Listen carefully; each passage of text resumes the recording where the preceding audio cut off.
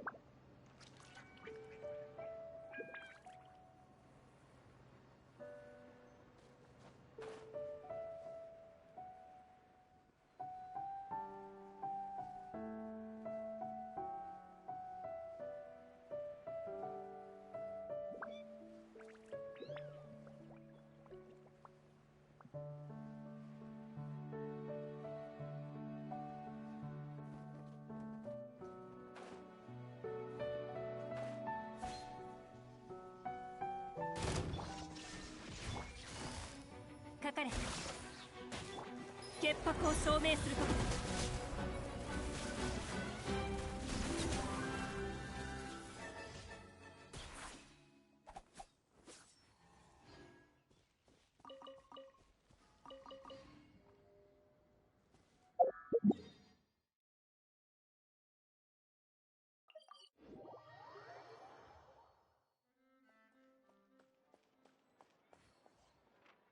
星と深淵を目指せ。ようこそ冒険者協会へ。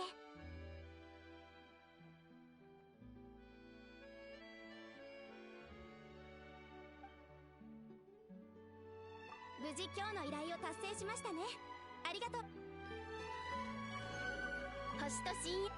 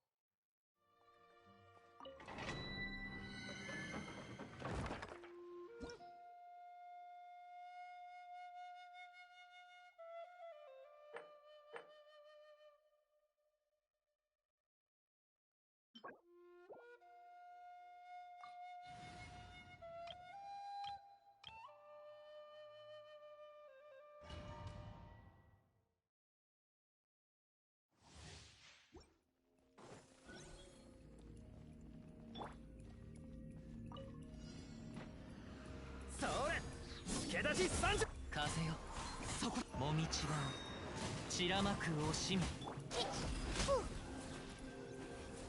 よっほいほったはよっほいはほいってらっしゃい。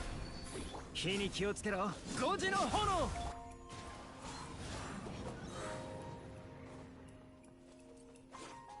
マイヤ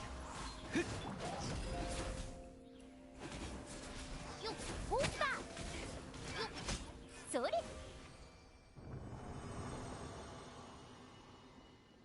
この件はわかるかい？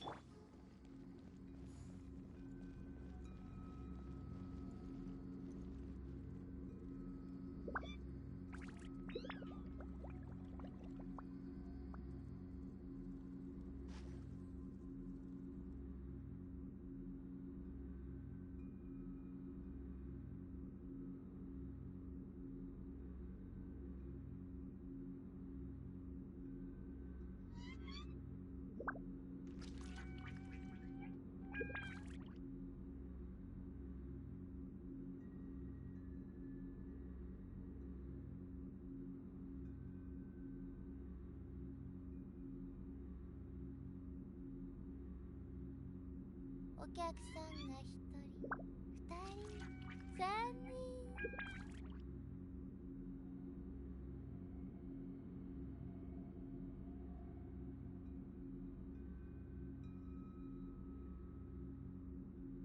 ヒルチャールのお兄さんが病気になった。ヒルチャールのお兄さんが看病して。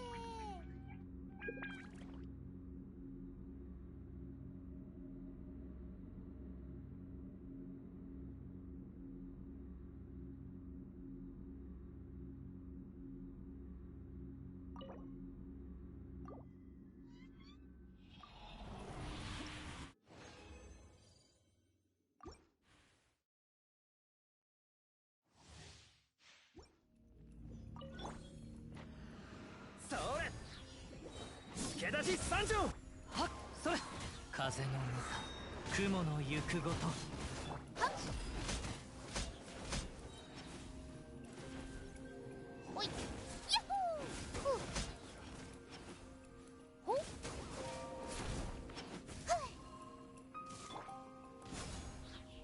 俺が守るよ。はっせい。さおやおやおいたおいはった表現のチャン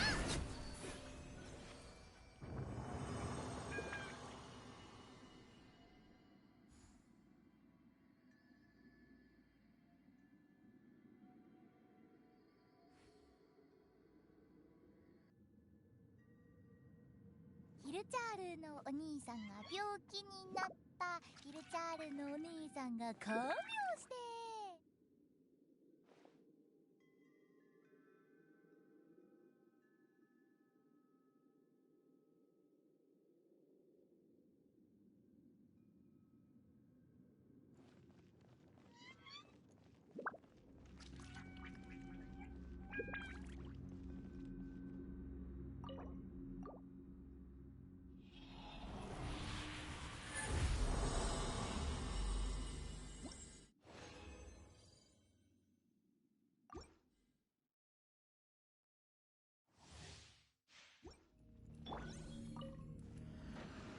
火に気をつけろ。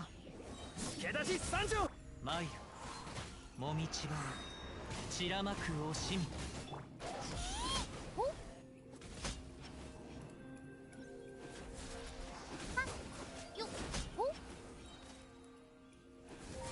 いってらっしゃい。炎の盾。雨描きがたし股間奥義。はっふっほれっとふっしっそれふっはっよし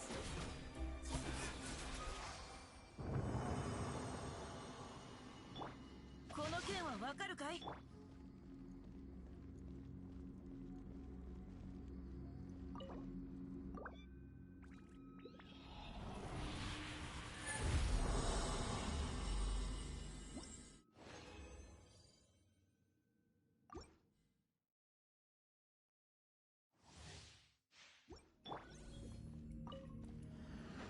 炎の盾。俺が守るよ。参るそこ雲が借りなく時。おやおやよっほっふっそれヤッホーおいさよならよっそれはっほっほっはっよっよしおいほっ雨描きがたし。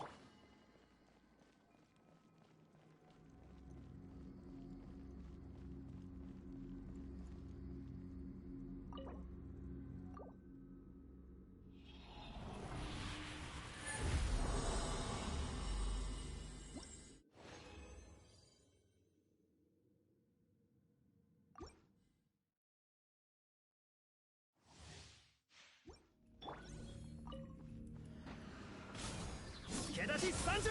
風よそこ風の歌雲の行くごと。ささ行こうはっほっそれよっおいほっいってらっしゃい。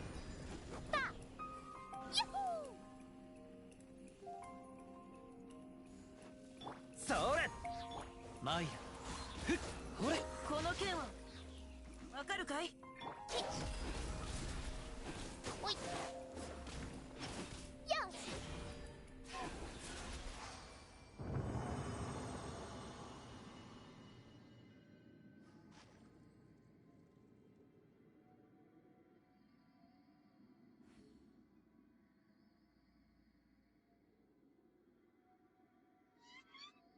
ヒルチャールのお兄さんが病気になった。ヒルチャールのお兄さんが看病して。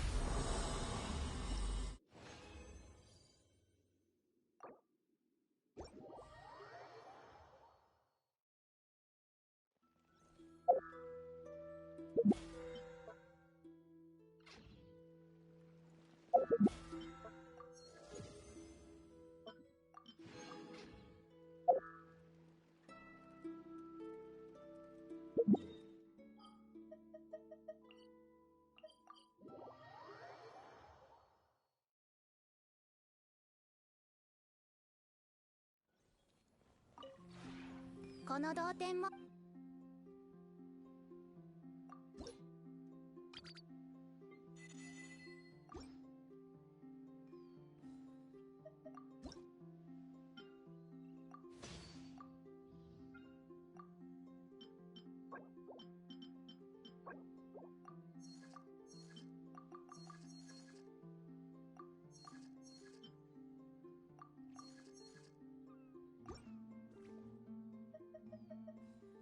同点についてのご質問でしたらいつでも。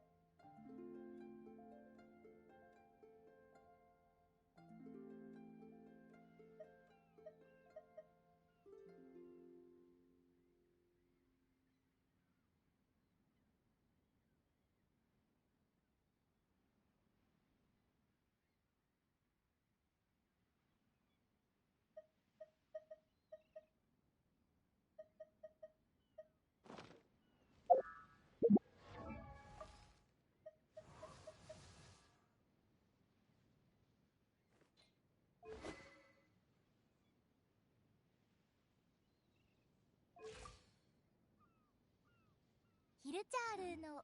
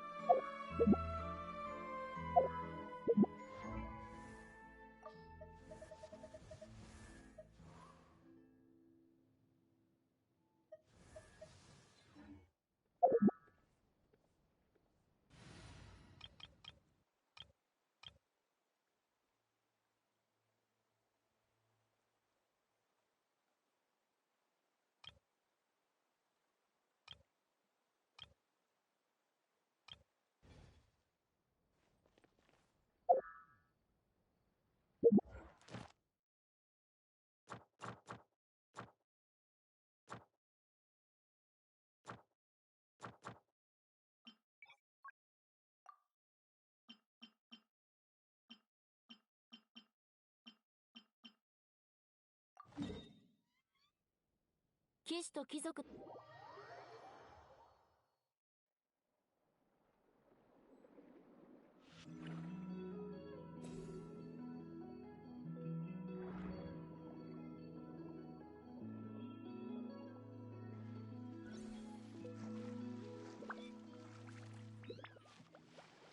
っと。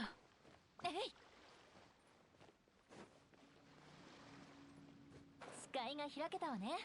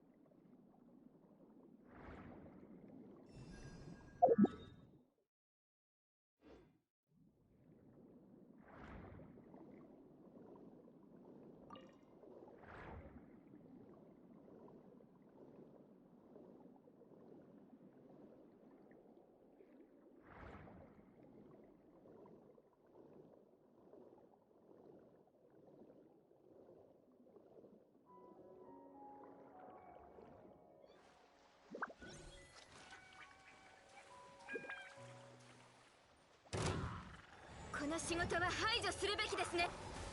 岩山八九。わめきなさい。ふっ。結束せよ。はっ。やっ。それ。やっ。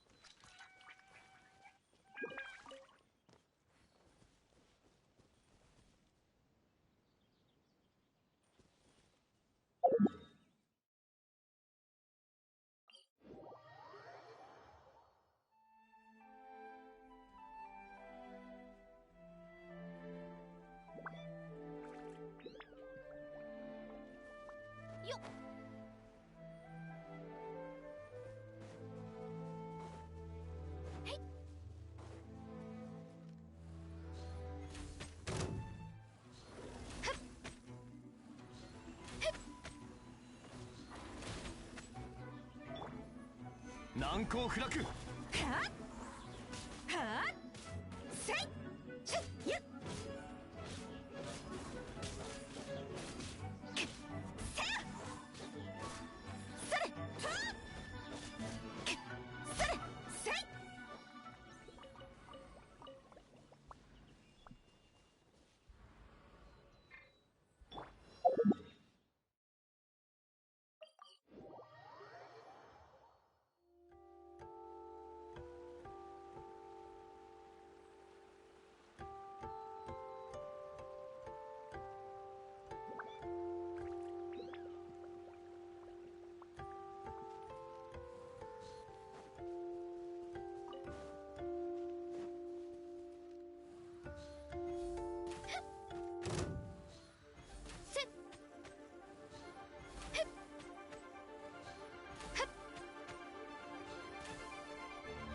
次のし剣女盤石。わめきなさい。はい決闘せよ。はっよっジャッジメント。ふっ早く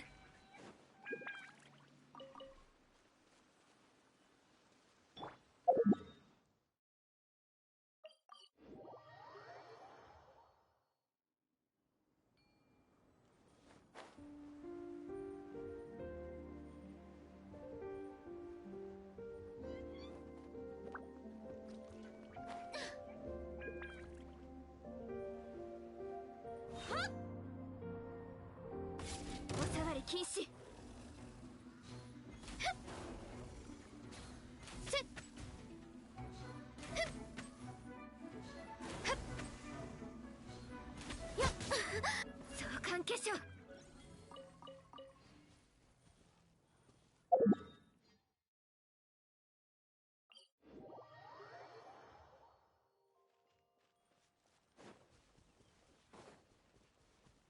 ついていきます。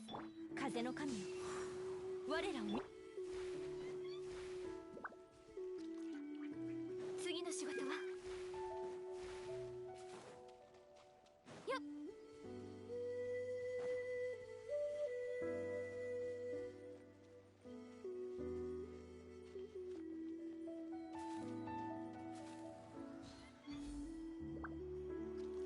やっ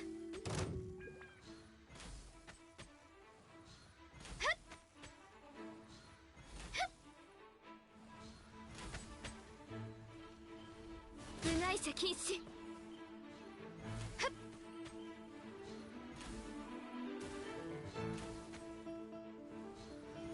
せっやっ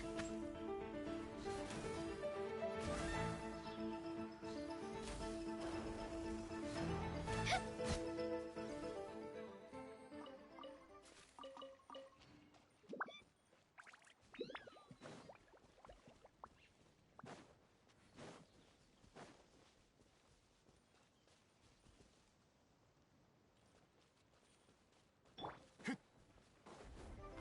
難攻不落。はっはっせいはっそれはっせい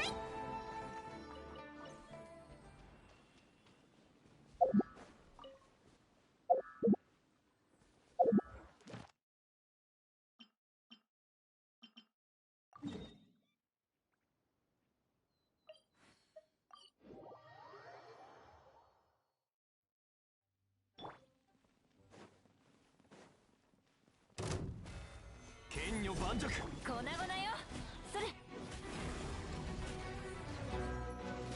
決闘せよ。はっふっそれそこ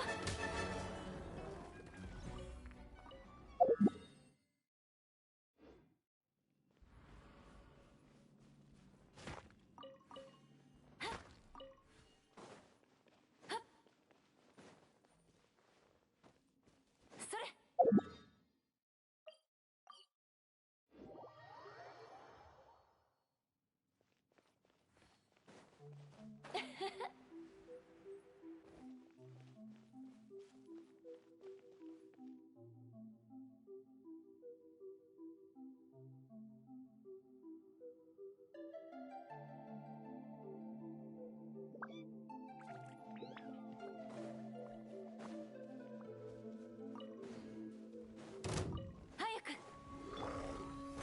岩山八九。粉々よ。よっふっよっ、わめきなさい。それ、へいふっ。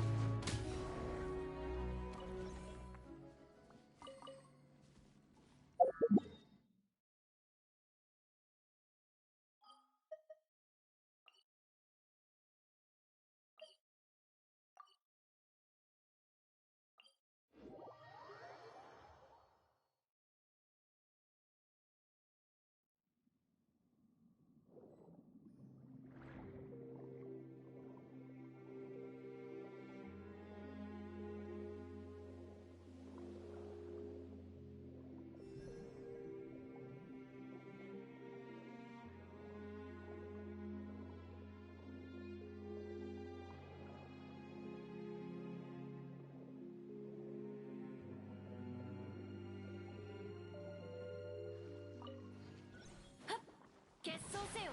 よっ、それ、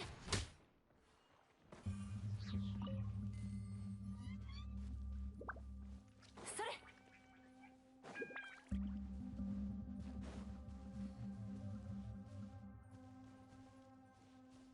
早く。はっ、剣女盤石。わめきなさい。はっ、やっ、へい、決闘せよ。ふっ、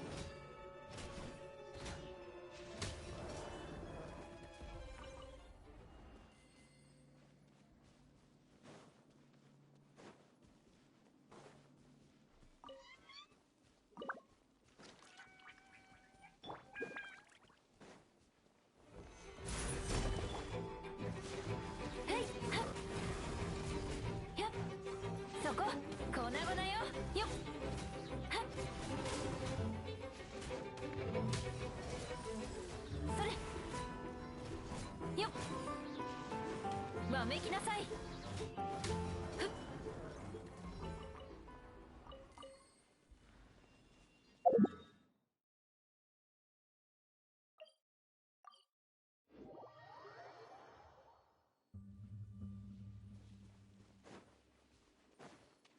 いざ。岩山八九。粉々よ。へい、はっ、決闘せよ。はっ、粉々よ。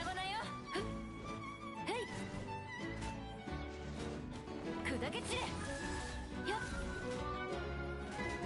ふっ、はっ、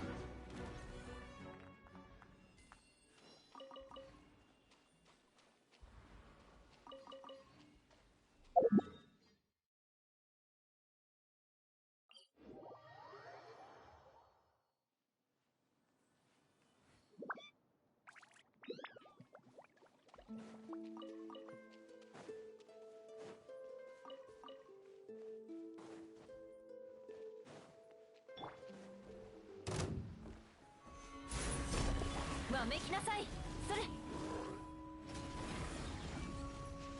決闘せよ。へい、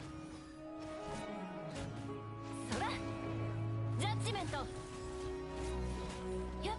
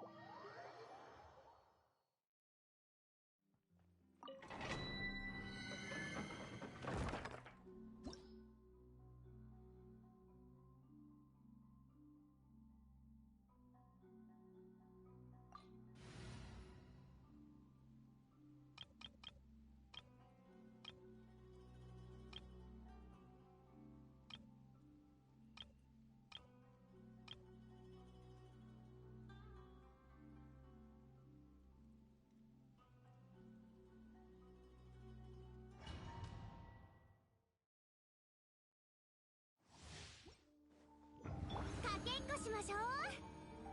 料理の時間だよ。師匠の技を。こいつはどうだ。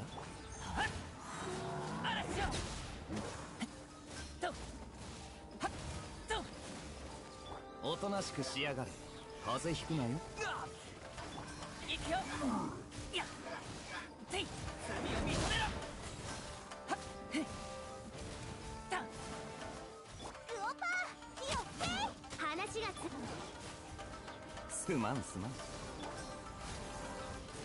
だ、霧を晴らせ。やっへっやっだ。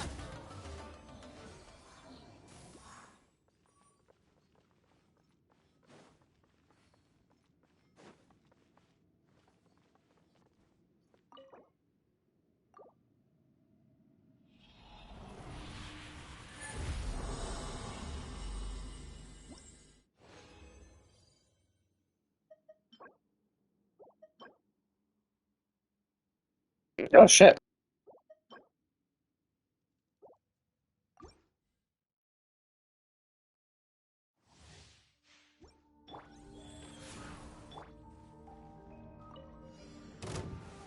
これ、この瞬間お前熱々でしょ。嵐よ。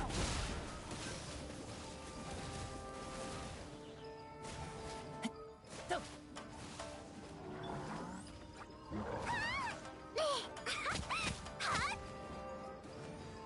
こいつはどうだ。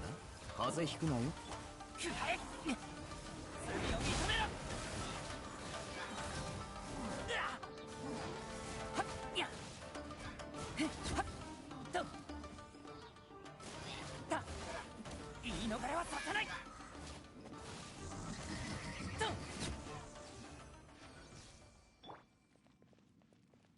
諸行無常。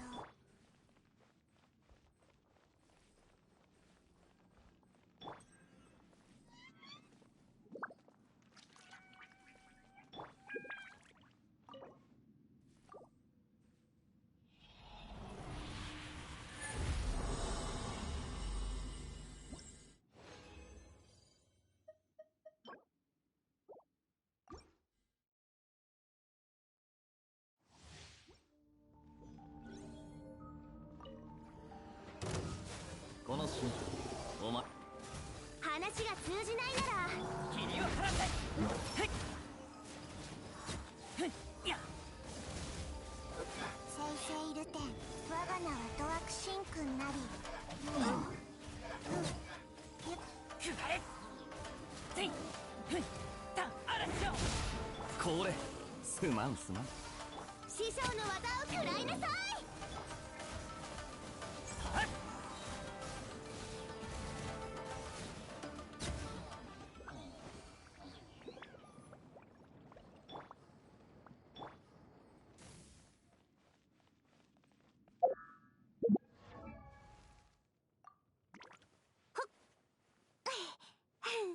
Okay, so it seems like here her ER kind of sucks. Although Kaya's is super high anyway.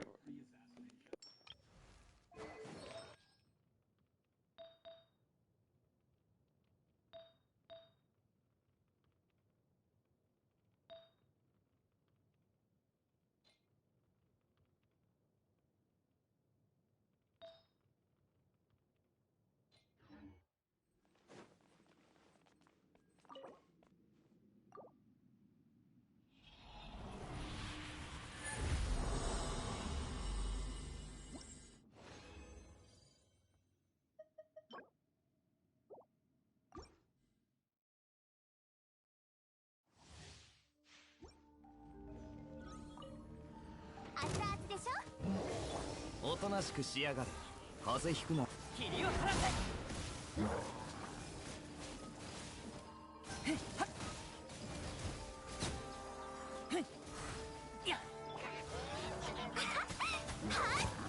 旋風を開け、権限せよ。行け。嵐よ。行くよ。こいつはどうだ。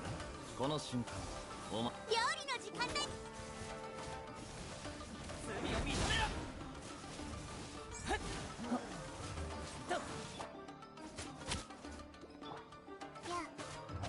おとなしくしや。面倒だな。こいつはどうだ。すまんすまん。熱々でしょ。嵐よ。いや、せい。言い逃れはさせない。戻れ。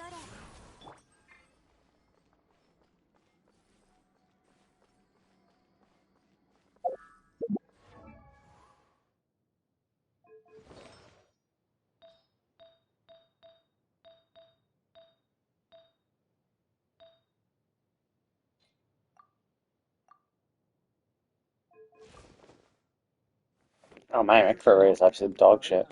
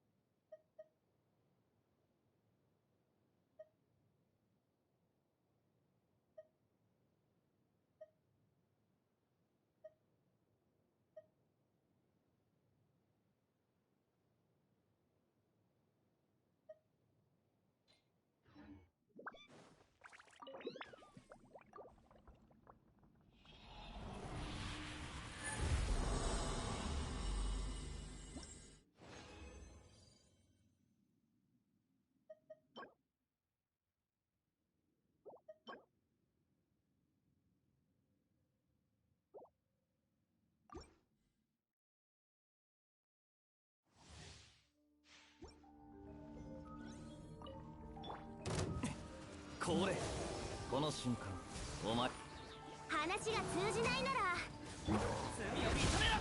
おいおい。いやと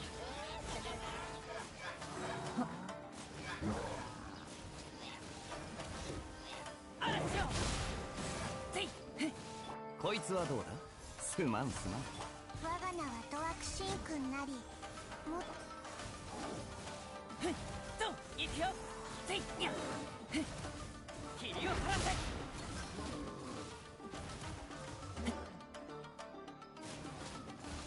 せい。言い逃れはさせない。おとなしくしやがれ。風邪ひくなよ。ルオパー火をつけ。嵐よ。へっ。た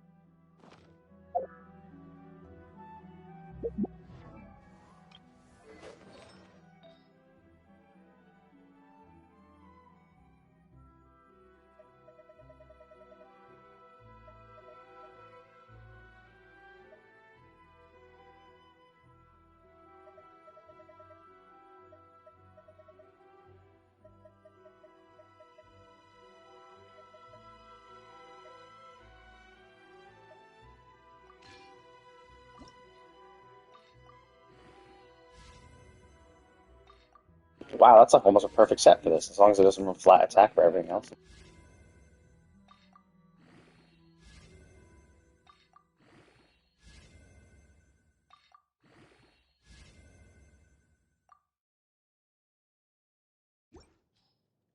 It's actually really good.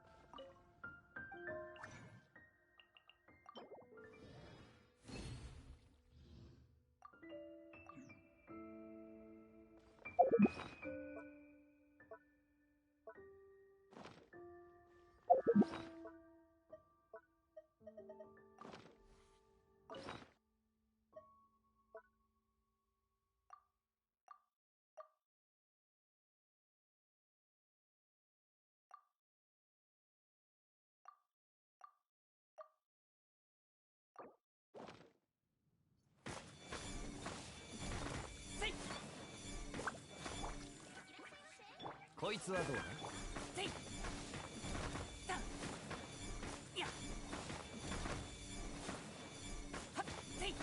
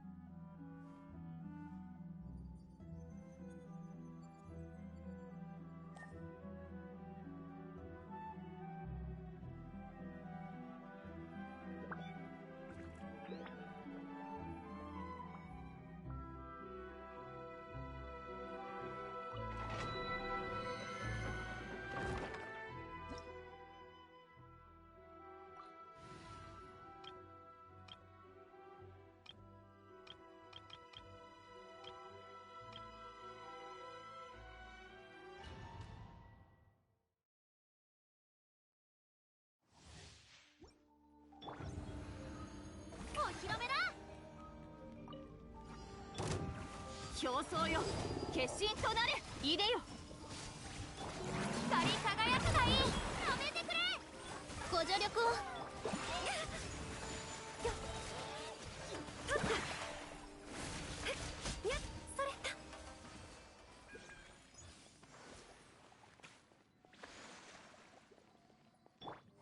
そら開幕だ。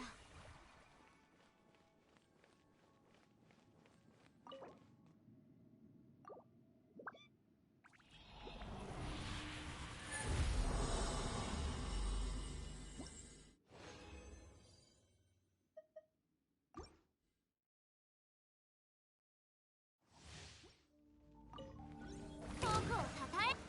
律令に従え。具現せよ。歌え。僕の名のもとに。失礼。それ。桜吹雪。よっ、すっ。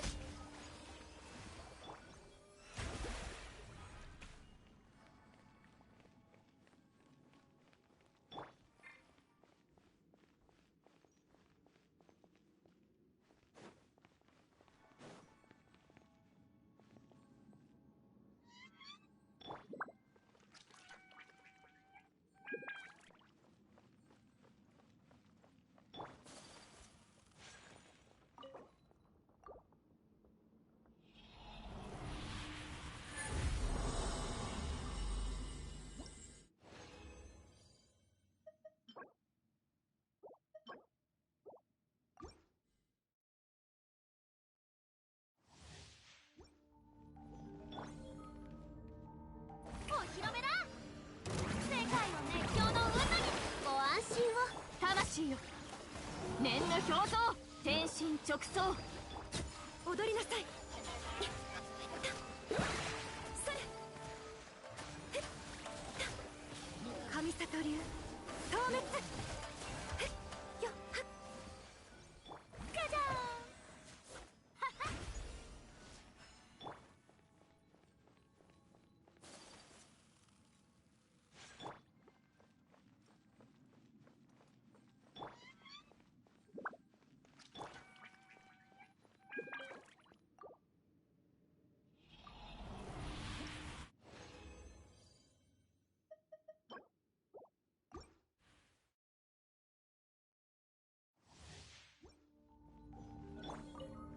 僕をたたえよ。光り輝くがいい。具現せよ。律令に従え。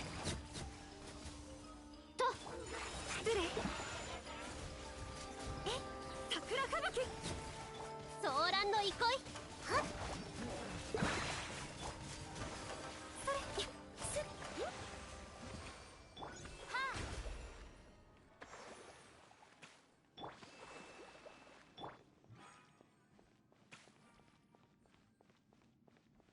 やっ。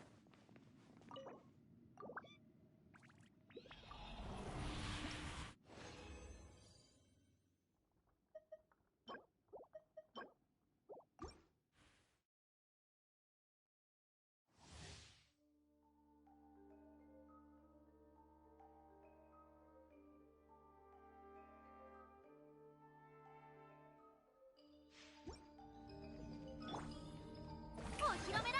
歌え。僕の名のもとに。ご助力を。いでよ。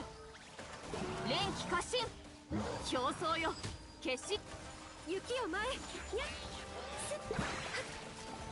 た。やっ。それ。すっ。た。ふっ。ガジャーン。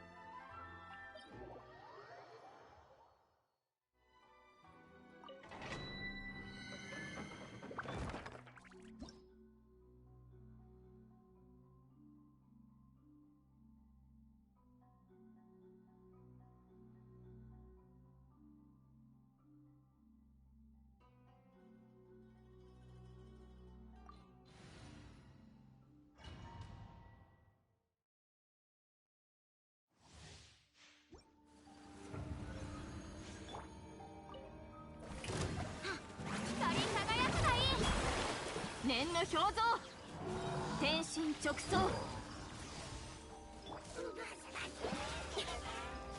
神里流消滅。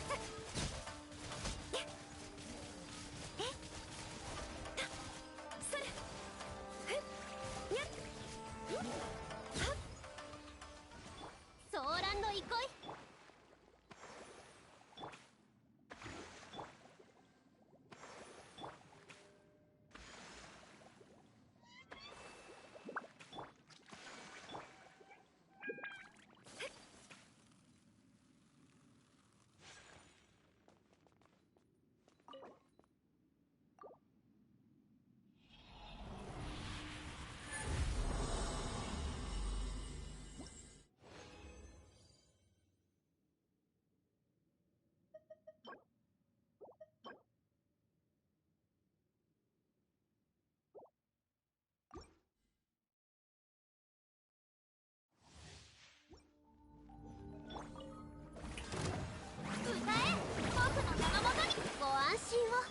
具現せよ。命ずる。やって失礼。それ桜吹雪。よにゃっそれ雪を前へ。にゃっすっご助力を。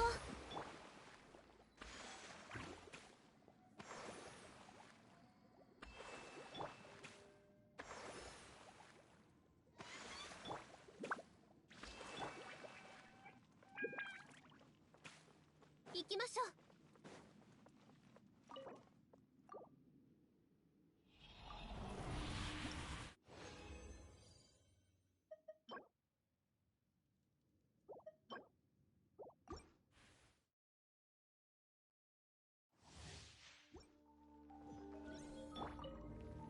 お披露目だ。光り輝くがいい。表層よ、決心となれ。連気過信、念の表像。神里流透明。ソーランの憩い。それ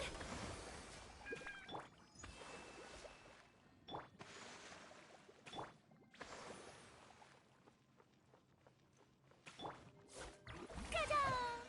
はあ。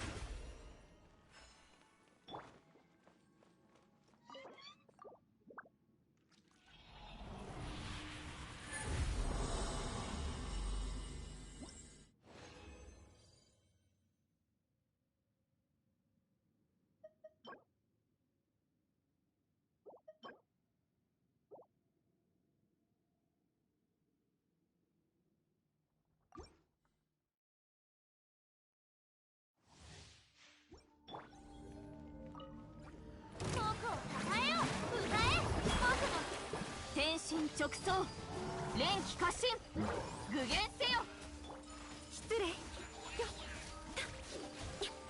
す桜吹雪ご助力を。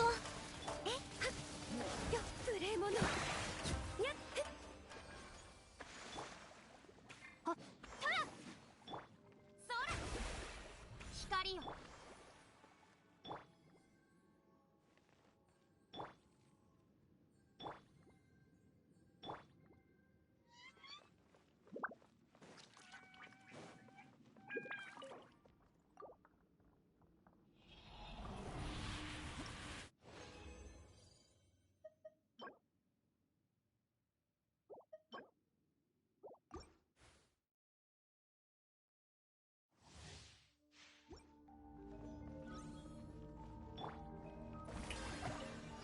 世界の熱狂の渦に。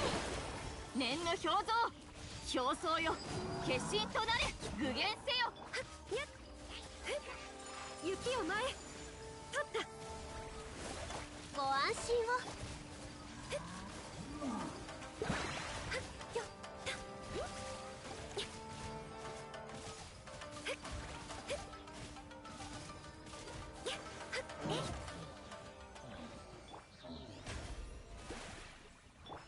失礼ソーランの意向。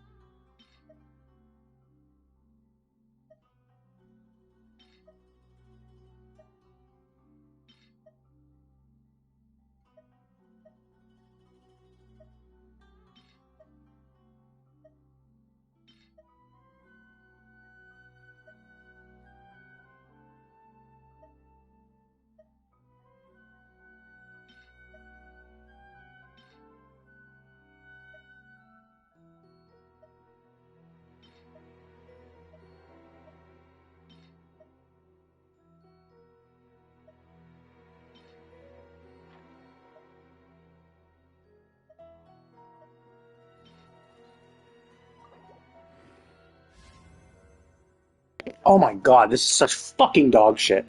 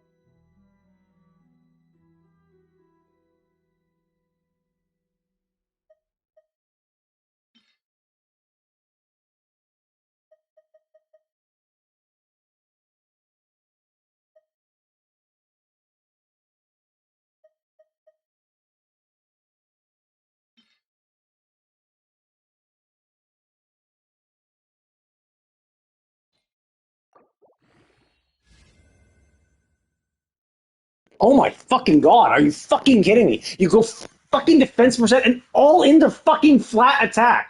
You give me a shit stat and then invest in only the two shittiest stats on this piece. God damn, that fucking blows.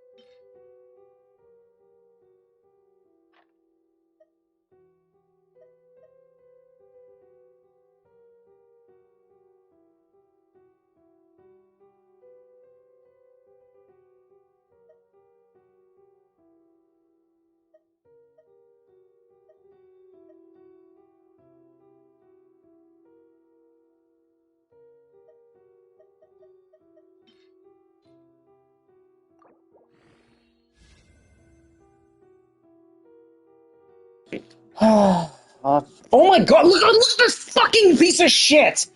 25%, 20 fucking percent defense. It's one crit, one attack percent, and three fucking defense percent. Every fucking one of these has rolled fucking defense percent. I have like 10 fucking defense percent rolls in fucking three pieces. Like, what the fuck?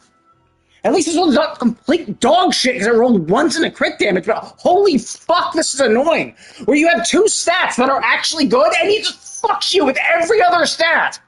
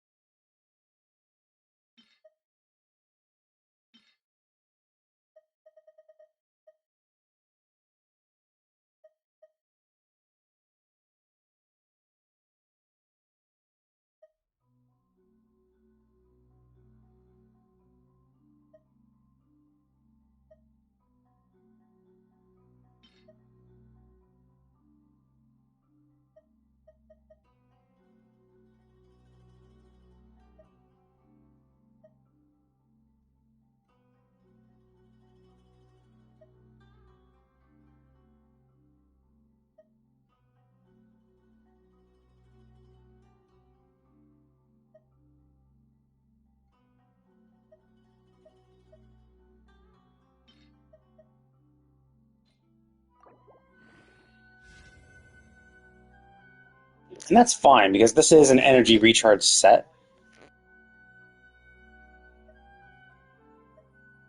I might actually want to swap this with her, because he has a ridiculous amount, but she has none, and she actually needs it more, I think. But I think his thing only costs less. His costs less, and hers costs more. So she needs it more. Oh, but that crit rate is so good, though. I would lose out the crit rate.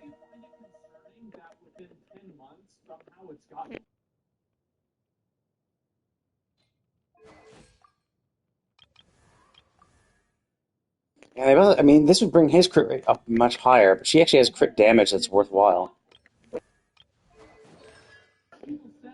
So, I might have to swap other shit with her. Like, yeah, she has this. This is kind of where she gets her extra crit damage. So realistically, I just need to give... I mean, this is a decent piece. It already has a lot of crit energy recharge.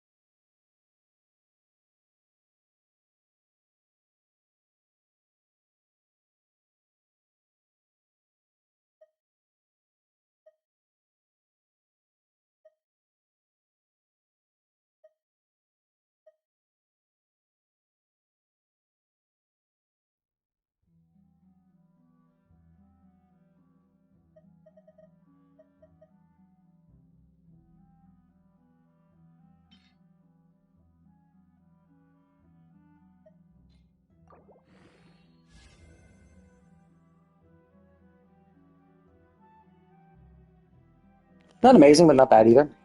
Attack percent she could use. I kind of wanted energy recharge more for her, but Elemental Mastery is still good. Attack percent, considering what I'm trying to have her do with Hazo's team.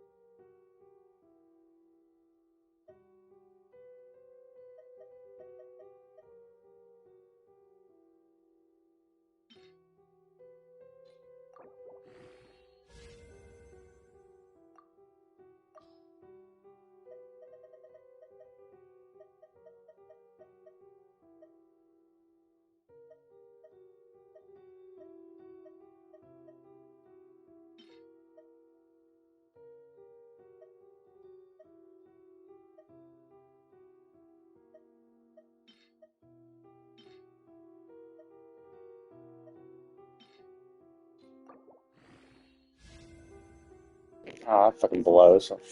Literally the only stat that was absolutely dog shit, and it rolls 3 fucking times into it. Or maybe twice, or something like that. Jeez, fuck, it blows.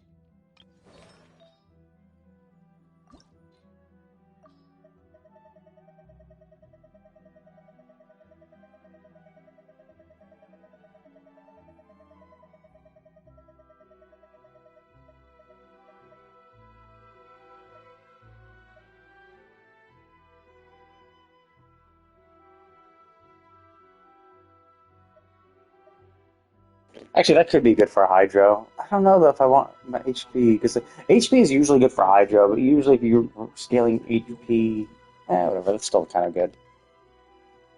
Only the HP percent. There could be some use case for that.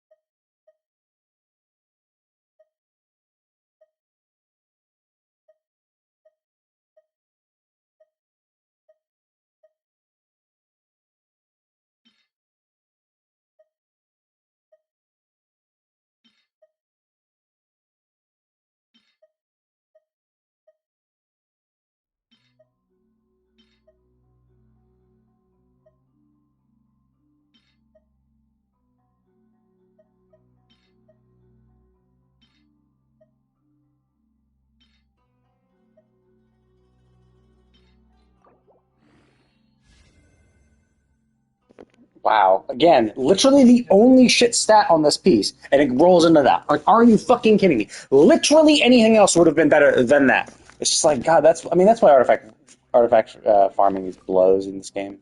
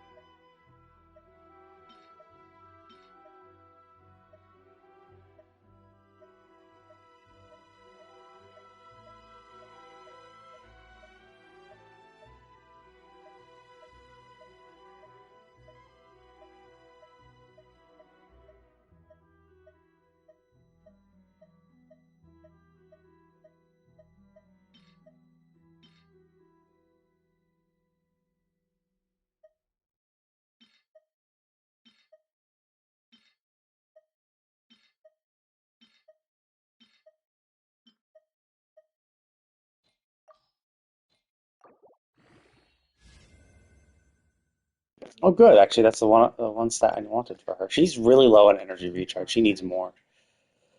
I could swap, but the problem is I don't losing 12% crit rate for energy recharge is not good.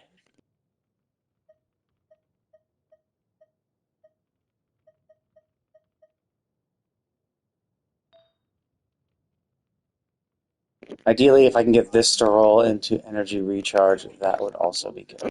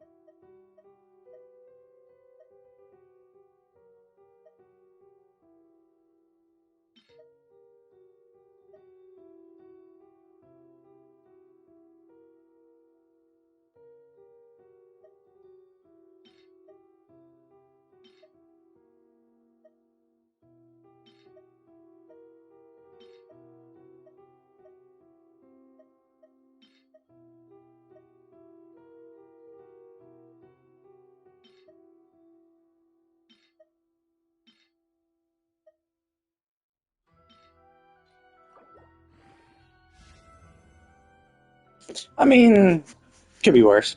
Obviously, and it's the attack percent. So attack percent that has energy recharge on it, that rolled mostly into crit damage, is really good. Like, she has a decent enough crit damage ratio. The only problem for her is her energy recharge. She needs it higher. Realistically speaking, I kind of want her and Caius to swap energy recharge. She needs the 290, and he needs the. I mean, he could handle the 221. The problem is, yeah, like hers is just too low.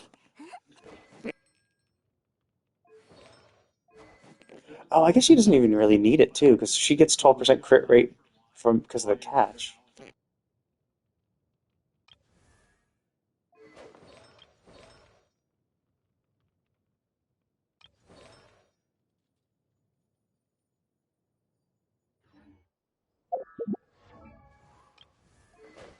Okay, so basically these guys are both built now. 1700 is not crazy, 2000 a little better. Substats could be better for both of them, but whatever. At least they're all built now, I guess.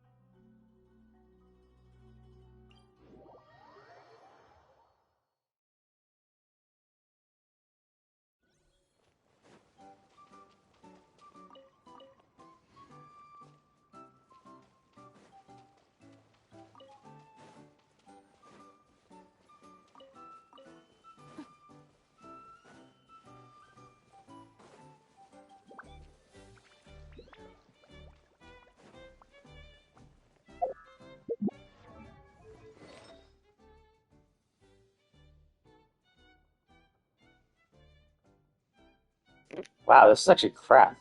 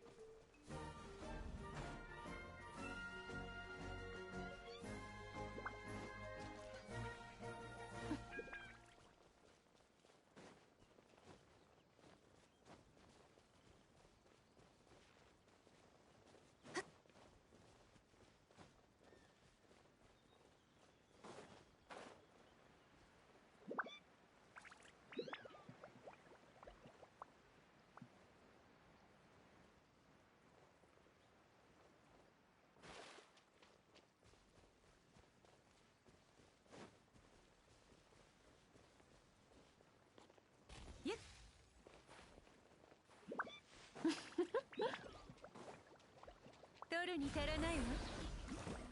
その命いただいたわ。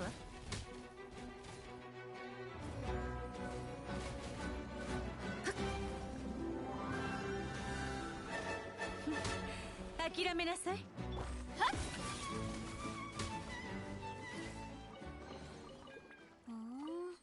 参考に。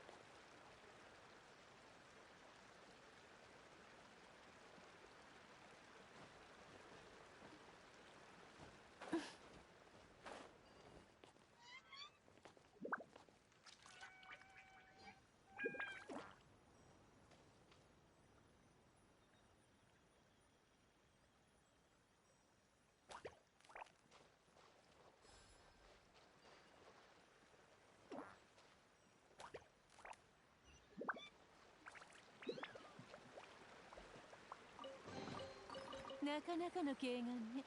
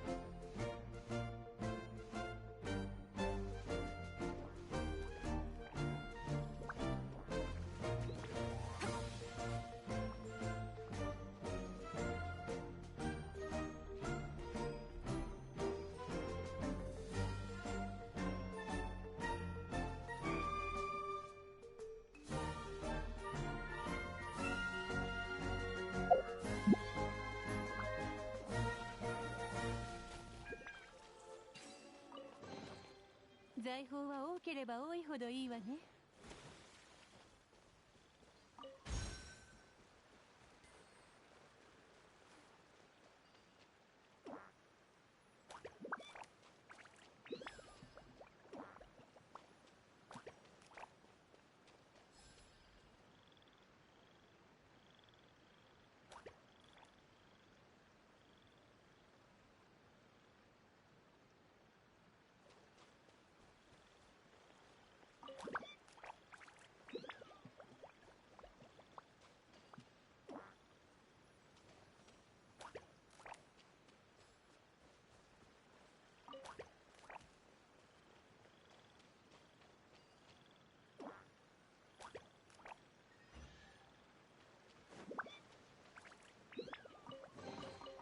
なかなかの軽眼ね。せっ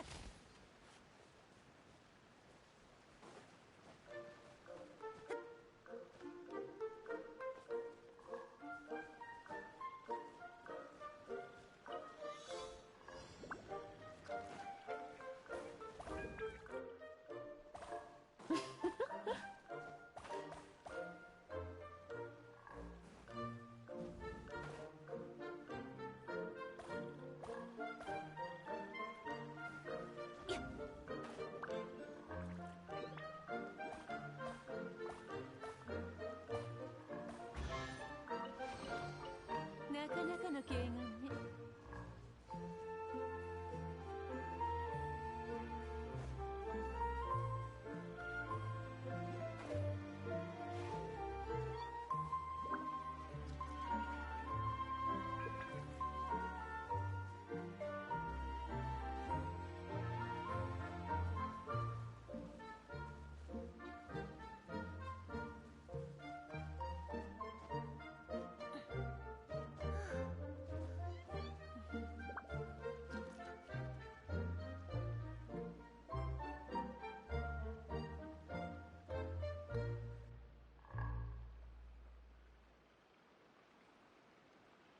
Hello there.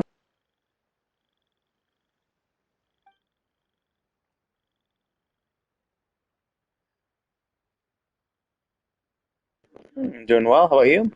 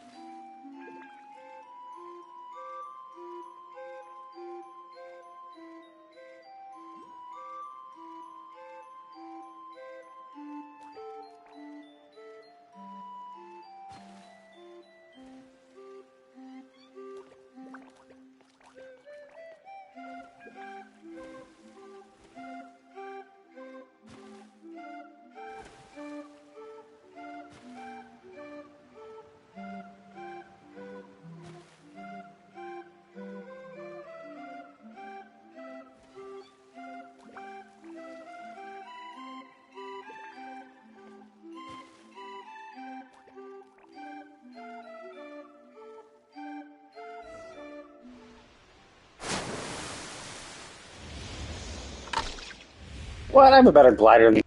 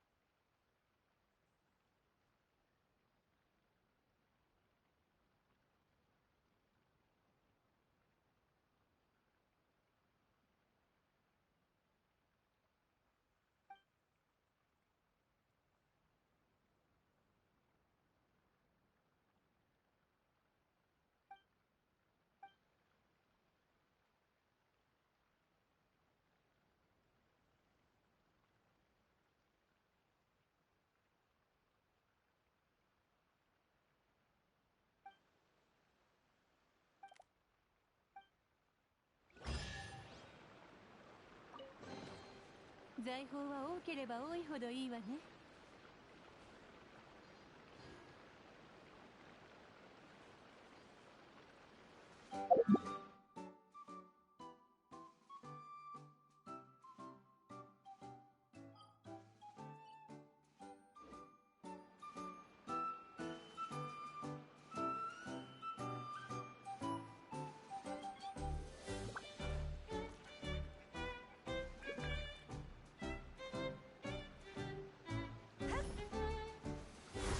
無駄な努力をやめたら。手伝ってとって今こそ誕生の時。疑似ようか。ファッションは私が定義する。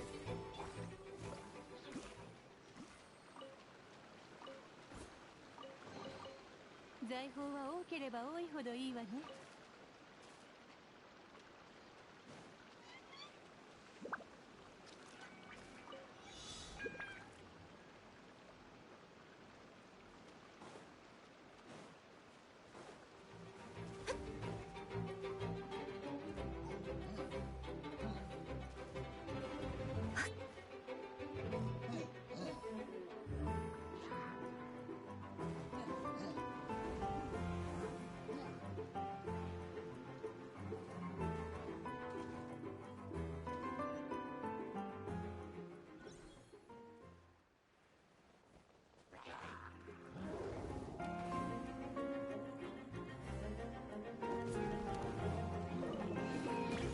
なかなかの軽眼ね。 That's bullshit.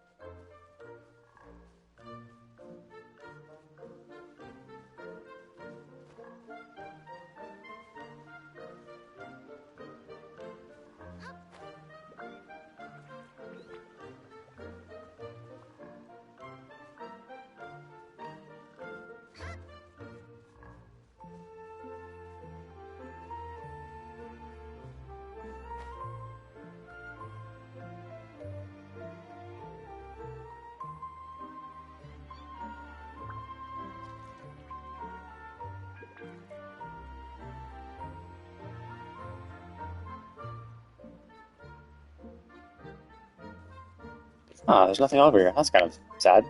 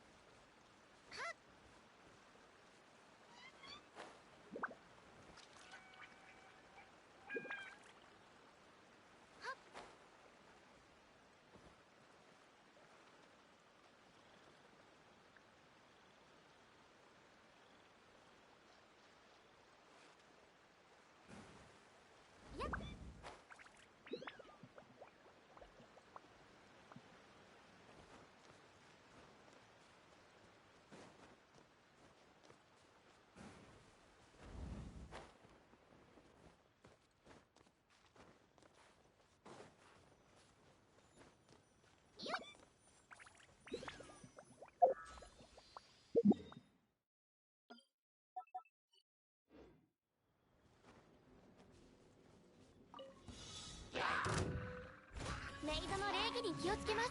やっはっやっふっえ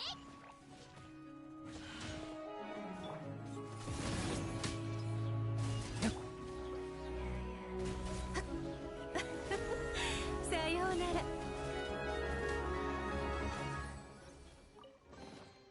地道に一歩一歩。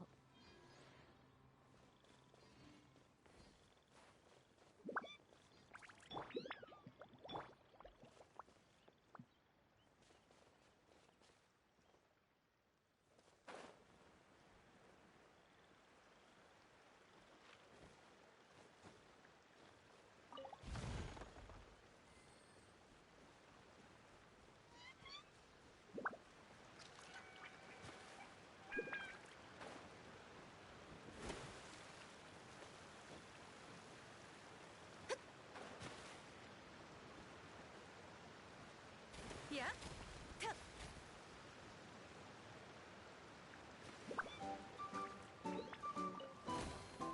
なかなかの軽眼ね。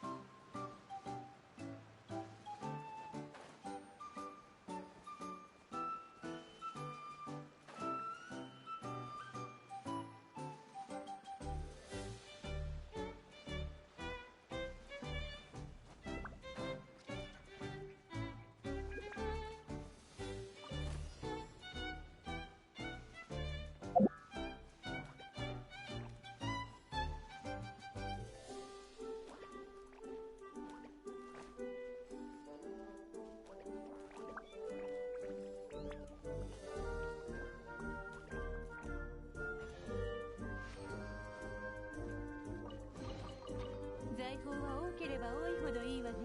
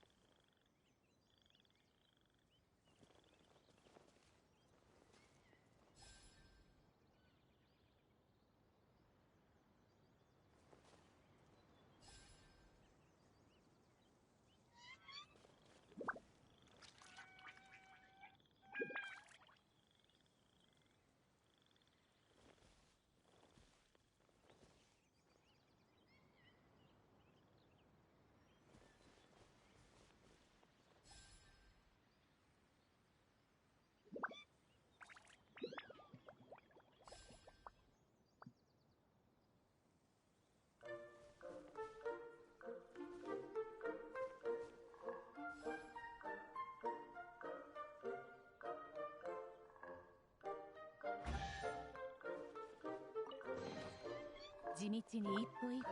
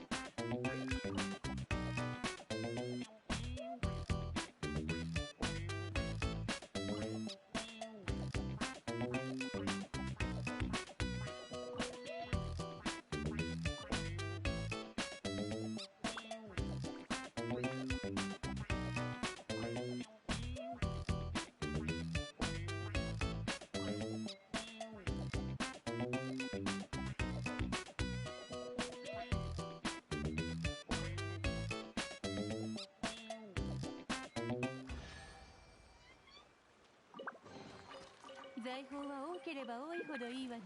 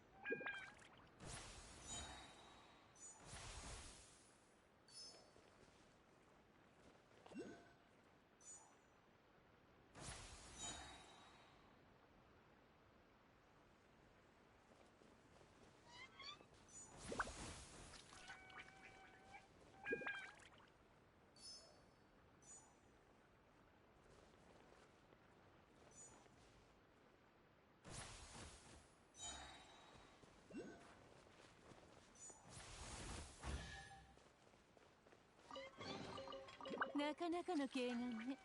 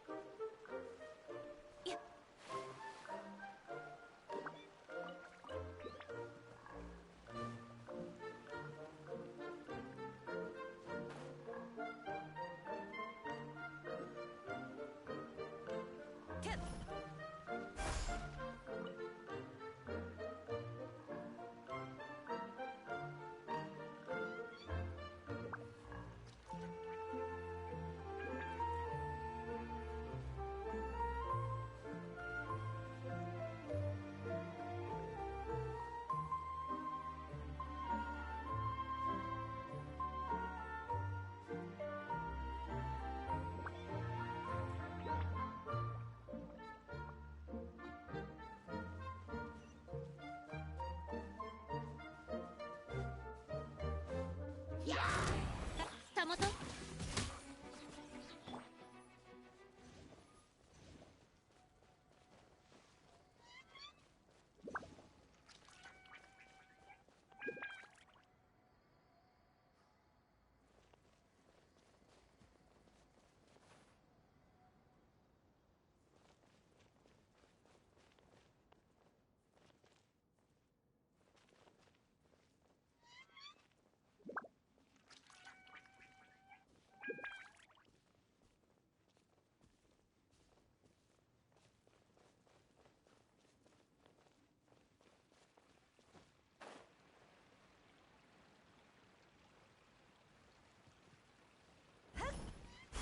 無駄な努力をやめたら。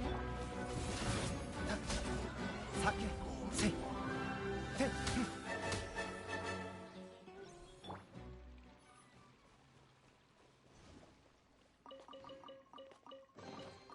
なかなかの軽眼ね。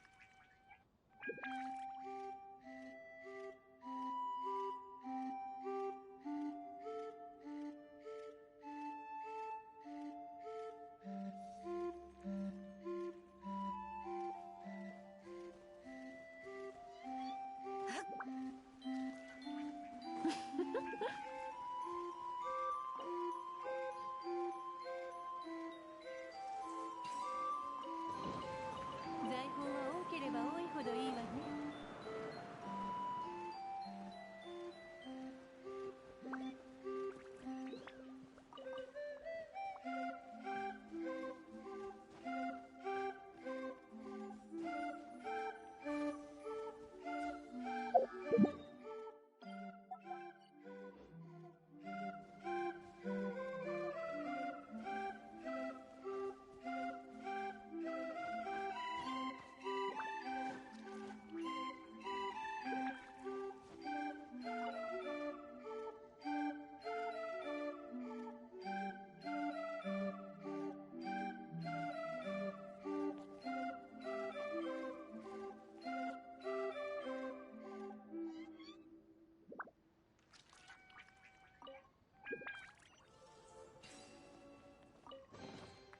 なかなかの軽眼ね。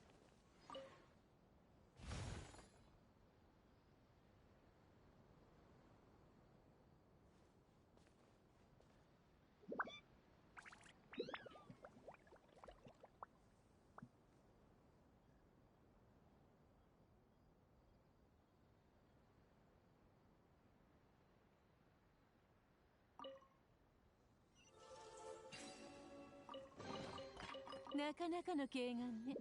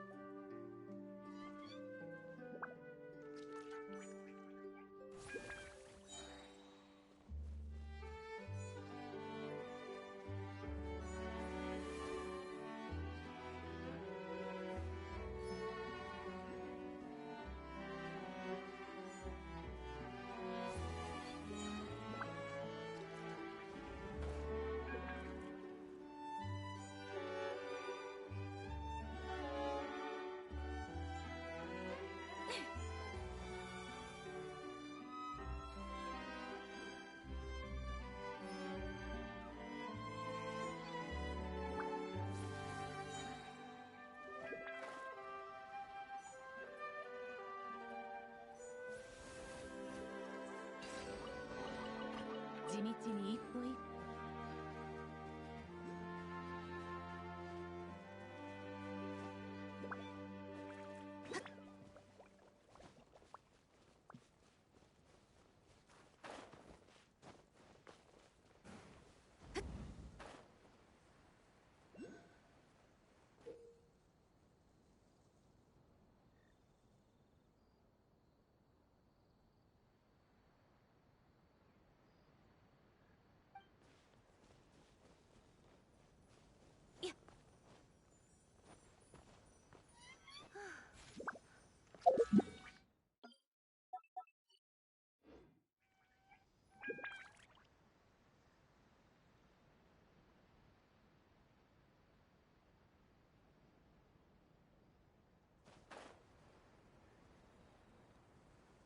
いや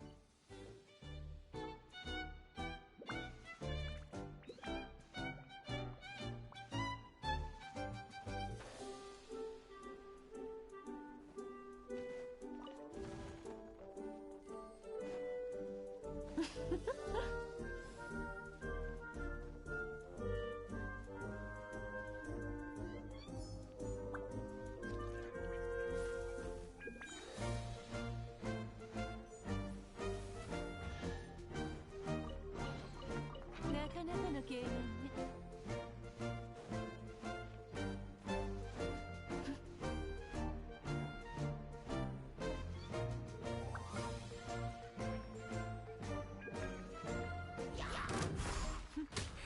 諦めなさい。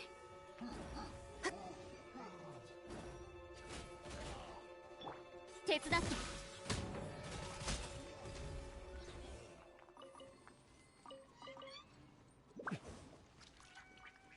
創世の術。償いに染まって散りなさい。無駄な努力をやめたら。な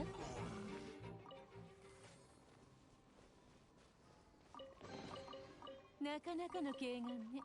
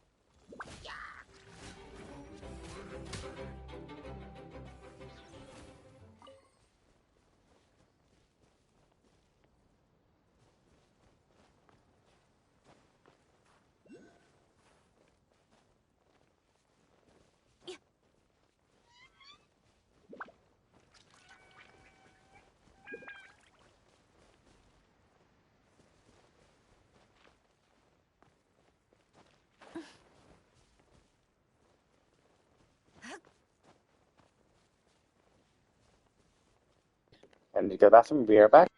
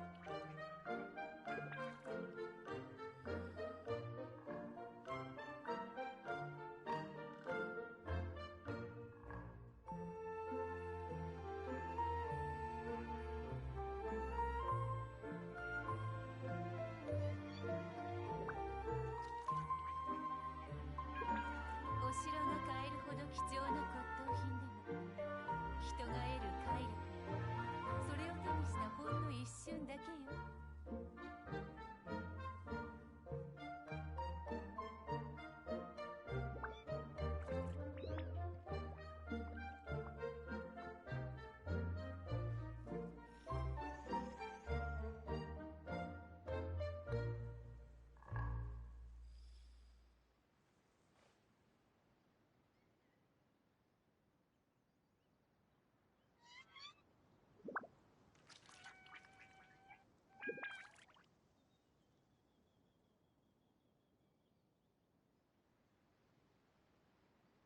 商船の中で完璧な狩人は痕跡を残さないわ。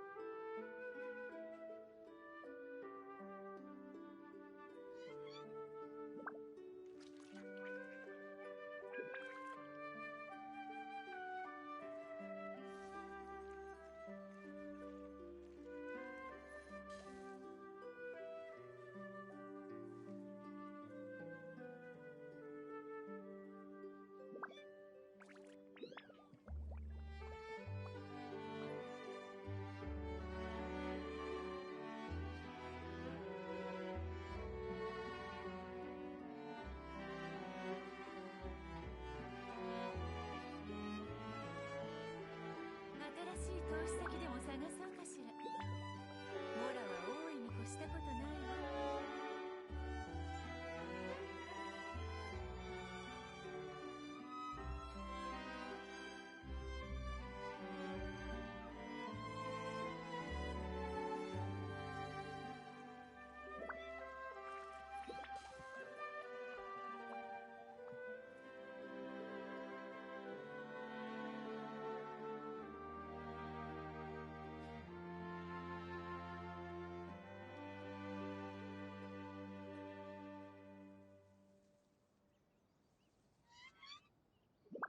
お城が買えるほど貴重な骨董品でも、人が得る快楽はそれを手にしたほんの一瞬だけよ。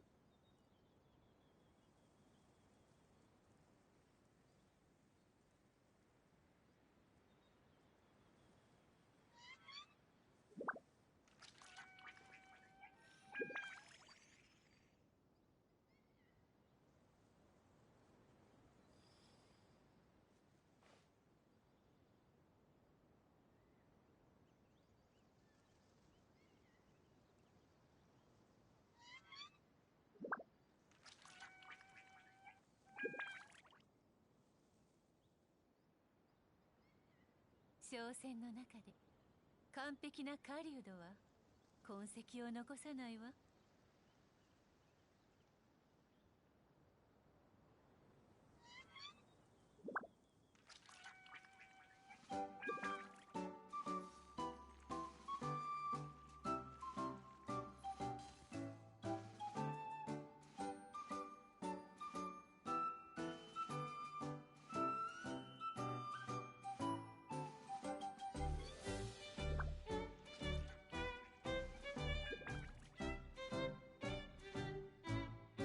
お城が買えるほど貴重な骨董品でも、人が得る快楽はそれを手にしたほんの一瞬だけよ。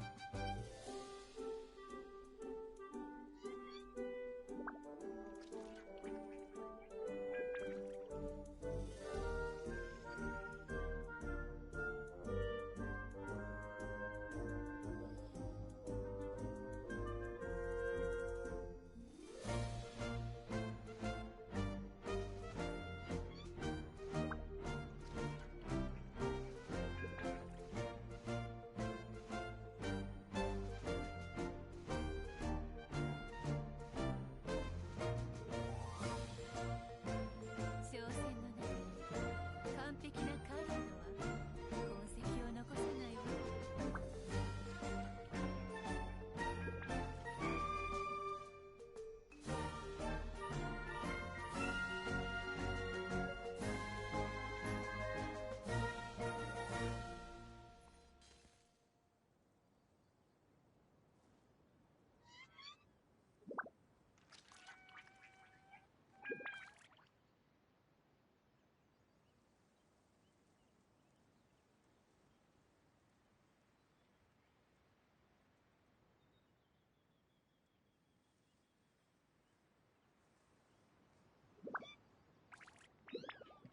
お城が買えるほど貴重な骨董品でも、人が得る快楽はそれを手にしたほんの一瞬だけよ。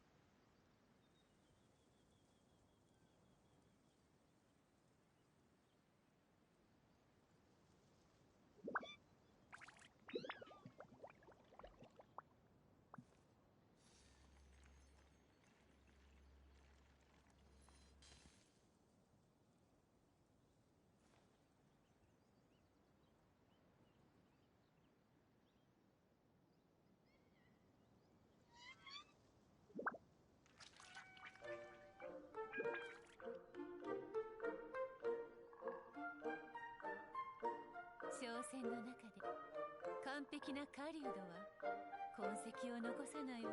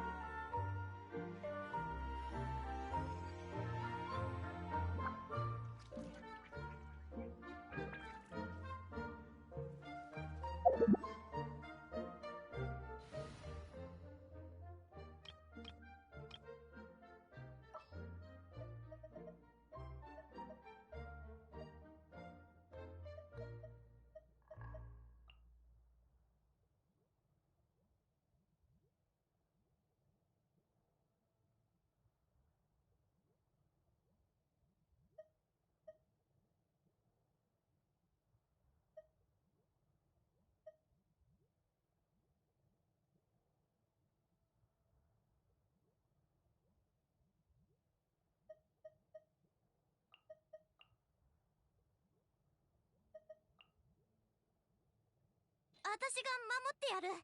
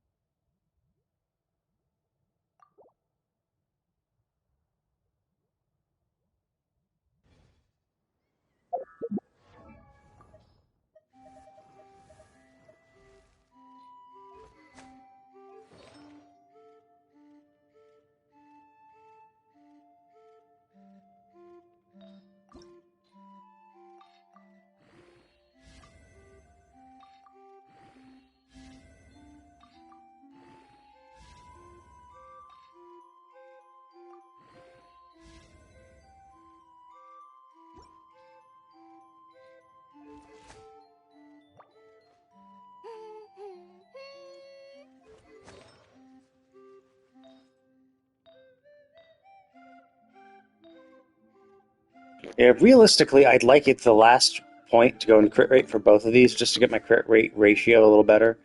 Because like right now, you obviously want a 1 to 2, so you want one for every one crit rate you have 2 crit damage. So the fact that I have 190, like it's almost 200. So essentially, what I would need is 100% crit rate to match that ratio. But at the very least, once crit damage goes above 100, you kind of want to at least get like your crit rate up to 60 to 70%. And even if both of them roll crit rate, they won't get to, this won't even get to 60%. But I mean, 50% isn't terrible.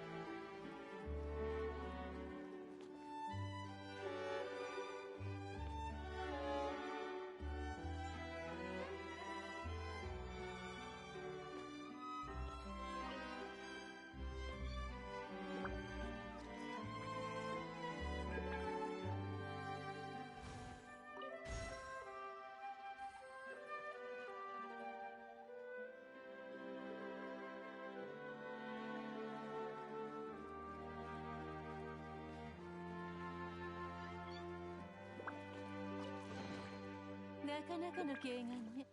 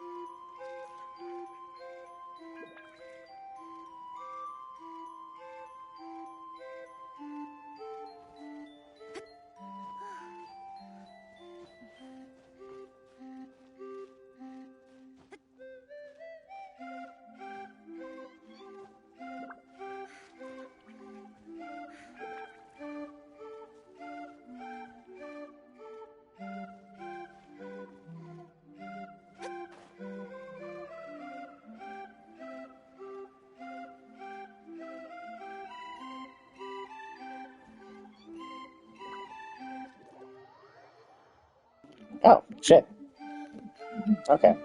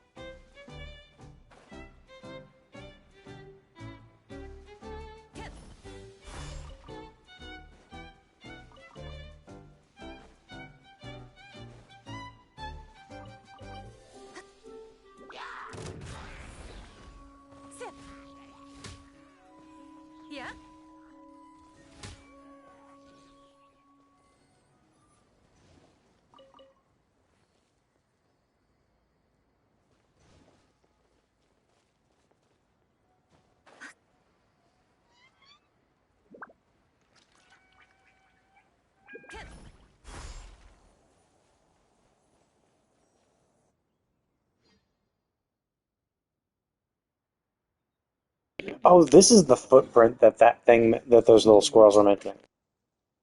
That's a pretty big one.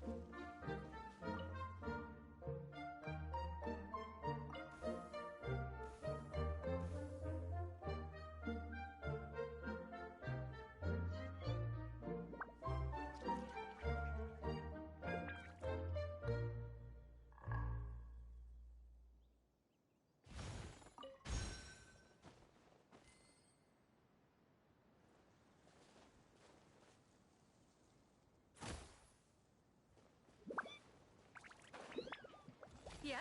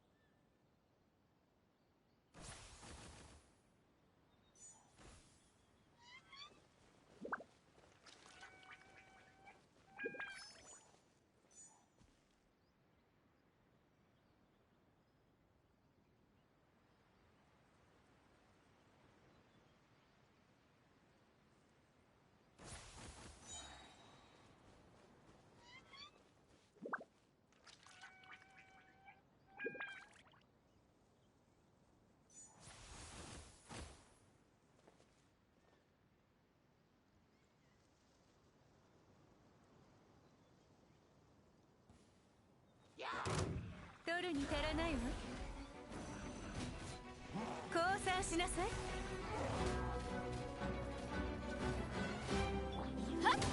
先はっ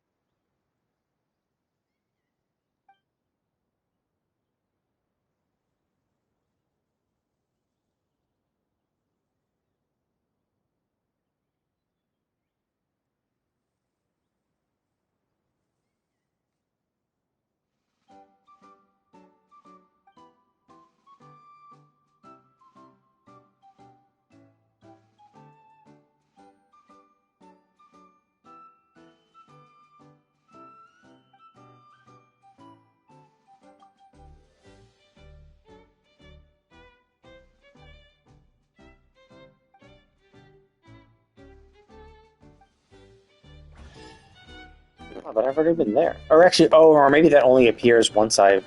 Like, maybe that dialogue would only appear once I've done that Rain Song thing, because obviously I wouldn't even know about the dude until we did the quest.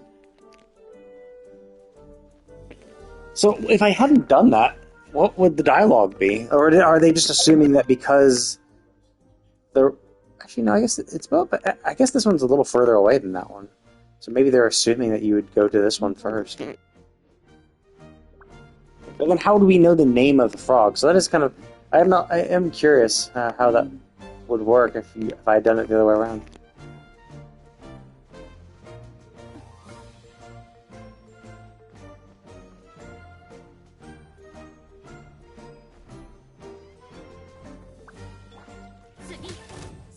影の術。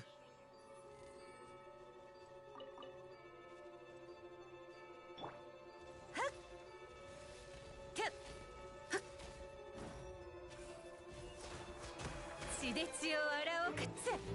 ゆっ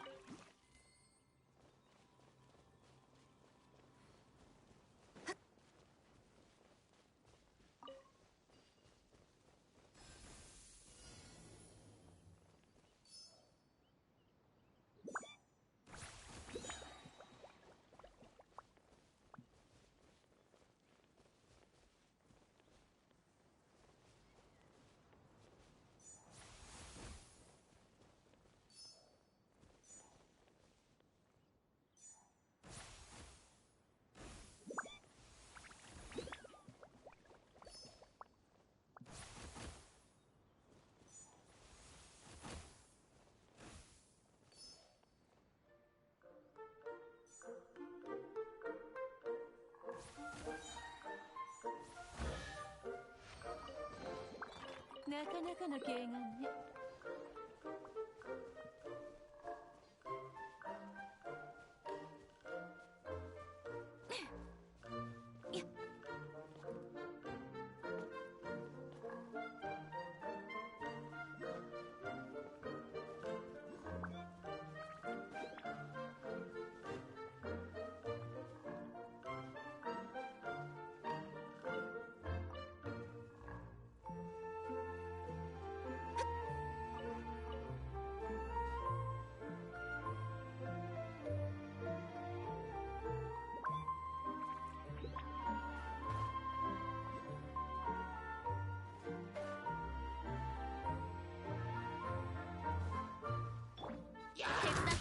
疑似用か。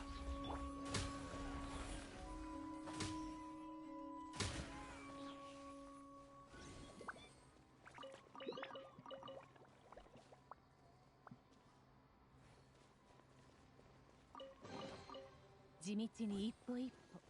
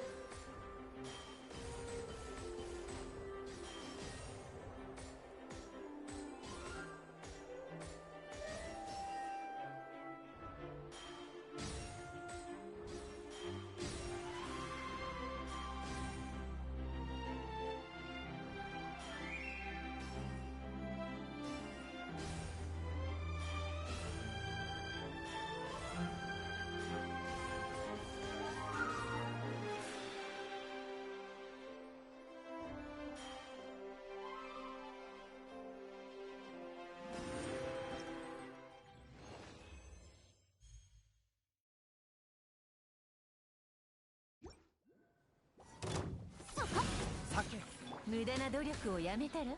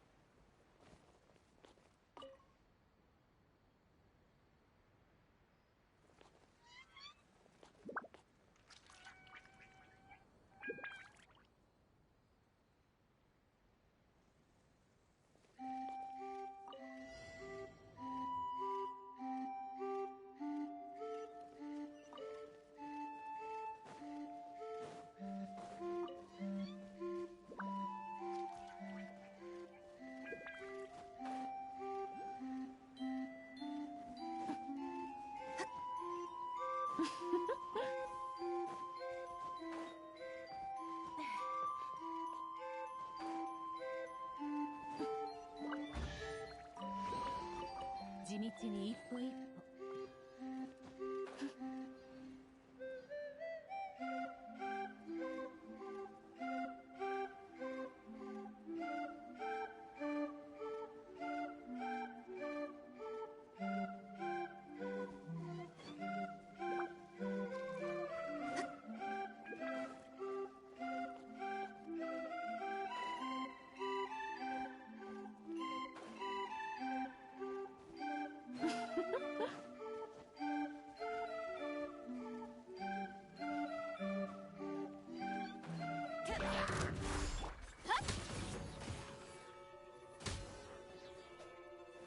よっせい。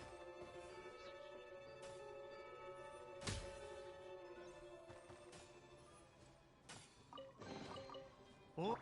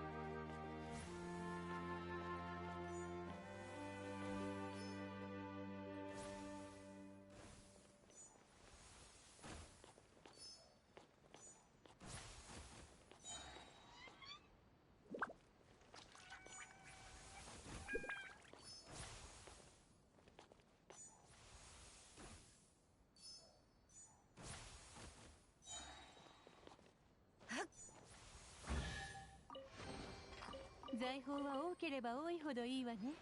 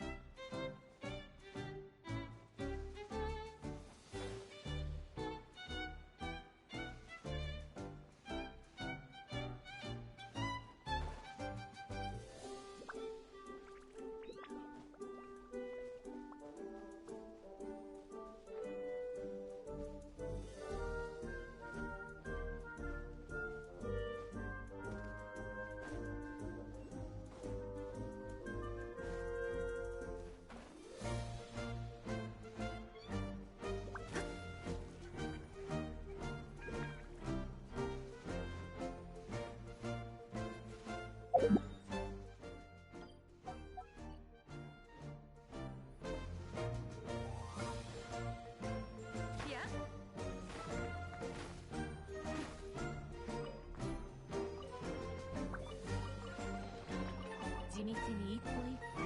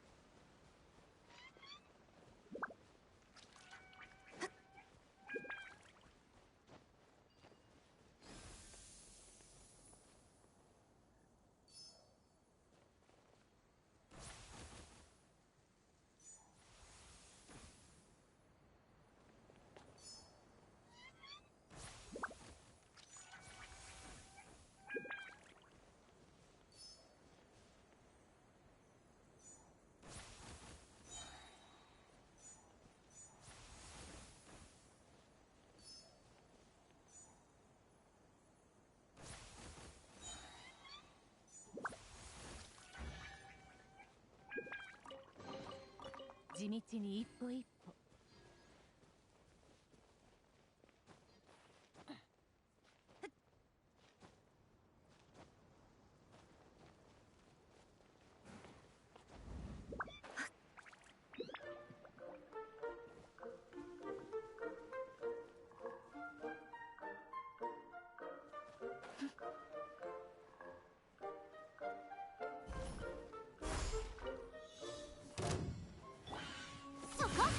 創世の術。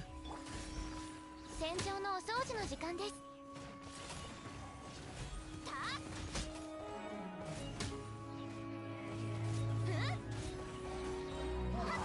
絹のような弱さね。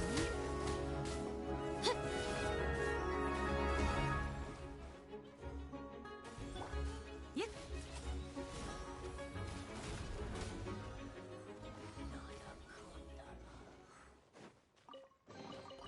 なかなかの軽眼ね。やっ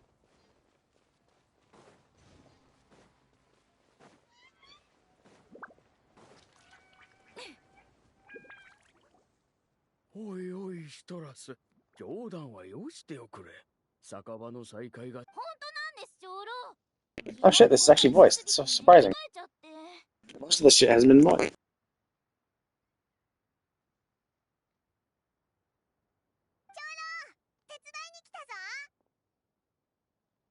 ほう。良いところに来てくださった。Oh, is this actually the main story that I finally happened off? シトラスというものです。 So I would assume, yeah, this must be the main story, and all the other stuff was just side content, which is not voiced. シトラスは麻酔にうまい果物をいろいろ混ぜて美酒を作り出す。長老、そんなに持ち上げないでください。痛く、首が。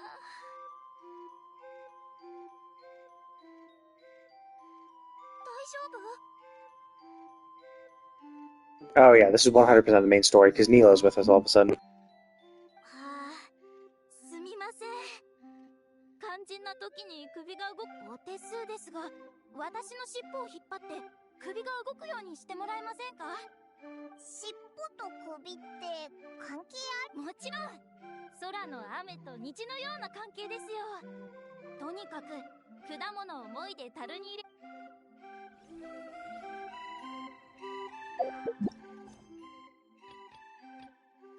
Ah yeah, there we go. So yeah.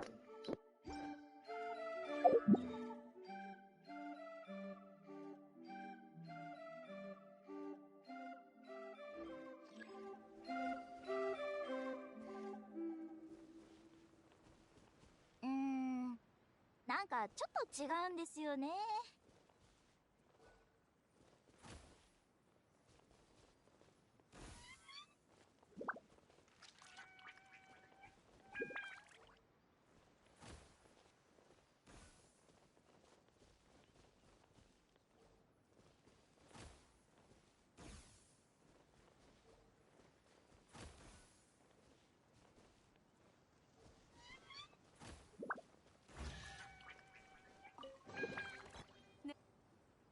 ありがとうございます。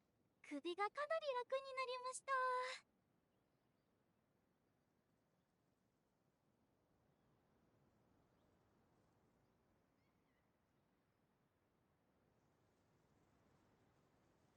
当に関係あるんだな。おお、ありがたい。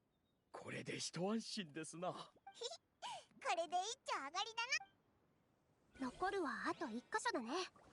出発しよう。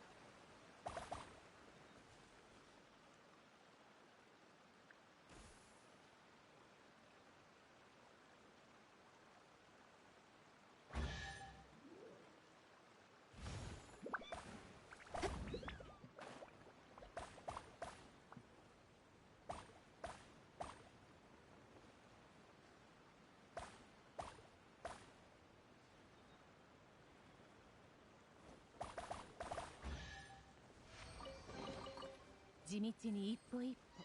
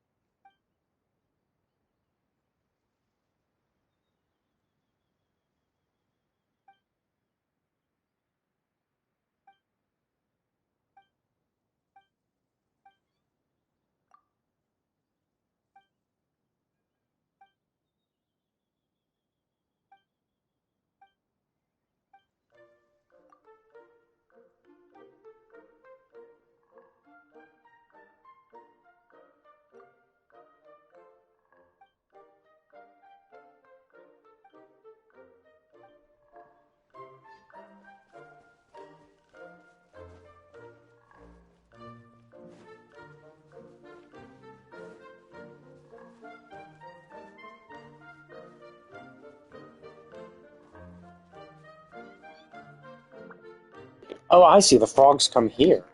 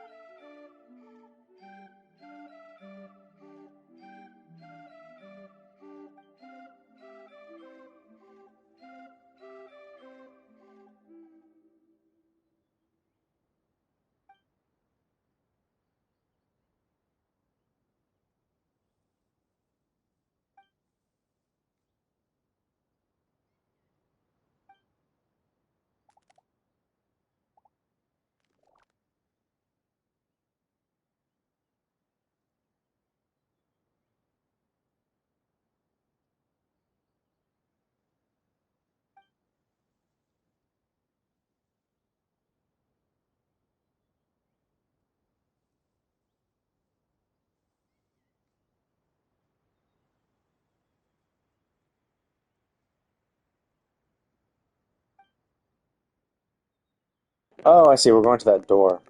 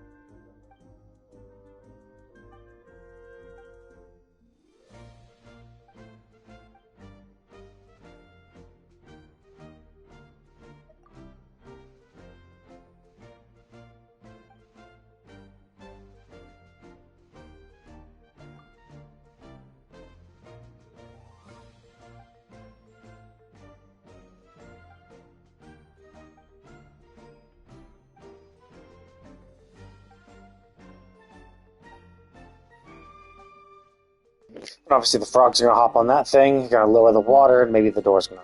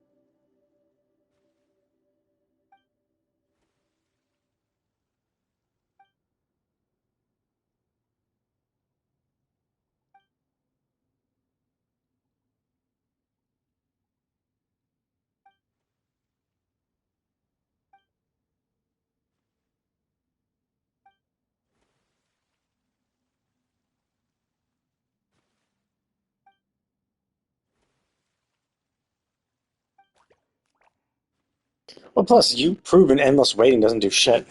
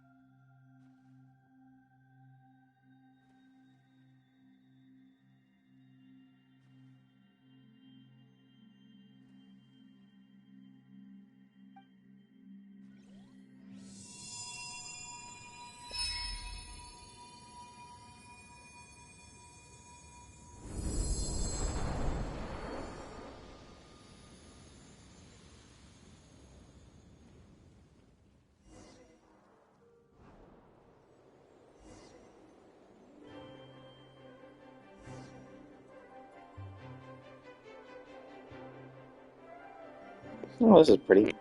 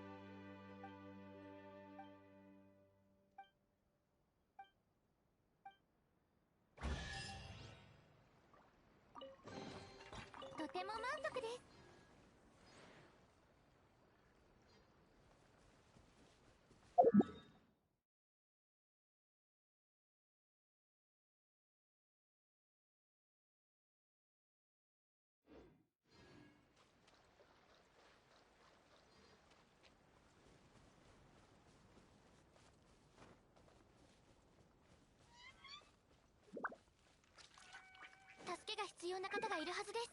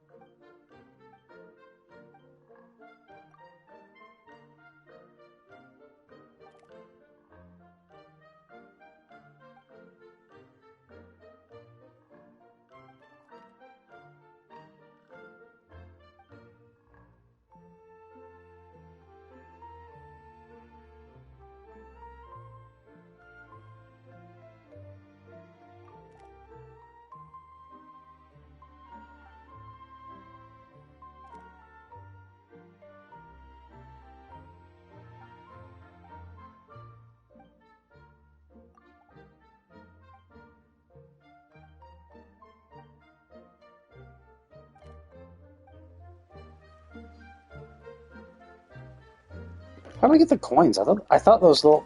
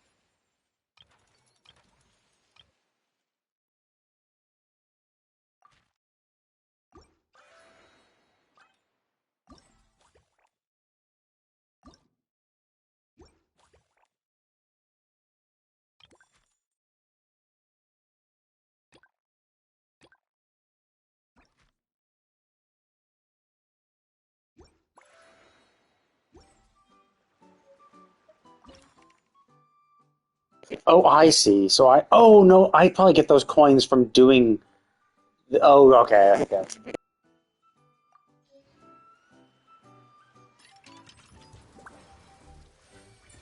So essentially, I need to redeem them. They're not coin. They're not something I get automatically, but they're something I have to actually like do.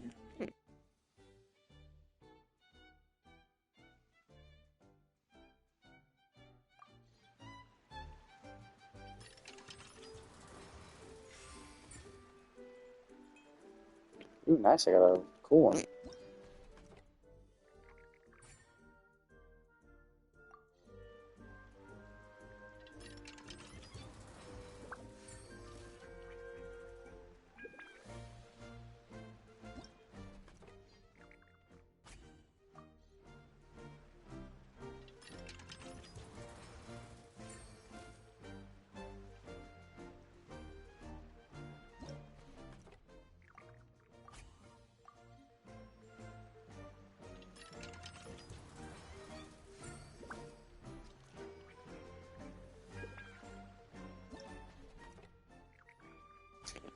Hello there. I'm doing well. How about you?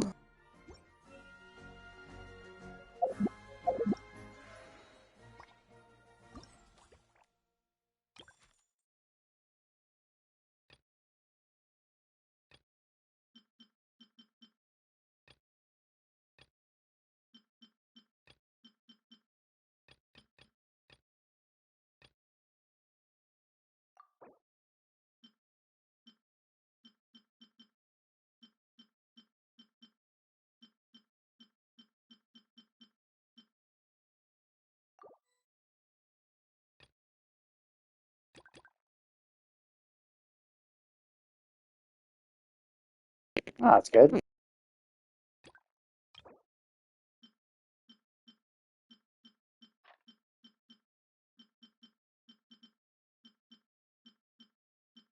Ah, so you're here to sell something. It's doing well.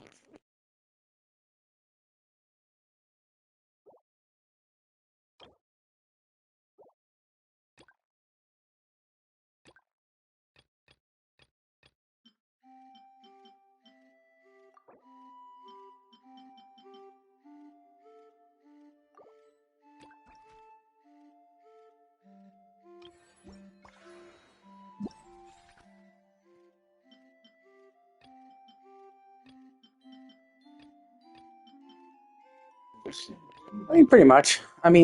It's not like I do anything special or anything like that. It's just I'm streaming games I would otherwise already be streaming. Oh, was it in? Oh, this is what gives me the coins. Oh, okay. I'm streaming stuff I would already be streaming. Or I'd already be playing this game. Like, I'd be playing Genshin if I wasn't streaming it. So it's just simply me going out and... Oh, I can display stuff. Cool. It's simply just me going out and playing the shit I would already be doing. So it's, pretty easy, obviously.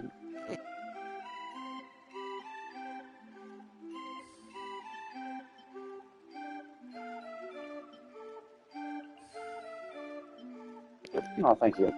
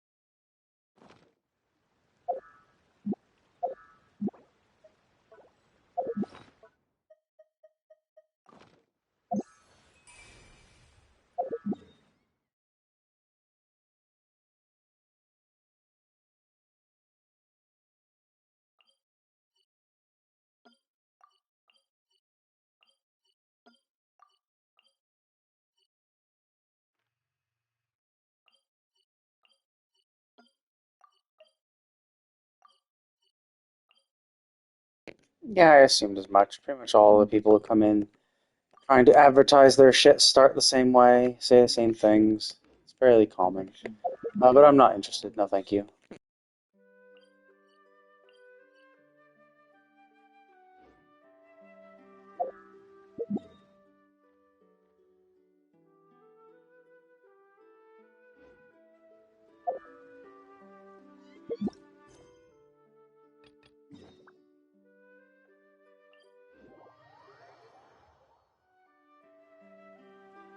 疲れましたか？ここで少し休みましょう。今お茶をご用意しますね。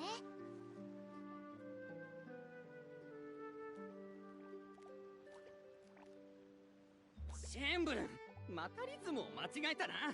このままじゃインク酒場が再開しても俺たちのバンドは再開できないぞ。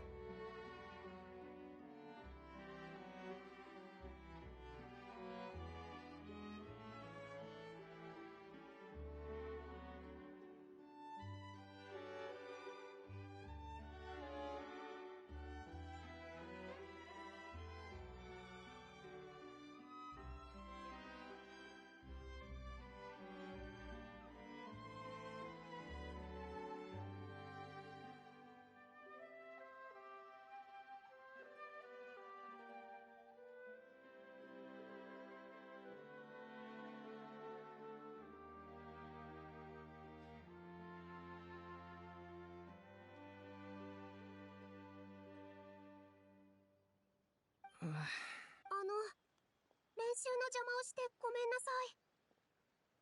さっき道端で見かけた妖精さんじゃないか。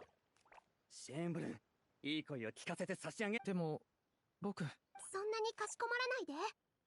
リハーサル。はい、ご覧の通り俺たちはインク酒場が閉まってしばらくは失業してました。でも昨日森の妖精さんが来たって聞いてやっとまた歌えると思って、そんで張り切って集合したんです。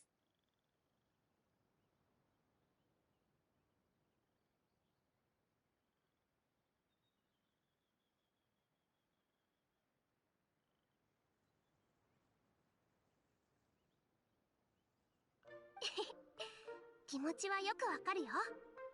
グランドバザールでもズバイルシアターのみんなはそんな風に忙しくしてる。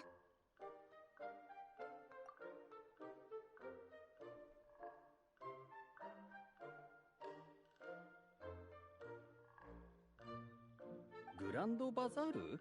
そこの人たちもハスの葉の。そう。しかもすごく大きなハスの葉なんだよ。あなたグループの指揮者でしょ。なんとなくズバイルさんと似てる気がする。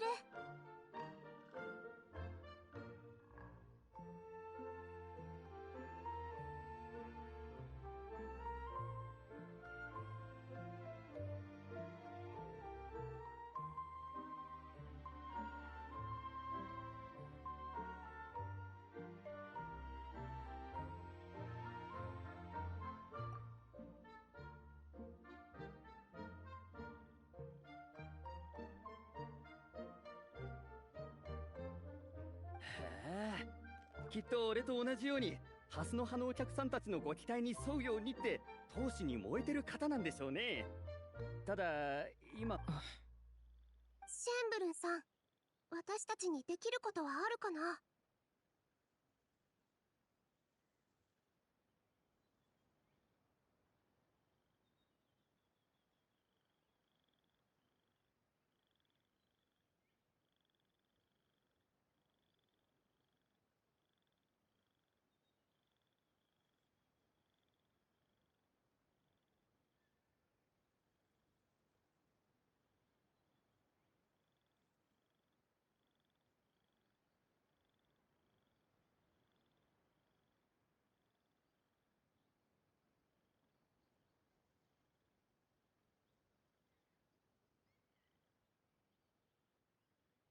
いえ、これは僕自身の問題なので。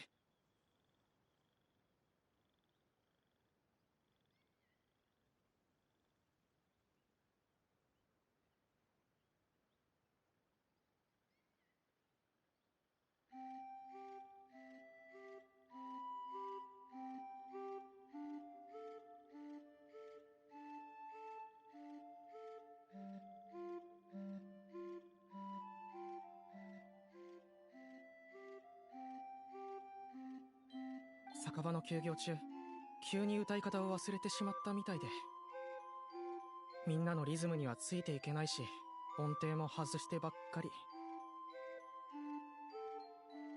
お前はうちのメインボーカルなんだぞ。一番の美声の持ち主だったってのに。分かってるよ。でももしかしたらそれも退職のせいかもな。シェンブルンさん、元気出して。私が大事なステップを忘れた時もグランドバザールの仲間はいつも隣で励ましてくれた。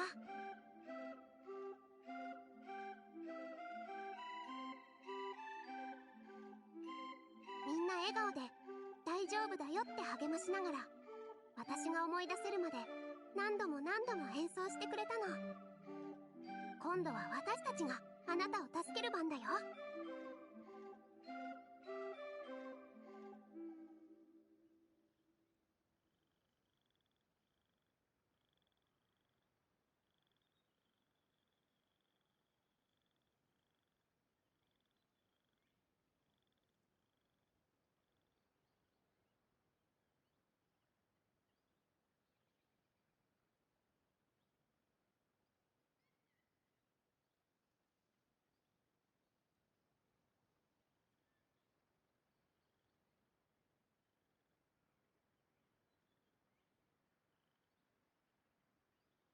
そうそう、ただの歌だろ。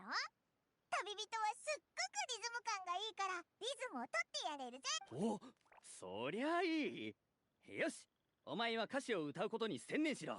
リズムの方は妖精さんのお仲間に任せるんだ。本当に？気にしないで。私たちだってインク酒場が再開してあなたの美声が聞けるのを楽しみにしてるんだから。ありがとうございます。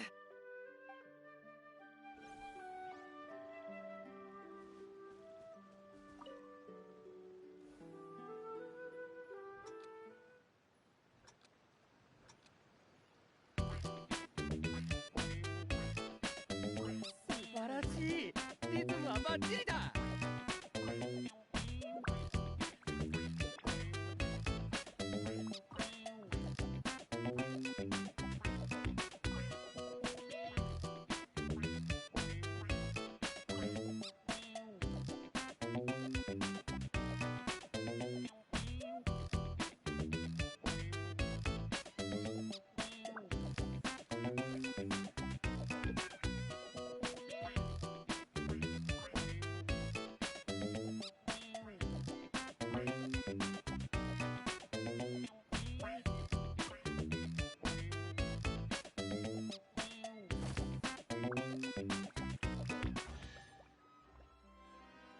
ちょっと感覚をつかめたかも。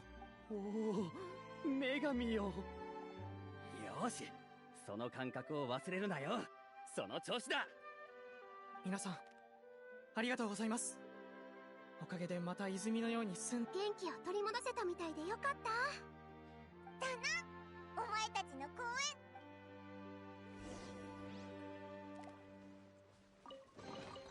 心から嬉しく思います。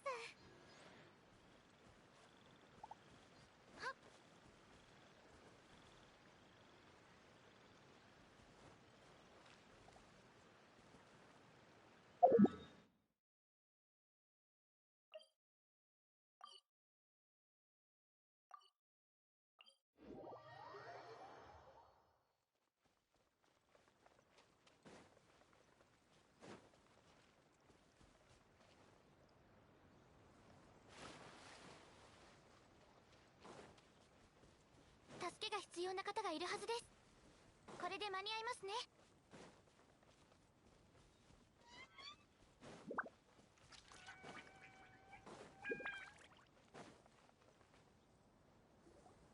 手伝いはほぼ終わったみたいだな。でも魔法の使い方とインク酒場が閉店した理由はわからないままだね。なんなら太っちょネズミの言ってた方法を試してみるのはどうだ？あの子のおじいさんが小屋の外から見たっていうあれ？創世の女神はどうやってとりあえず真似してやってみたらどうだ？森の妖精ってつまりこの森の舞台が私という踊り子に合わせた動きをしてくれるってこと？そうか？おいらも周りに影響されてるのかな。動く折り紙の動物とか魔法のポーションとか、ここじゃ何でもありな気がしちゃってさ。でも確かにやってみないとわからないよね。じゃあこうやって折るんだったよね。うわー、器用だな。前に舞台の小道具さんがこういうのを作ってたんだ。どうだ？全然。なんで話しかける。でもそう森の妖精としての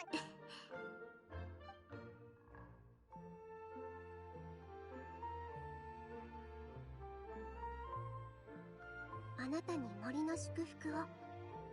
あなたが森の一員になれますように。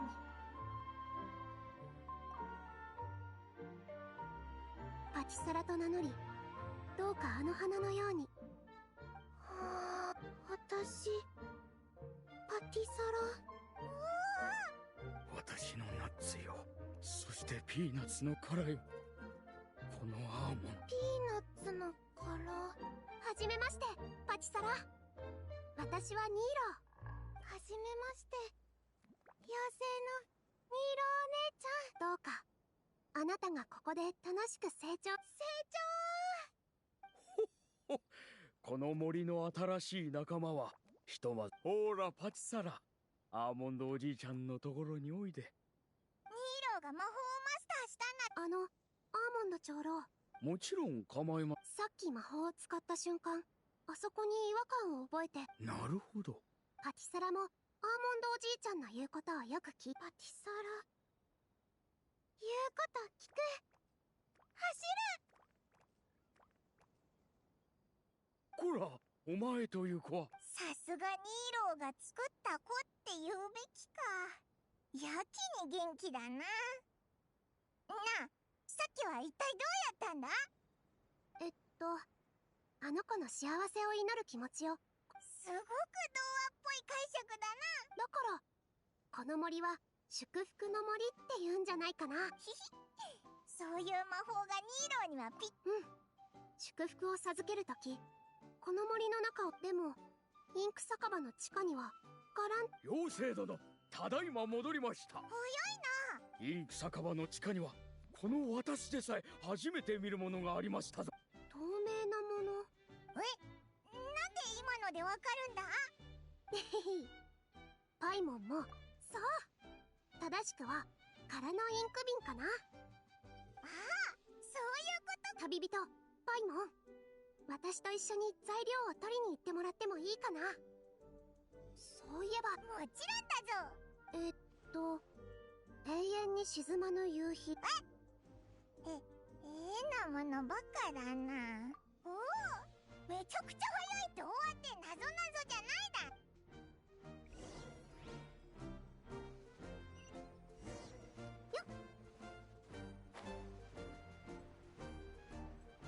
よっ。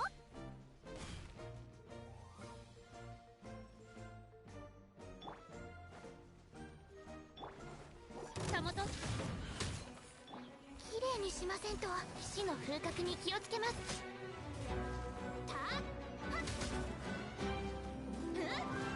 助けが必要な方。God damn, look at that. 5,500 attack. That's even higher than fucking... It's even higher than... It's even higher when Hu Tao gets her buff. That's her. I think it was only 4,500.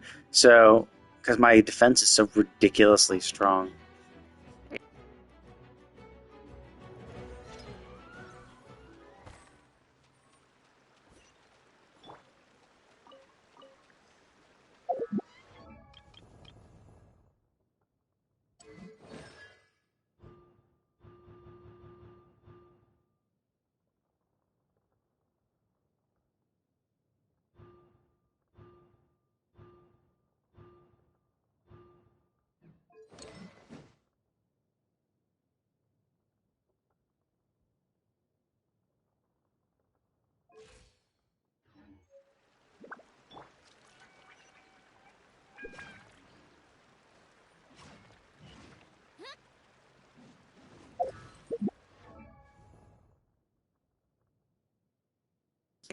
God damn.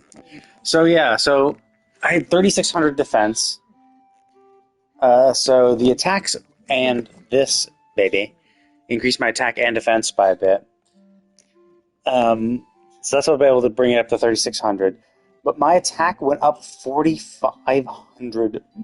Jesus Christ. I don't even see how that's possible because, like, I do understand that this talent is like, oh, okay, 50% of defense. Okay, so 50% of her defense is, when her defense is 3,600, it would be 1,800. But then how is that? Unless of course, it's adding it to your, say it's adding to your base defense? Or to your base attack? Is that it? I assumed it was just additive, but it could be additive to her base attack. Or, oh, is it because of this?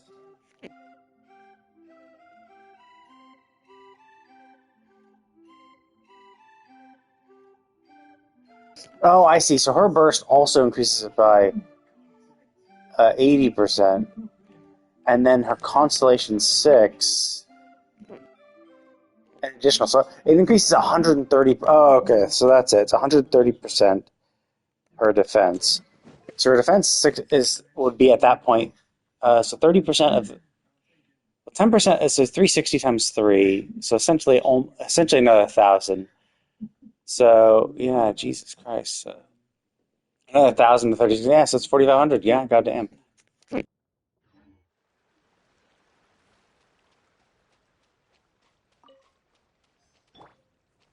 これで揃ったよな。あとは何をすればいいんだ？りあえず祝福の小屋に戻ろう。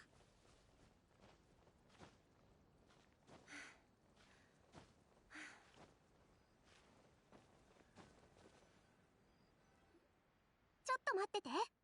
部屋からインク瓶を持ってくる。原材料は美味しいものだらけなのに、なんで最終的に今回はオイラも遠慮しておくぞ。お待たせ。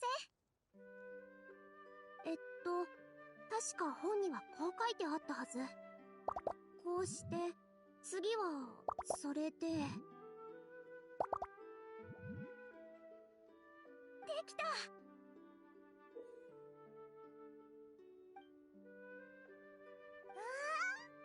法ってめちゃくちゃ便利だな。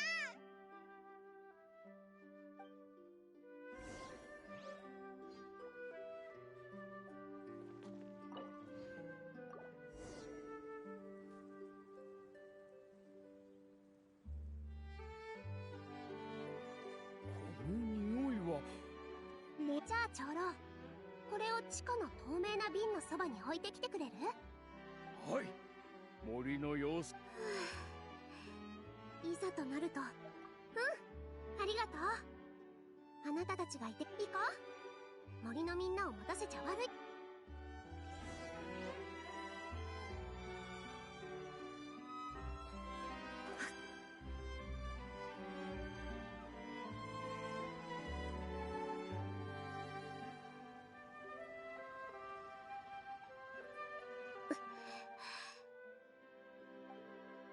森よ、私の言葉に魔法の甘き泉が永遠に枯れることなく。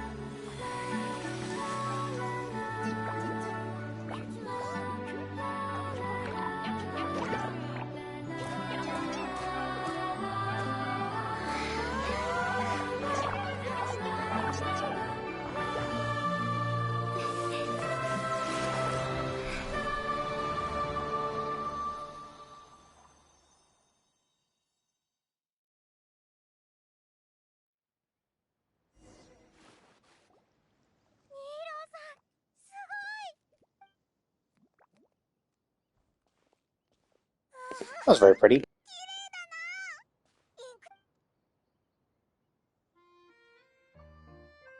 森の景色にぴったりだよね。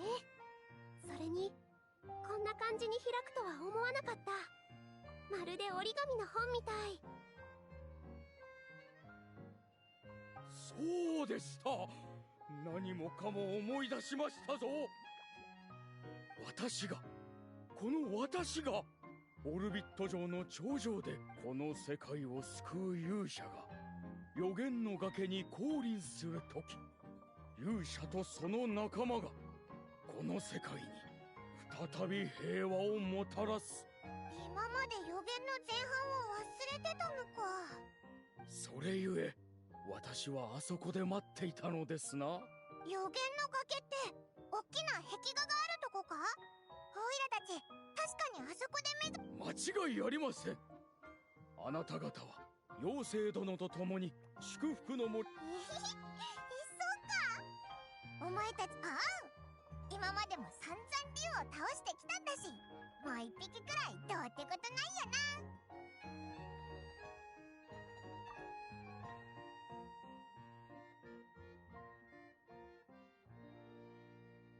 な。やはり予言の女神のご神託に間違いはありませんな。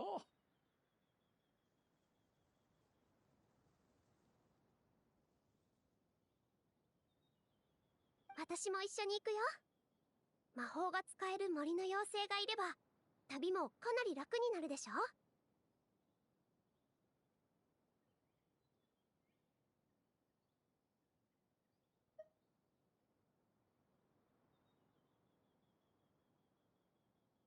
や勇者と魔法の妖精、巨竜に冒険。皆さんの次の目的地は対岸のオルビット城のようですな。あそこはシムランカで最も栄えている場所ですぞ。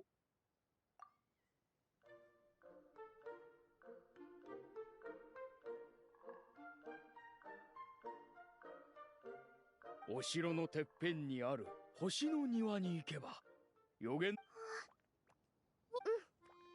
他にも助けが必要な人がいるからね。でもそう遠くには行かないし、時間ができたら、だからいい子にしてるんだよ。おじいちゃんのお手伝いをしてね。そうする。帰ってくるの待ってる。聞き分けの良い子だ。おっと、忘れるところでした。明朝、私が先に駅に向かって怠け者の乗務員を起こしておきましょう。そうだな。ずっと忙しかったから確かに。おや、注文が入ったようですね。バブルオレンジ味の麻酔を頼むぜ。麻酔。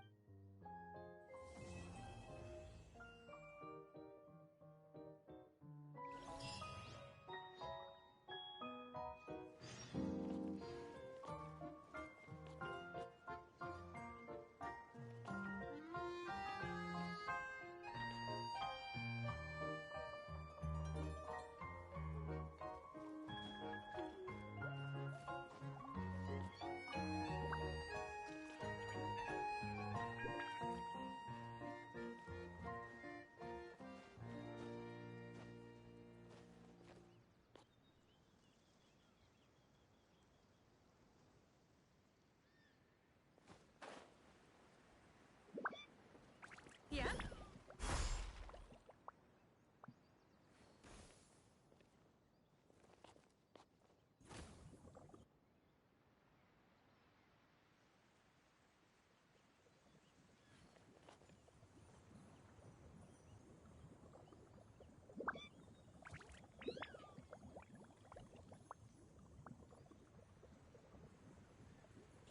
I'm surprised. Was this are they gonna fill all of them, or are they gonna? When is this gonna reset?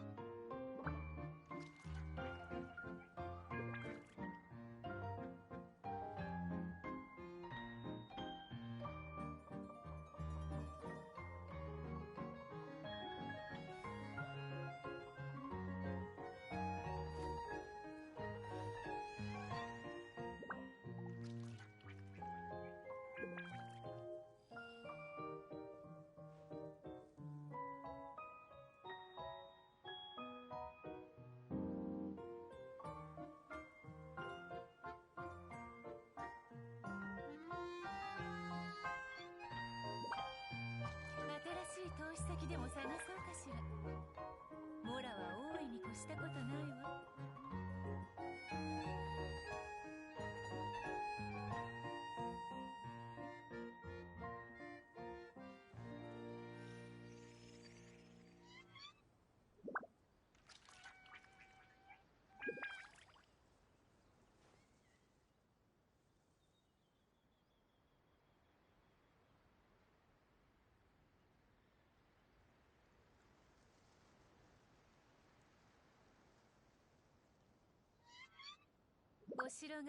Oh, okay. That's actually really interesting. So it's going to stop at this. They're not going to get any more fruit. They're not going to put any more into the thing because there are no more cups, because all the cups are used because they brought the cups back to where they needed to go, to all the empty spots. That is really interesting. Like I thought they'd just do something on a loop, right? Oh, they go deliver it, come back, and there's a cycle essentially. But they had 3 cups. They filled through precisely 3 cups, and then they stopped. 首が治ったばかりなのに、今度でも酒場がこう。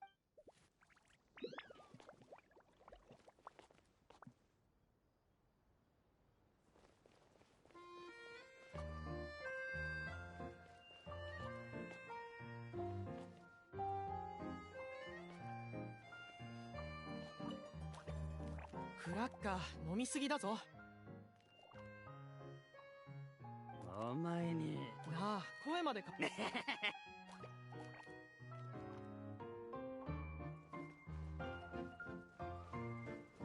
妖精さんの踊り。またほら、だって女神様なんだぞ。なん。ミー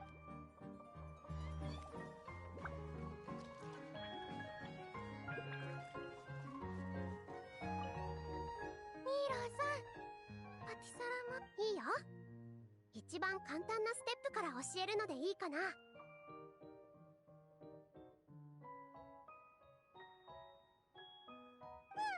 アーモンド長老も一緒にやってみる？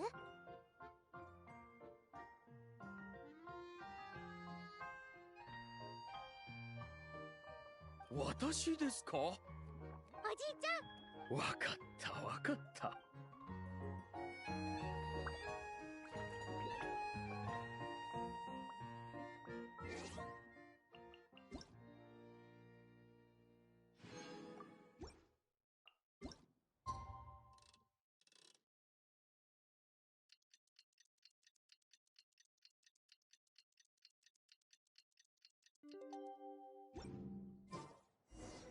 おはよう。やっぱり昨日のは夢じゃなかったみたいだな。次の童話の世界に旅立たないとな。長老は確か駅に行けって言ってたけど。Oh yeah, look, the alpaca disappeared. Neela disappeared.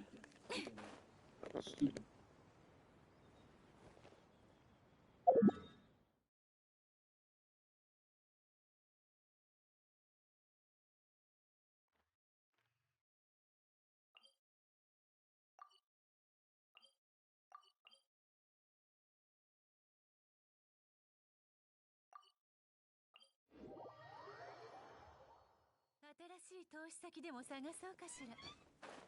モラは大いに越したことないわ。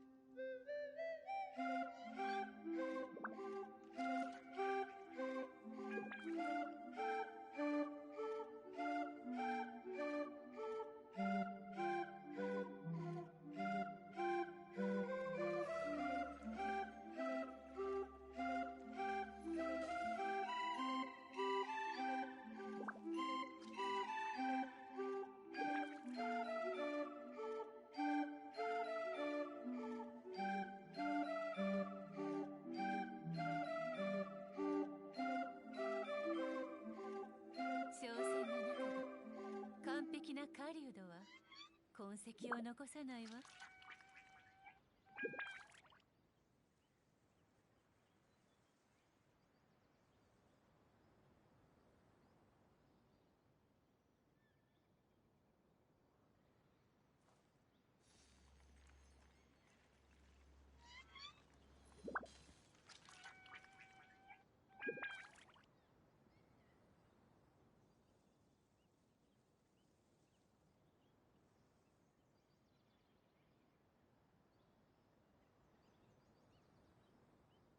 お城が買えるほど貴重な骨董品でも、人が得る快楽はそれを手にしたほんの一瞬だけよ。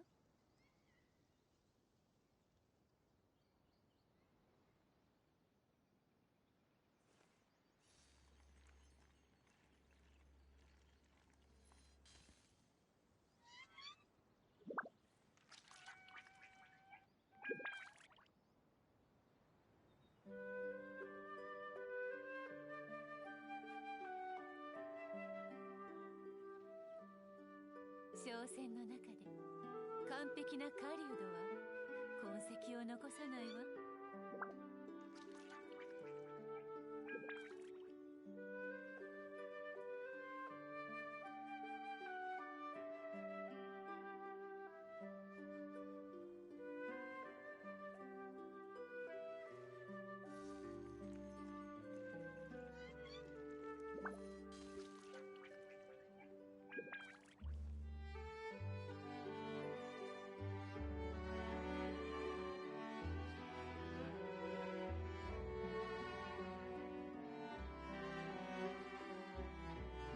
新しい投資先でも探そうかしら。モラは大いに越したことないわ。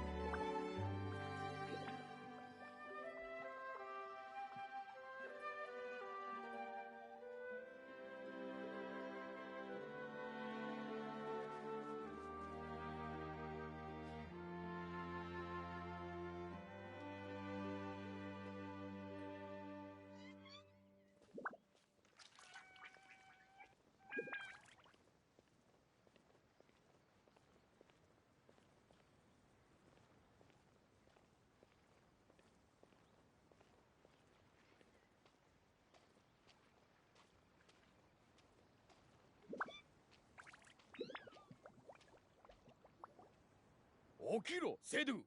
列車を出迎える時間だぞ。困った怠け者だな。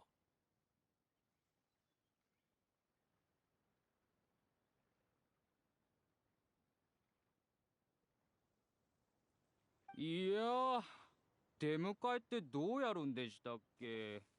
もうちょっと寝たら思い出すかも。下手な芝居はよせ。退職症などとっくに治っておるくせに。昨日酒場で一番飲んでおったのは誰だ。あの麻酔は海にでも流れたか。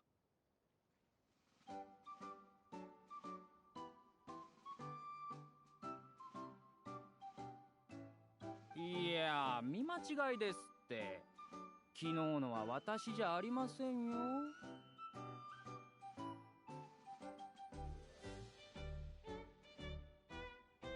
もうよい。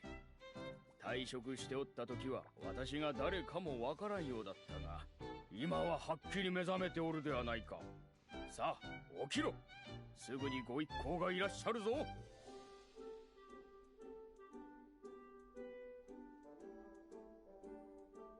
起きます起きますってば。会場でそれ以上怠けていると髪にカビが生えるぞ。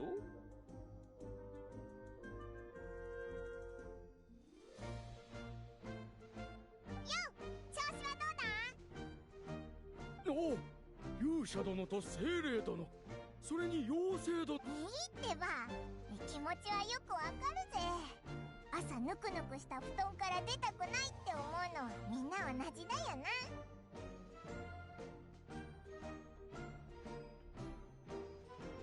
海上列車はオルビット城から来るの？ええ、そして列車は乗務員がおらねば運行できません。城の住民も折り紙の動物なのかと思ってたぜ。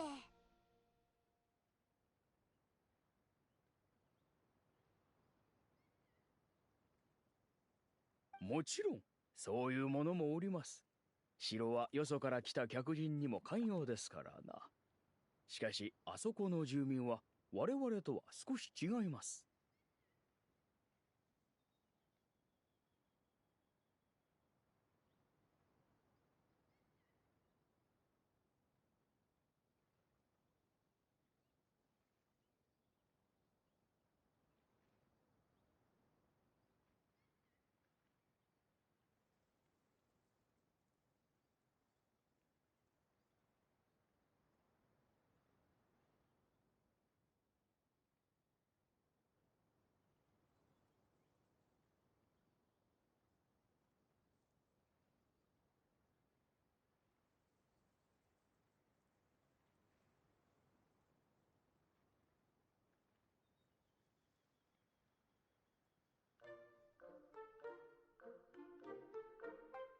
おっと、列車が来ましたぞ。これでお分かりになるでしょう。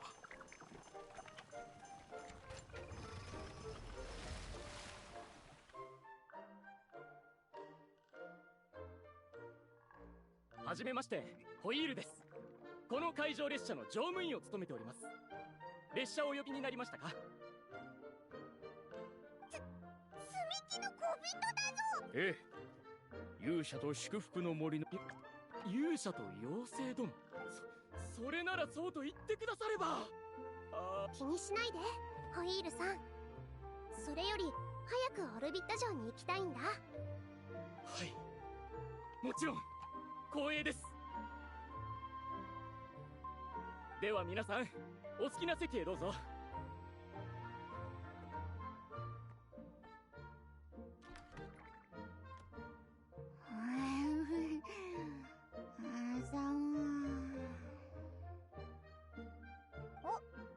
今誰か喋っ私も喋ってない。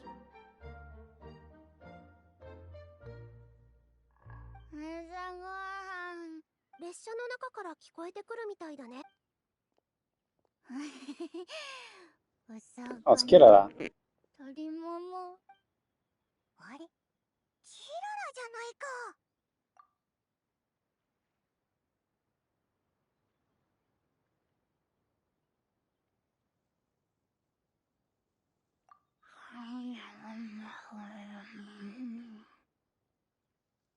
友達？ That's cute. ああ、ニーロに紹介してやらないとな。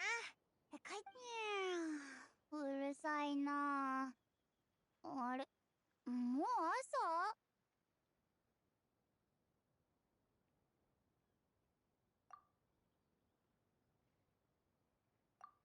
おはよう。あれ、姫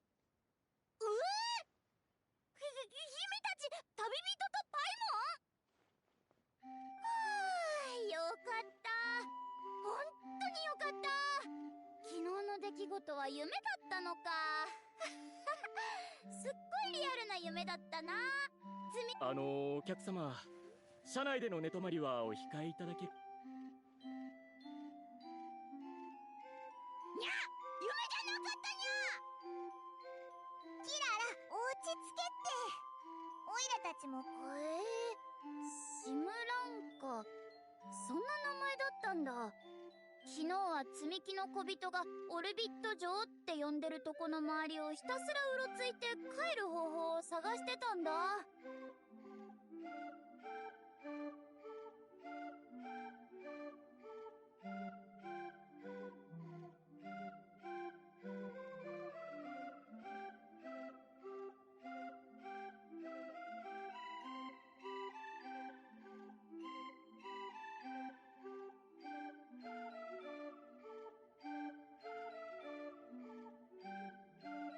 稲妻のおっきな妖怪を怒らせてお腹の中に飲み込まれちゃったのかと思っちゃった。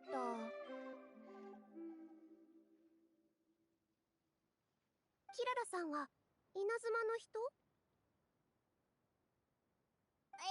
半分正解だな。そんじゃあ改めて紹介するぞ。こいつはキララ。稲妻のコマニアって配達会社で配達員をしてる。はじめまして、ニーローだよ。スメールのグランドバザールにあるズバイルシアターっていう劇団のメンバーで、今は祝福の森で妖精をやってるの。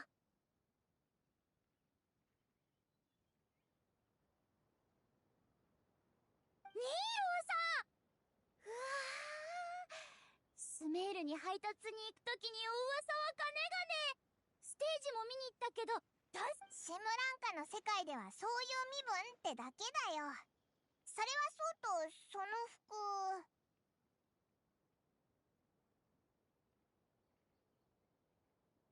私も昨日から変だと思ってたんだ。目が覚めたらこの服を着てて。じゃあ、お前の身分は。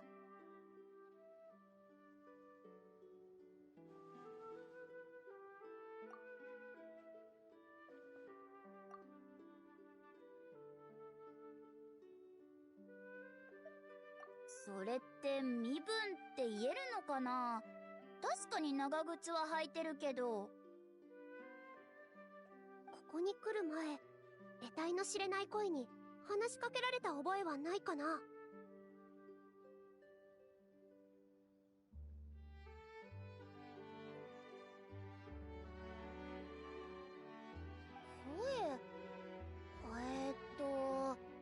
確かに。その猫股のお供カエルを捕まえたりとかも。そんな心配してたの？私がそんなことするように見える？外で食べ物に困った時に何匹か食べるくらいだよ。そういえばお腹が空いてきたな。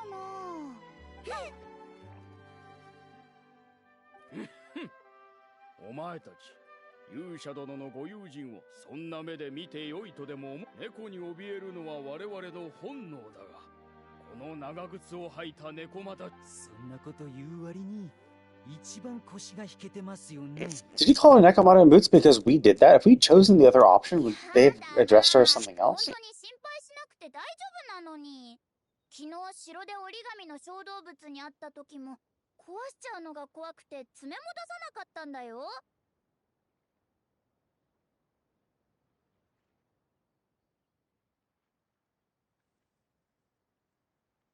それに君たち美味しそうじゃないし、段ボールより噛みにくそう。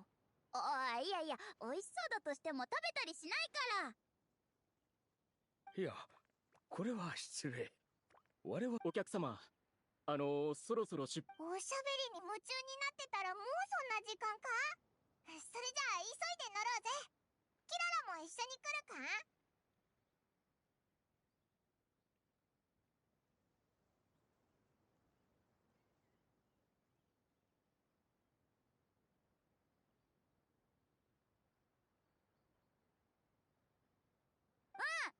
次の駅まで乗ってくよ。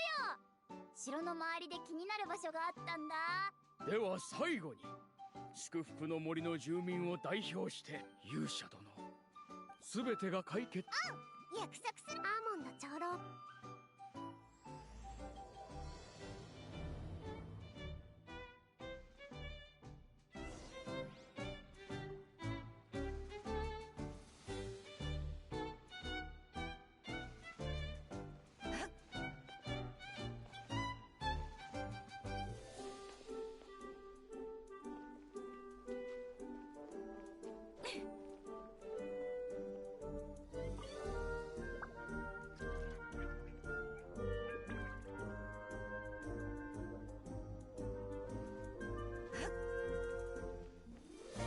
Darn, I don't get first class, I gotta go and coach.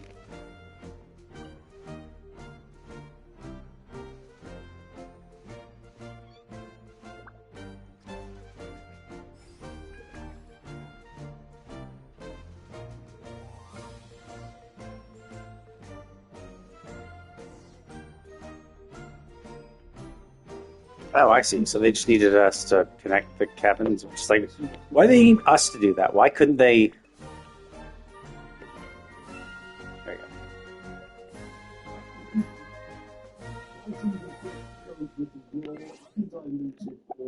go.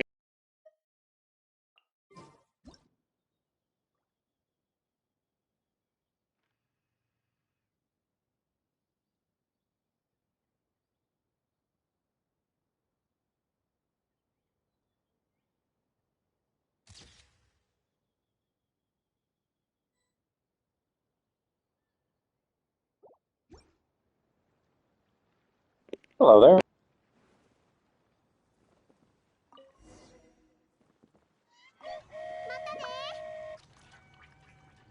道中お気をつけて。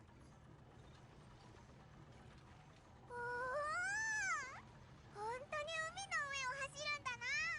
景色も最高だぜ。列車の運行中は車外に手をお出しにならないようご注意ください。海に落ちてしまいますよ。向こうからも列車が来たぞ。ヤッホー。 Oh, nothing much. How about you? 退職の問題が解決して森に賑わいが戻ったんだね。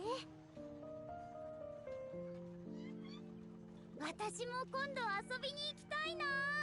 すごく綺麗そうな場所だもんね。はあ、あの子たちに怖がられなきゃいいけど。間もなく到着いたします。お忘れ物のないようご注意ください。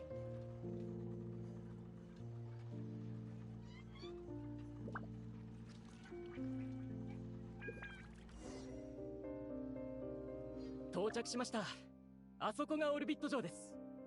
まっすぐ進んで、ギアリフトにお乗りになればお城の広場に行けますよ。この度は Finally have some time, so I'm playing through the Genshin Summer event.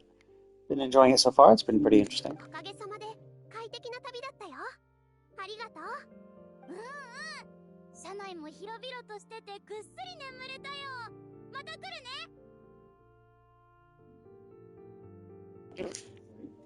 I see. So I think what you mean to say is that you're looking for work in the sense that you're advertising your art services. You'd like to help design banners, VTubers, art, whatever, some sort of thing like that. Unfortunately, I'm not interested in any of that stuff. I stream on my PS5, so there's just there's no method. There's nothing really I can do with that.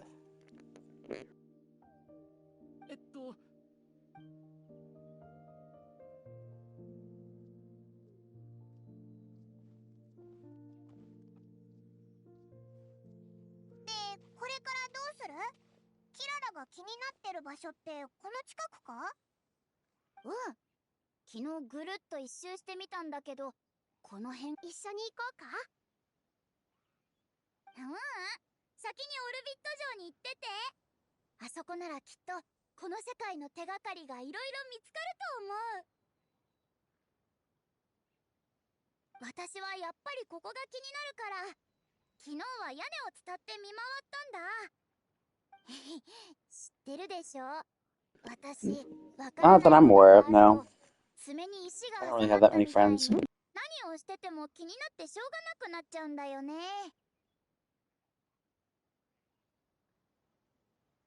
安心して。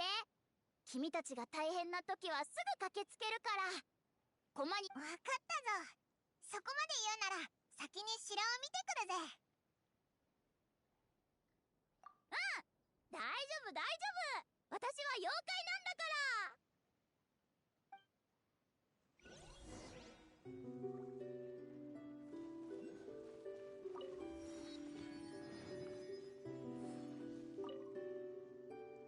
ら。あれ？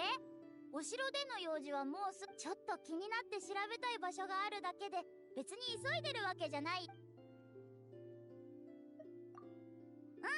安心し。Huh. Yeah. The fact that they remind me of that makes me suspicious. Are they...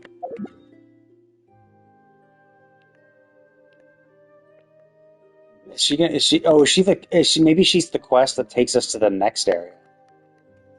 So maybe I should resolve all this shit first? I'm not sure.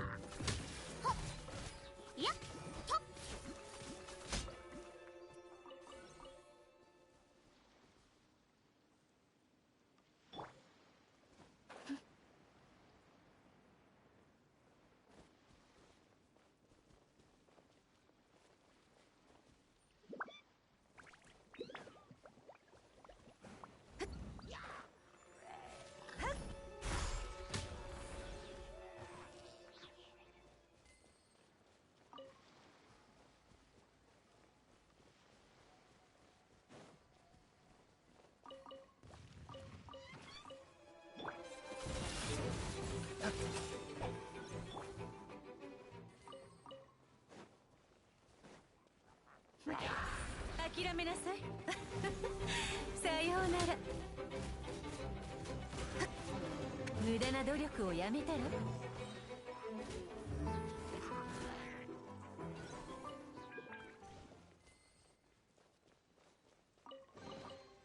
財宝は多ければ多いほどいいわね。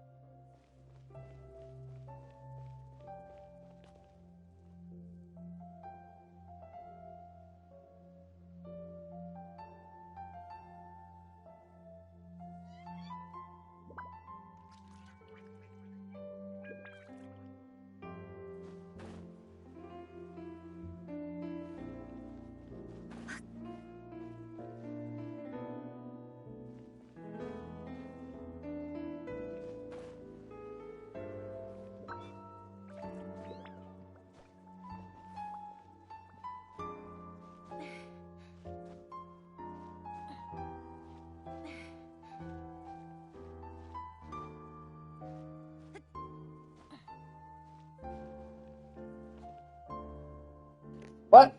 There's nothing up here? What the fuck? Oh, that's such bullshit. There should have been like a one of the origami birds up here.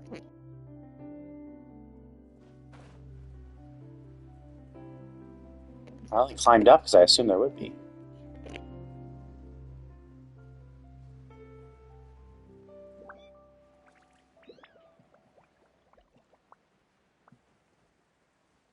Oh, I see. I bet this thing is gonna take me to the top.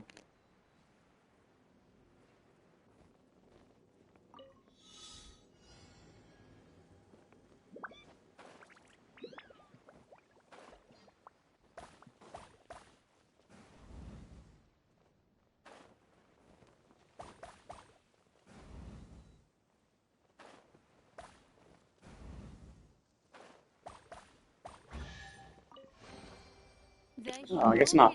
I was assuming that that thing was gonna like take me up the mountain or something, but no, it seems like not.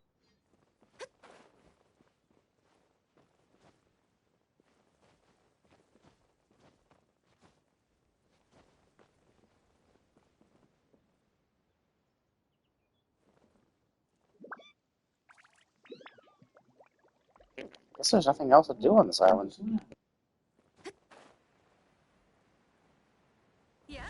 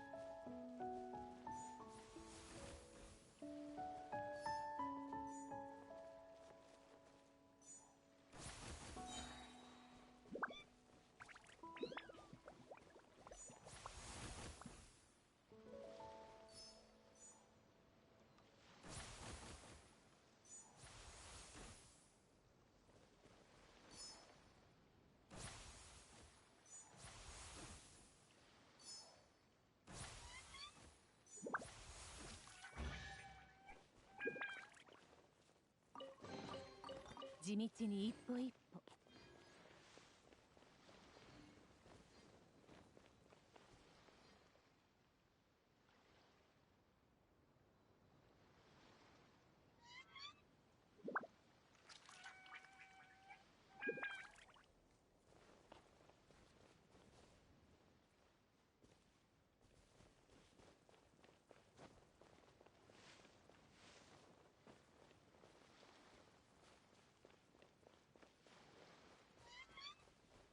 助けて誰か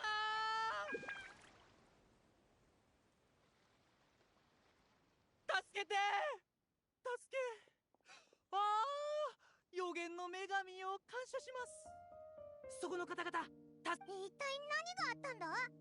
浮いている方が落ちて木のブロックになるよりはマシですから。あれほど気をつけろと言ったのに。すみませんがあそこのゼンマイを撒いてくださいま。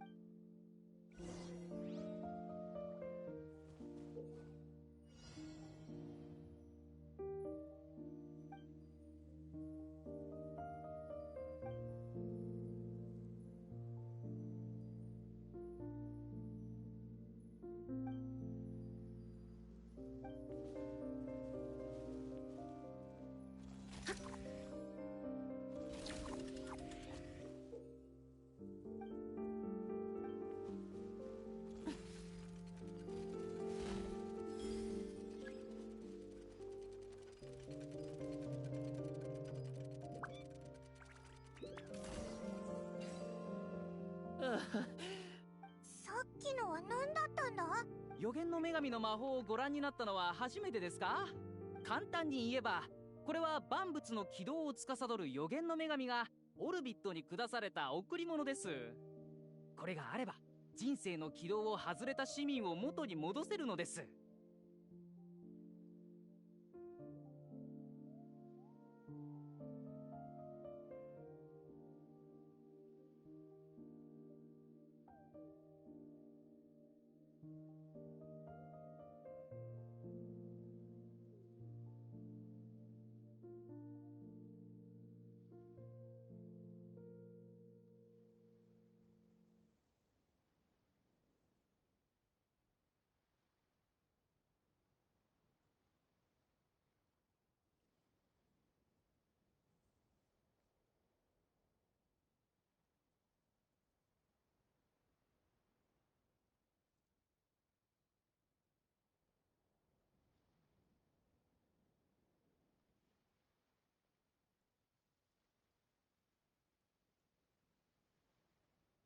人生の軌道、まさかオルビット。悪いことのようにおっしゃいますけど、補足させてもらうと、オルビットのためにも当然自分の生き方があります。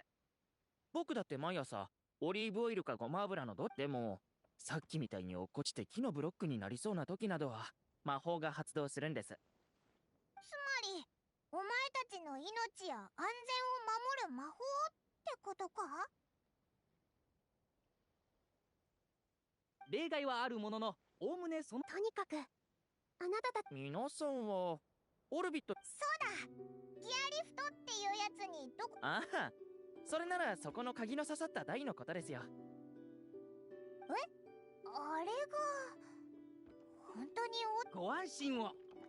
オルビットの街はほぼギアと軌道で構成されている上、予言の女神の加護を受けているのです。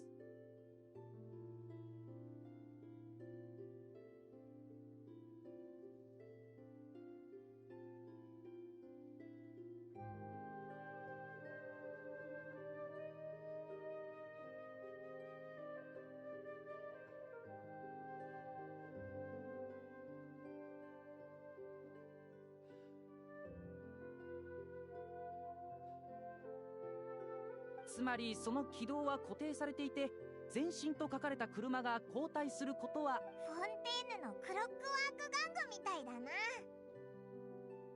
もしかして小人が踊るオルゴールみたいな。そうそう、とにかく急に達成したりしないなら安心だな。行こ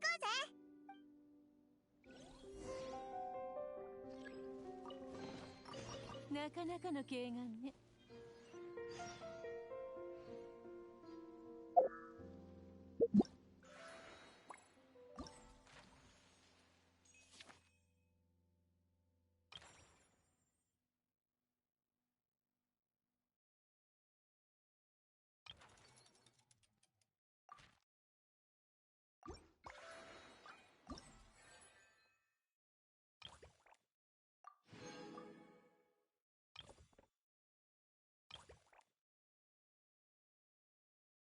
Oh, I see.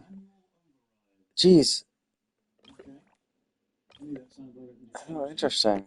Okay. So there's, I guess, a bunch for both of them. Okay.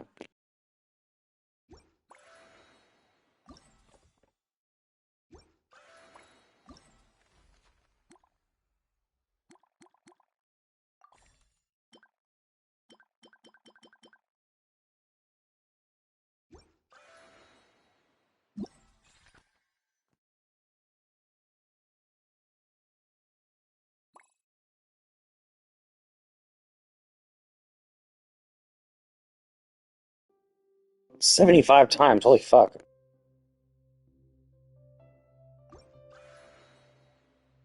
Actually, is my Kira... I think my Kira is already C6.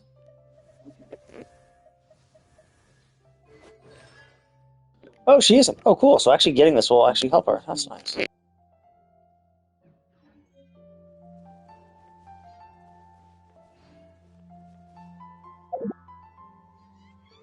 Actually, yeah, I was thinking about doing... I guess I could... I mean, do you know what makes it... Do you know what works best for... What's Dendro do?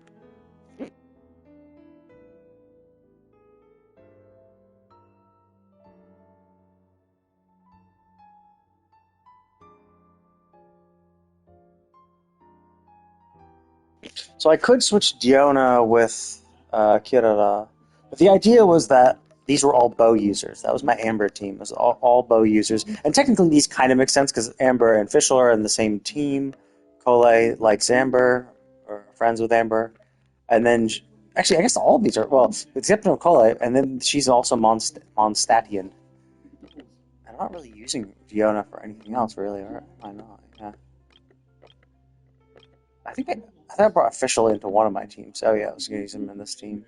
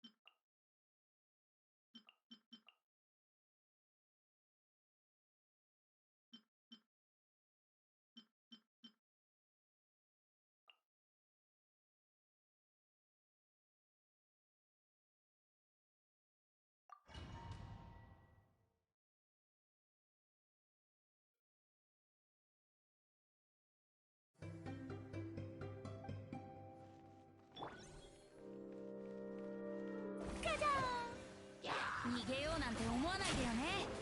たまたまよ。瞬く間にふわっ健康よ。世の乱れを切り尽くせ。歌え僕の名のもとに。ご安心を。 I fucking hate those motherfucking pieces of shit. The fact that they have these fucking heat-seeking fucking...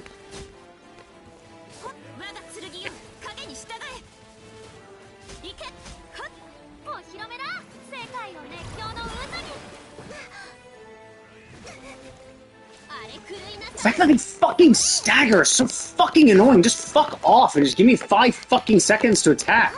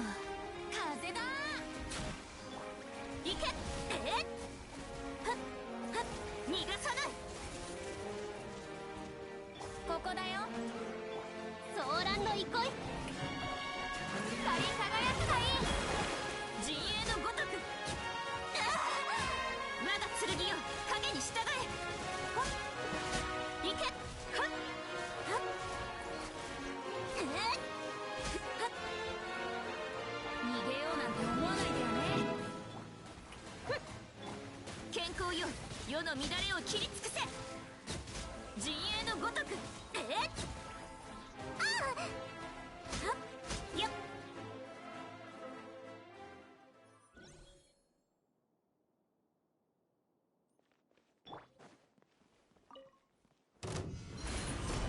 裁きの雷粉々よ。よっはい。天道ここにある。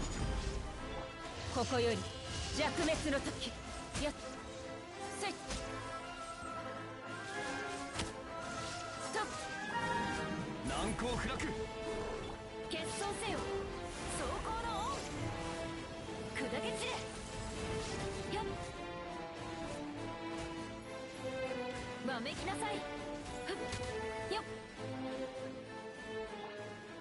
岩山八九。逃げ道はありません。稲光すなわち永遠なり。てっふっよっす粉々よ。憲兵王は立つ。目には目を。はっよっ早くそれよっふっ剣女盤石。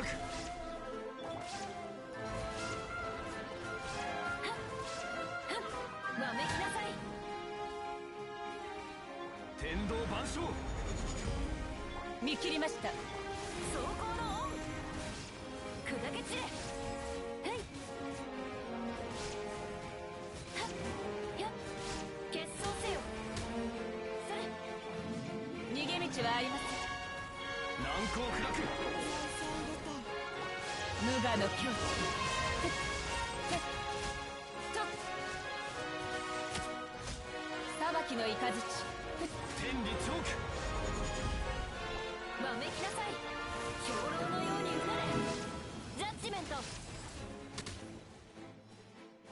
っ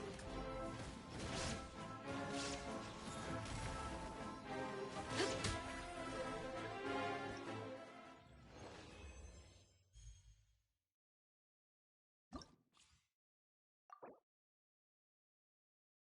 No, I only need 5,000. Jeez, I way overdid it.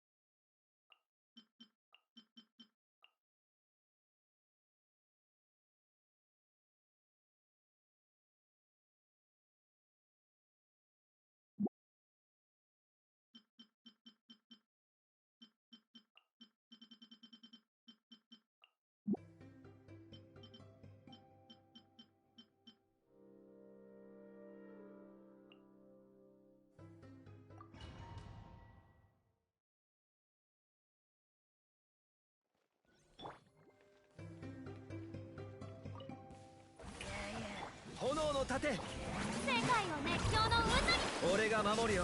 風よそうお道はち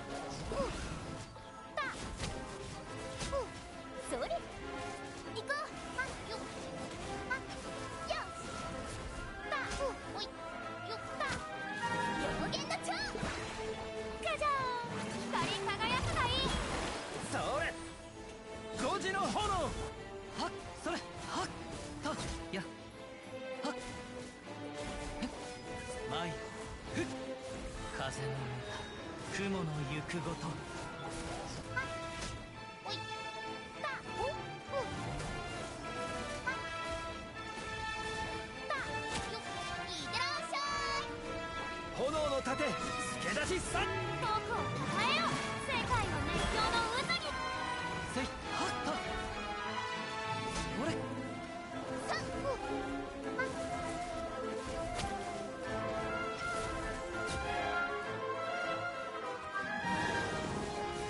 雲が借りなく時それ俺が守るよはっお披露目だ光り輝くがいい。おやおやふっおいよっおさよなら。舞そこだお道は散らまく惜しみはっガジャー歌え僕の名のもとに。炎の盾助出し三十風よふっきやっほお両弦の蝶はっ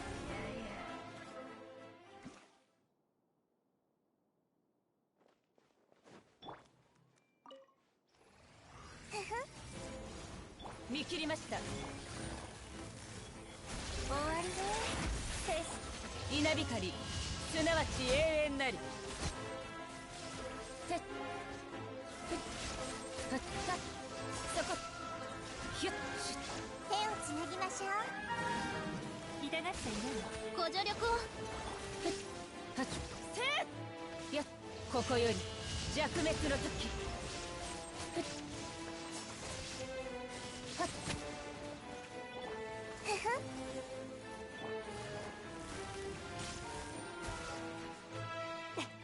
裁きの雷ふっふっせって稲光すなわち永遠なりふっはっ捕まえた。全部丸見えね。はっ糸よ工作せよ。逃げ道はありますふっはっここより弱滅の時さっ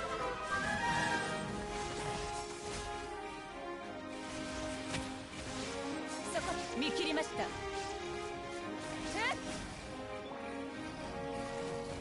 痛がっちゃいない。はびこりなさい。じゃあご安心を。無我の境地ふんはっはっはっはっ逃げ道かかれ。どの目が出るかさっやってここより弱滅の時ひゅっはっとはって裁きの雷はっせっはっ痛がっちゃい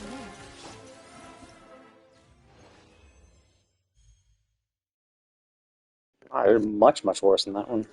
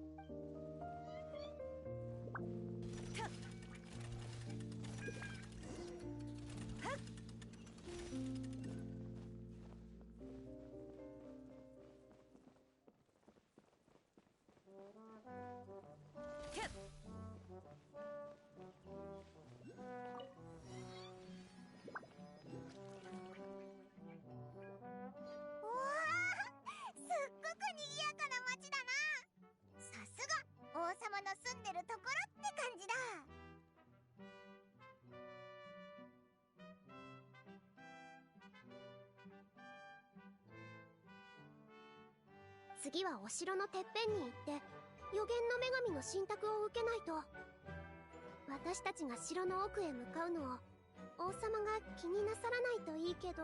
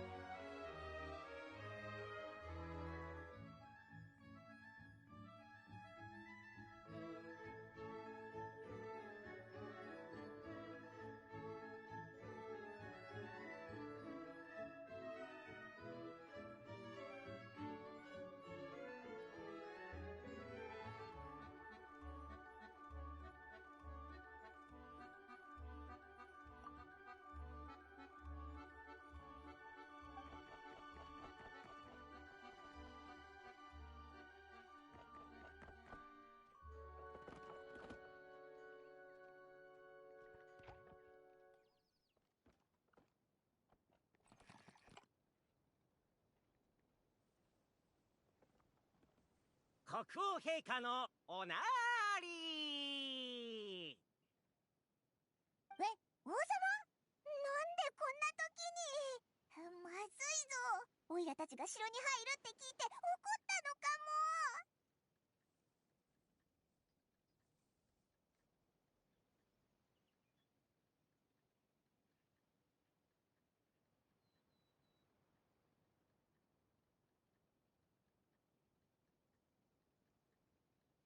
静粛に。オルビット城の支配者であり、秩序と星々の守護者でもある流星のもとに降臨されし我らが国王陛下のお出ましである。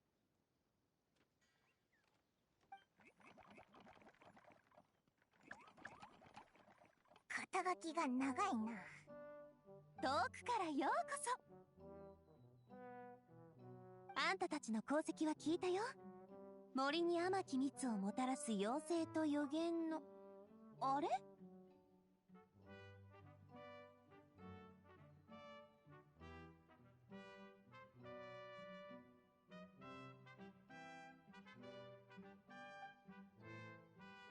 ナビア？国王陛下のお名前を口にするとはなんと無礼な。さすが私の相棒だね。アドリブうますぎ。は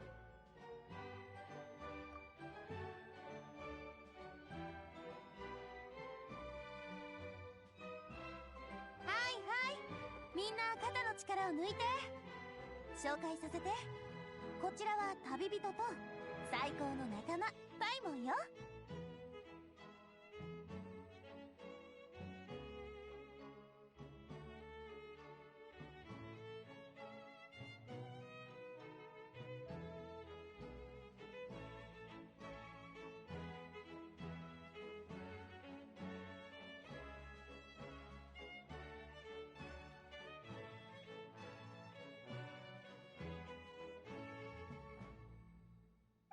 国王陛下のご友人でしたか。それは大変失礼いたしました。非礼をお許しください。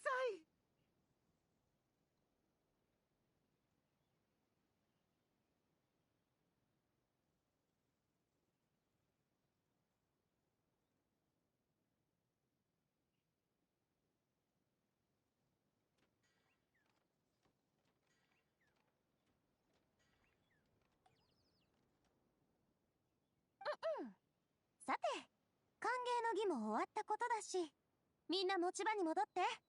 お客様の相手は私がするから。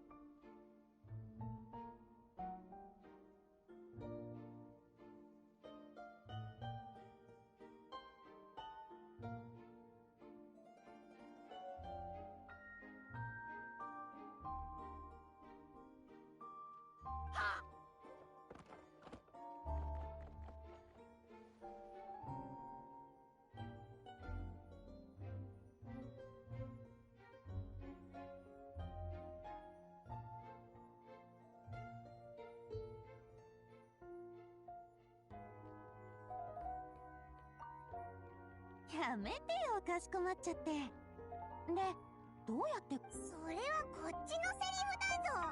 なんでここの。 It'd be cool if Navia got another little skin with that little crown on it on her head. That'd be funny. よくわかってるじゃない。あと、こうも言われたかな。オルビット城の国王となり、この町を救えって。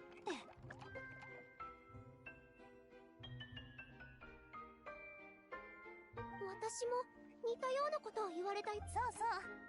こちらが祝福の森。ああ、こいつはスメールの旅で知り合った友達のニーローだ。はじめまして、ニーローさん。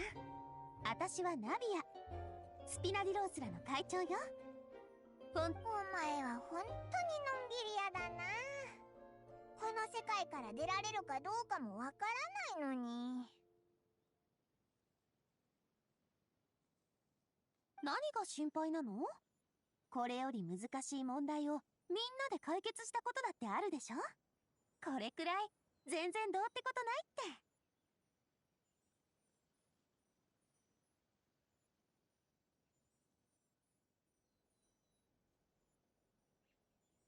それに人生にはサプライズがつきものよ。楽しまなきゃ損なんだか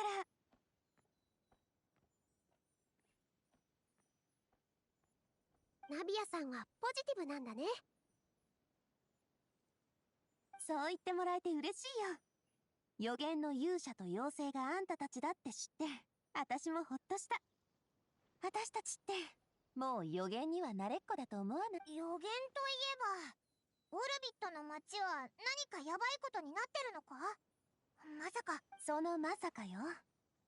ちょっと前に幸い衛兵が即座に対応して星を巣穴に持ち帰られずに済んだけど、一つ回収して残りを探してたところにあんたたちが来たってわけで、そっちは何しにここへ来たの？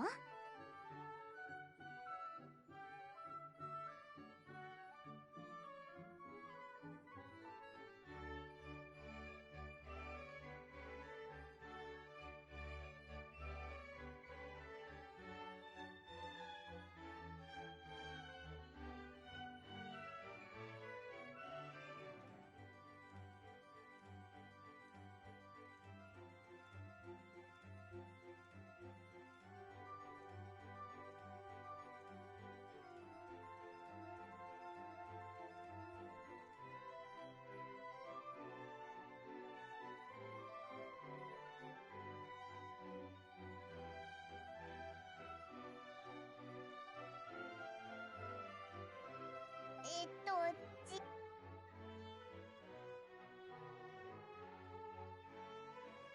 なるほど。予言の女神のしナビアさんは女神の彫像なら城の手。まあここの住民の話だともうずいぶん前から新しい信託は下されてないみたいだけど、ど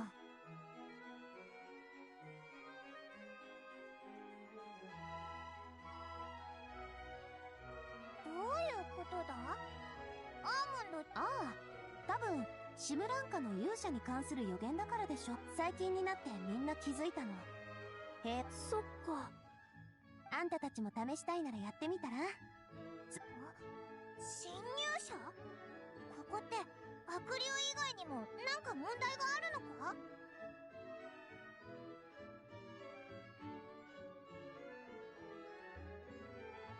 うん。祝福の森と同じで、ここの住民にも異常が現れ始めてる。予言の女神の贈り物って知ってるでしょ？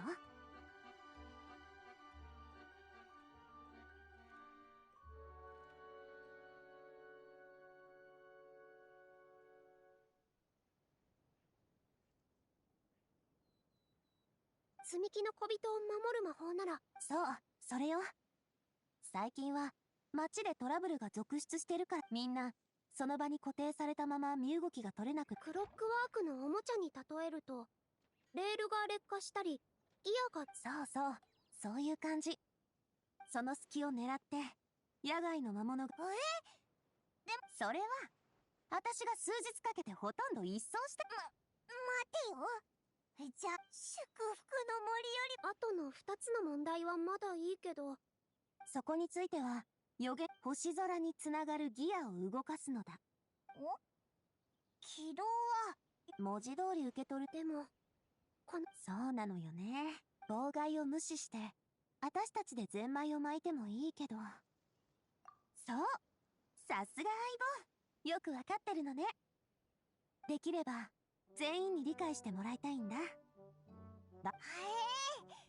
私も一応スピナディロースらのボスだからね。王様になるの。というわけで旅人、あんたたちがいれば町の問題もすんなり解決。その呼び名もこうして聞くと悪くないね。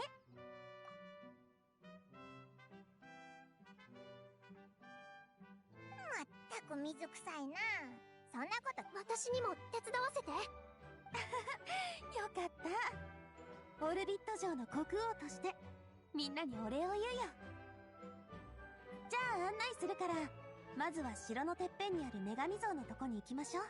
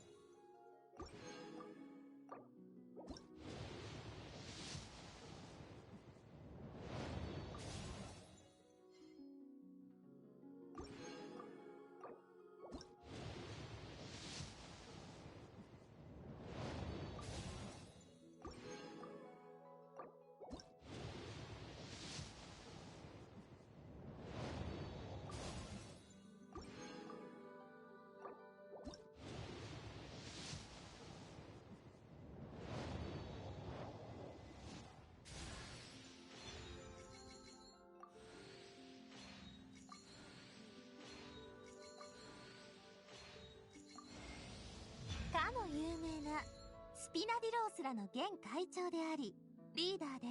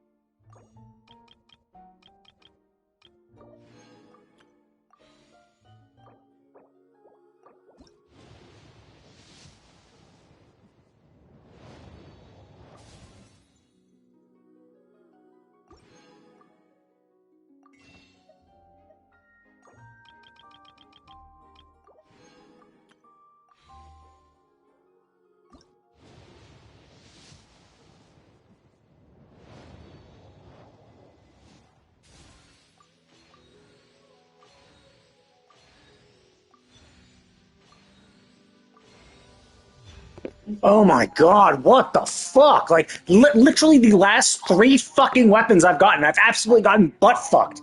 Every fucking 3 weapons, that's getting fucked 6 times in a fucking row. When statistically, 2 of them should have actually been the correct thing. I have a 1 in 3 chance of getting it, and I'm just getting absolutely butt fucked every fucking time for the last 3 fucking weapons.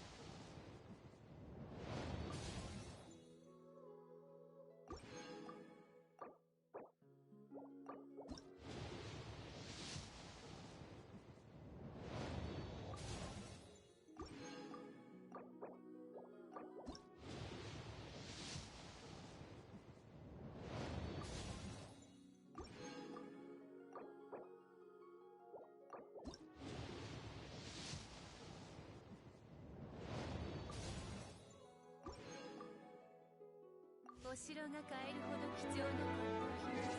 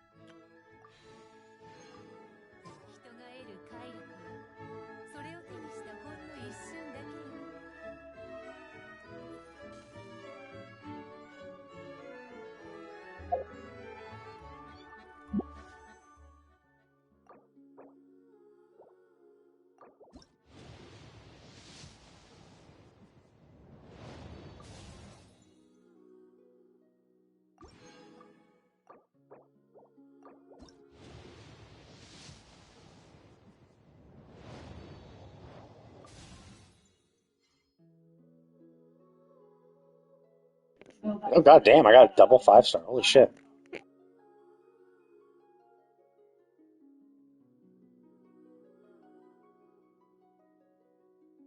Now it sucks because it brings me an extra level towards my next it brings me another epitomized path, one of the two epitomized path I need to guarantee another of my choice. However, what the cool thing is because that weapon is not the rate up weapon, it's actually guaranteed the next rate up weapon will be one of the two. So my 1 in 3 chance of absolutely getting fucked every single fucking time is now a 1 in 2 chance of getting fucked every single time next time.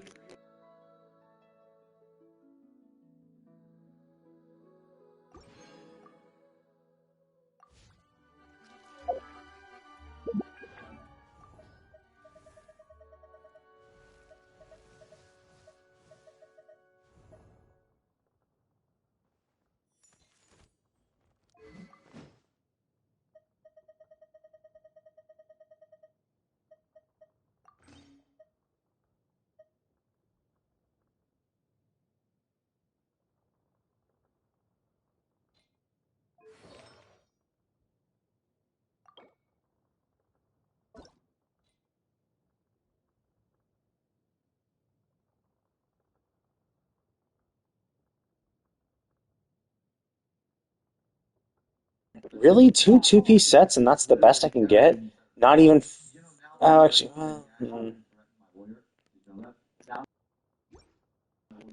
That's actually pretty shit. Now that I think about it. Faster, like, look at that. With that set. Oh my max HP being that low. Yeah, but like only 141 crit damage. Crit rate will go up obviously as I get my weapon up because that's crit rate weapon. But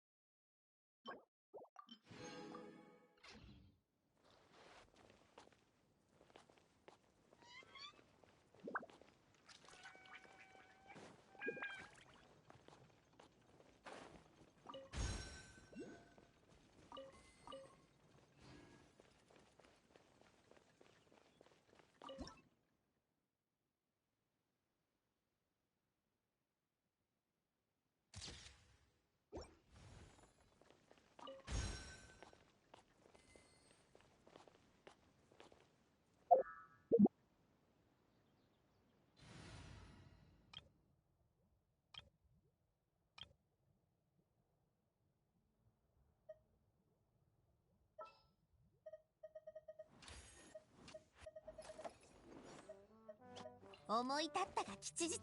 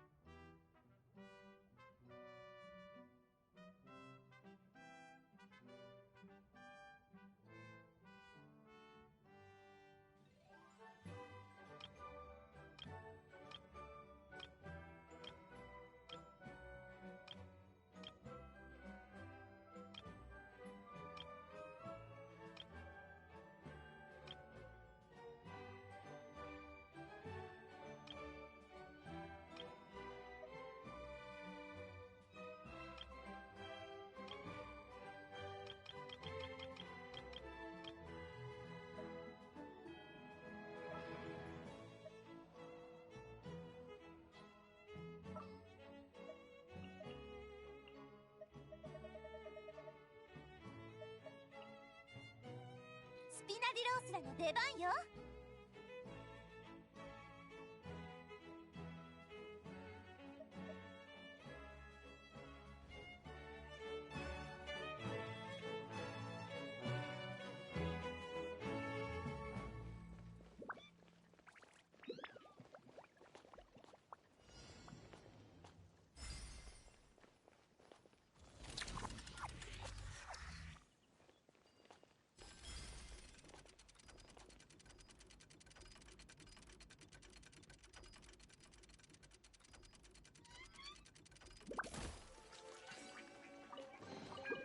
財宝は多ければ多いほどいいわね。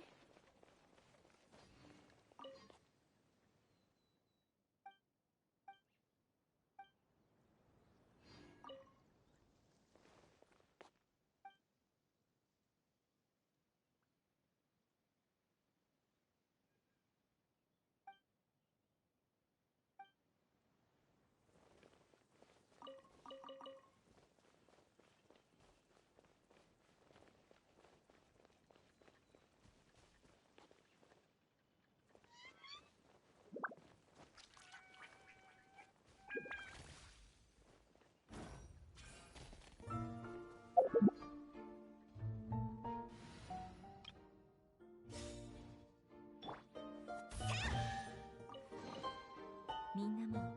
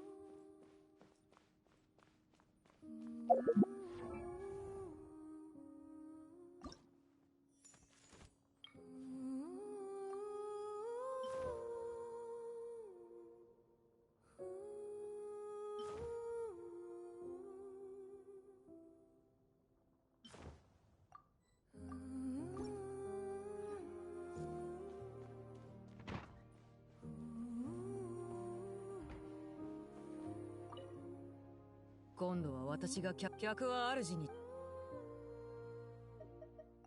ああ、時間があると。ああ、射撃訓練。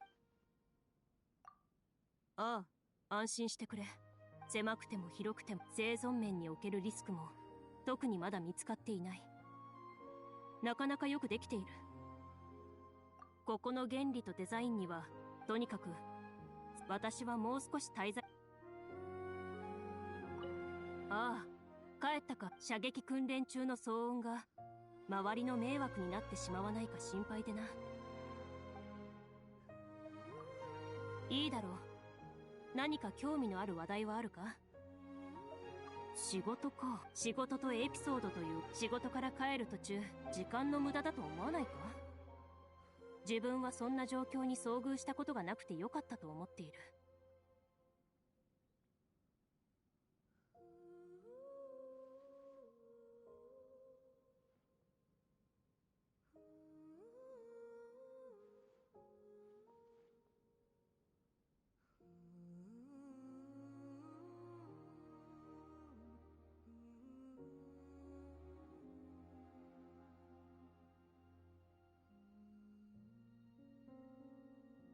さて、決闘代理人。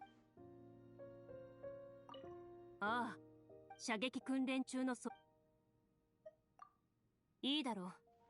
何か興味のある話題はあるか？ああ、あれはナビアと知り合う前のこと。あなたが聞きたい話は今の私の暮らしからはかけ離れたものだ。そうなるとその頃まで遡るのがちょうどいい。当時の私は師匠と一緒に暮らしていた。昔夜行性の魔物をそしたら師匠は布で私の目を覆うと森に連れて行き、孤独に怯えていた時期もあった。師匠がそのことに気づくと、そこから長いことずっと。その結果、朝目が覚めて師匠の顔をそうして気づけば。だが何より恐ろしいのは、もし今私が弟子を取ることになったら。ああ、帰ったか。射撃訓練中の騒音が。そうだな。決闘ゲームをやらないか？ああ、やり方は簡単だ。運命判定カードで決闘のルールと使用。その場合は残念ながら自分の両手とああ、確かにな。だがそれは法廷で己の名誉を足や腕の骨が折れてもなお魔物と戦わなく勝つためにはどうすればいいか。それある日いずれにせよ。どうだ、やれそうか？うん。その目つき。では始めるとし。ああ、帰ったか。射撃訓練中の騒音が周りの迷惑になってしまわないか心配でな。そうだな。ああ、やり方は簡単だ。その場合は喜ぶといい。最も使い慣れた武器を選べる上に。ああ、しかしどれだけ運が良く、つまり大成。私の運は悪くない。獲物は自分の。いずれにせよ。どうだ、やれそうか？うん。では始めるとしよう。負けた方がご飯をおごるということで。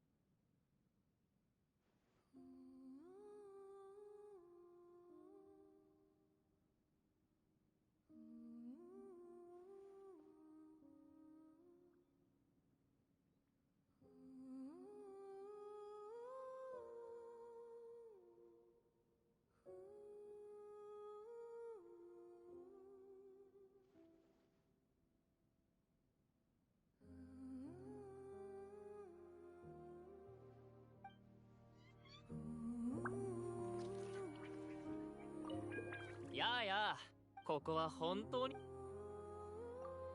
うん、僕は馴染むのが早いのが長所でさ。外で遊びたがる人もいれば、僕から見ればそういえば、もし違う景色にその気があればもう使えそう。やあやあ、ここは本当に。いいよいいよ、ちょうど君に聞きたいことがないない。沈黙の殿。僕は基本的にそういう機会を見逃さないようにしてるんだ。へえ、さすが。じゃあとりあえず、あそこはキング・デシェレトの遺跡が一番密集してるけど、一見何もない場所なのに。そしてやっと遺跡の面積が測れたと思った。そしたらある仲間がこう提案。その素材で沈黙の殿の入り口に迷宮を作る。でもまあ正直に言う、ただ僕らもその事実も僕の考えを裏付けてくれた。いいっていいって。たとえ迷宮がなくたって。やあやあ、ここは本当に。あるある。でもここが君のそうだな。本当に。そうなると片方は休むためのもので、寝るだけじゃなくって中で、もう片方は世間話やゲームのため。ここはいつも晴れてるから雨風をしのぐ。そしたら遊べるものを置こう。どんなに綺麗な景色も見ているだけ。重要なのは高跳びとかランニングと、一瞬で高低差のあるところにそれなら話は簡単だ。残念なのは、いいさ、僕には僕なりの方法がある。じゃあ他の友達も招待。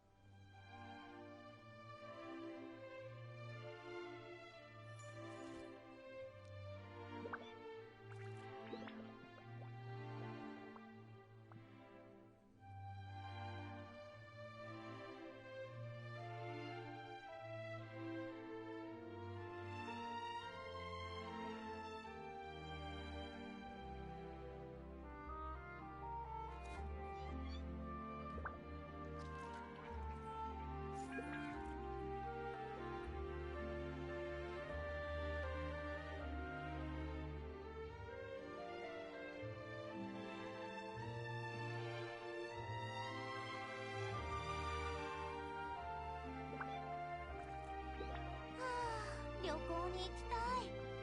どこに行くかなんてどうでもよくて、ただ友達と遊びたいだけなんだけどね。えへへ。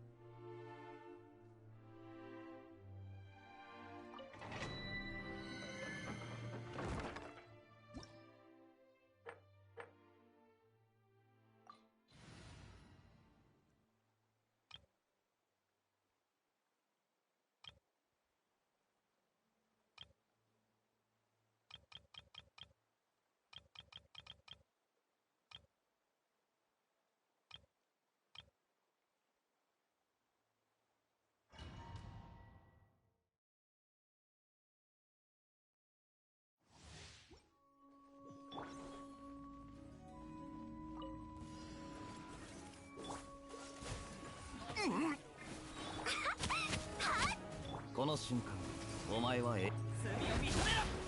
はっふったぞんやはったふっはっふっやふっこれ熱々でしょ。ぜいやめなよ。たふっやぞん嵐よ。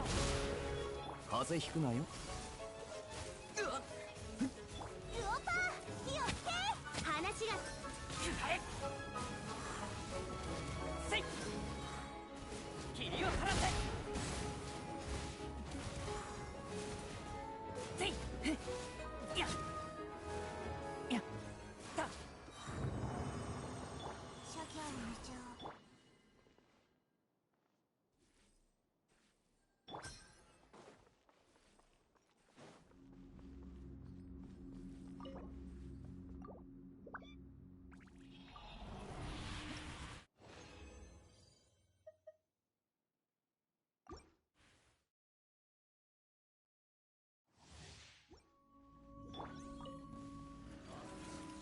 おとなしくしやがれ。すまんぞ。嵐よ。ふっふっ師匠の技を食らいなさい。あっちやだ。はっふっ霧を晴らせ。この瞬間お前は永遠を手に。やたくせいやふっはっ言い逃れはさせない。せい嵐よ。おとなしくしやがれ。たやせふっとたいくよ。ふっ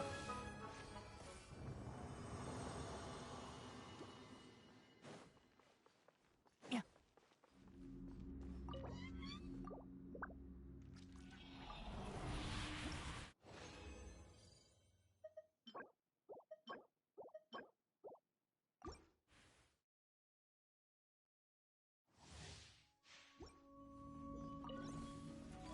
料理の時間だよ。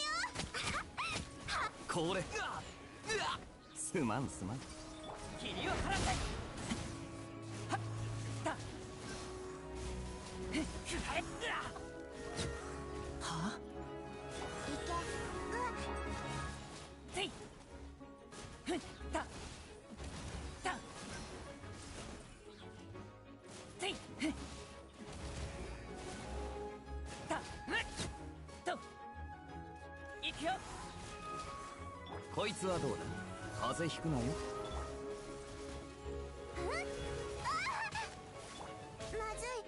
聞くたまえ。ここにて命じ。嵐よ。話が通じないならふっふっはっやえいせいはっふっくらえと諸行無常。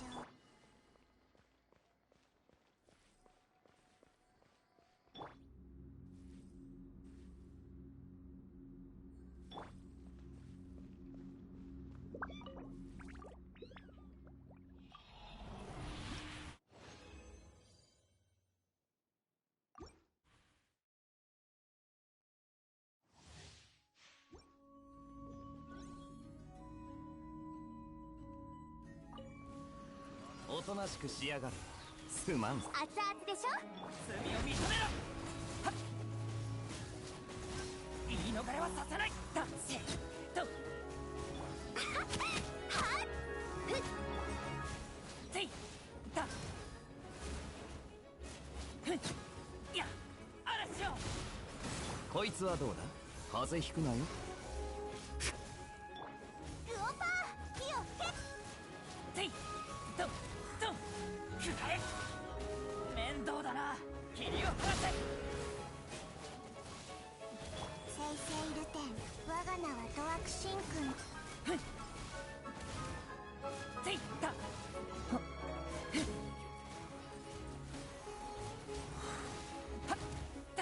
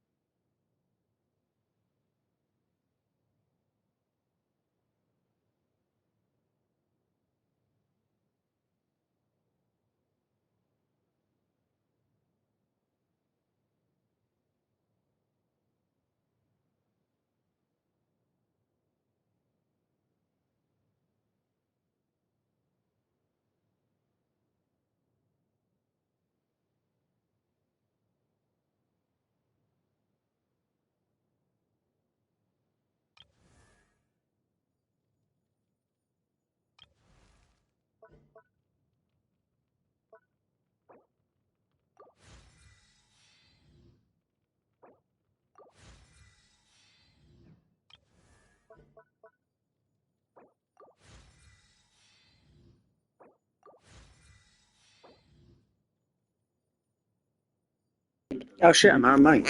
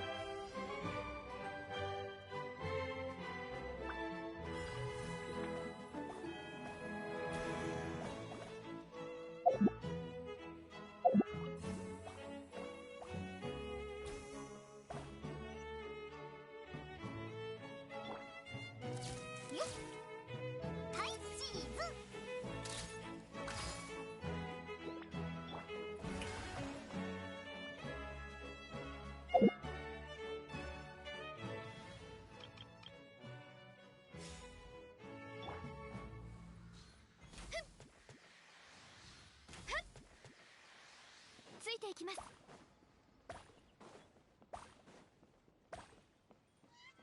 やっやっ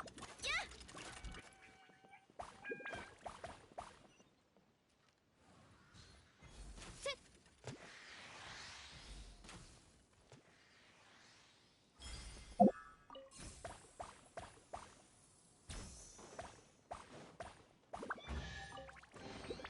宝箱を残した人も契約に従ったのでしょうか。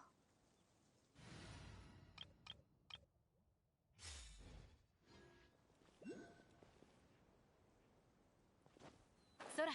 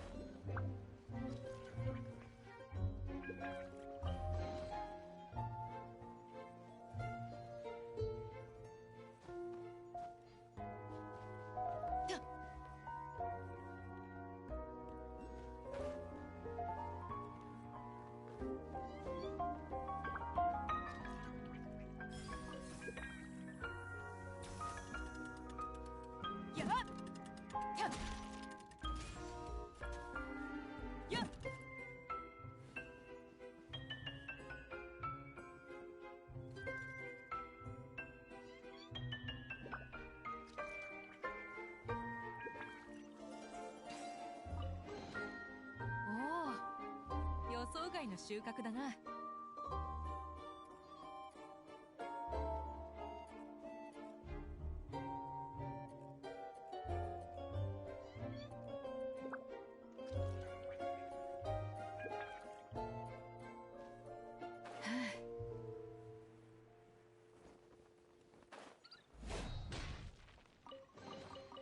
おお、予想外の収穫だな。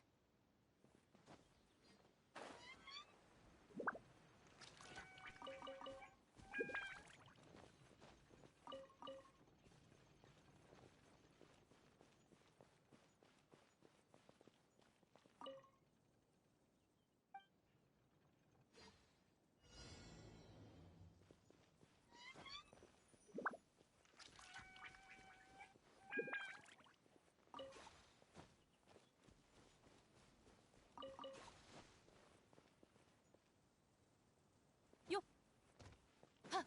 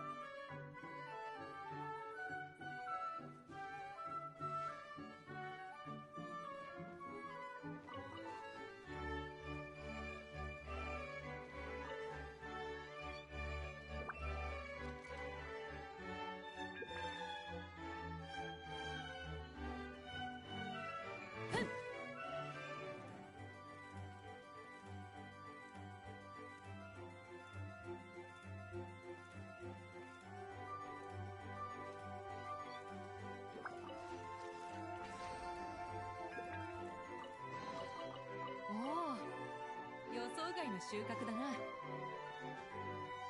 っはっせいふん。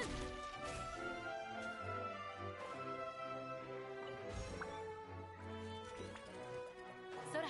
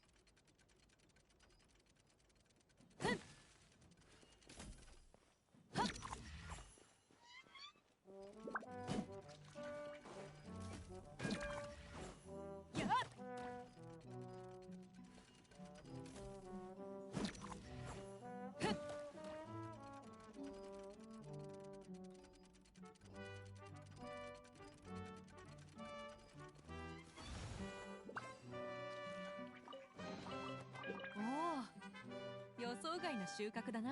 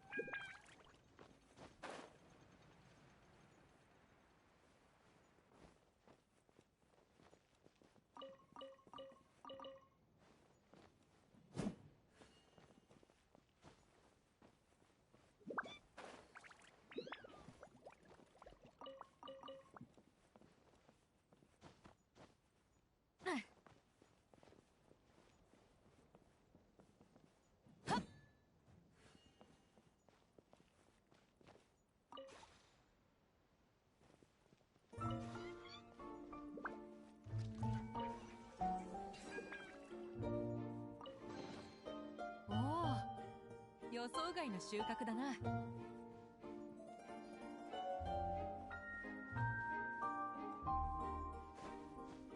ほっ。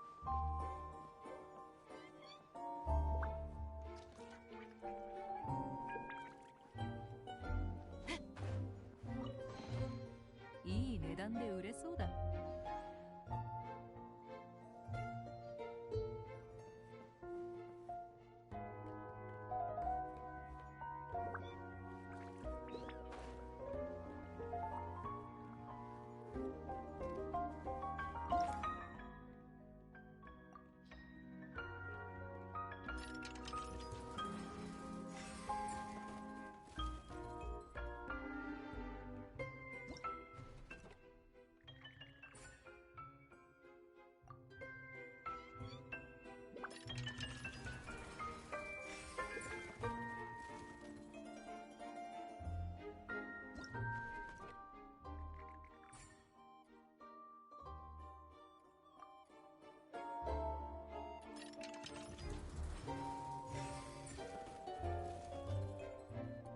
Wow, 3 of them, that's nice.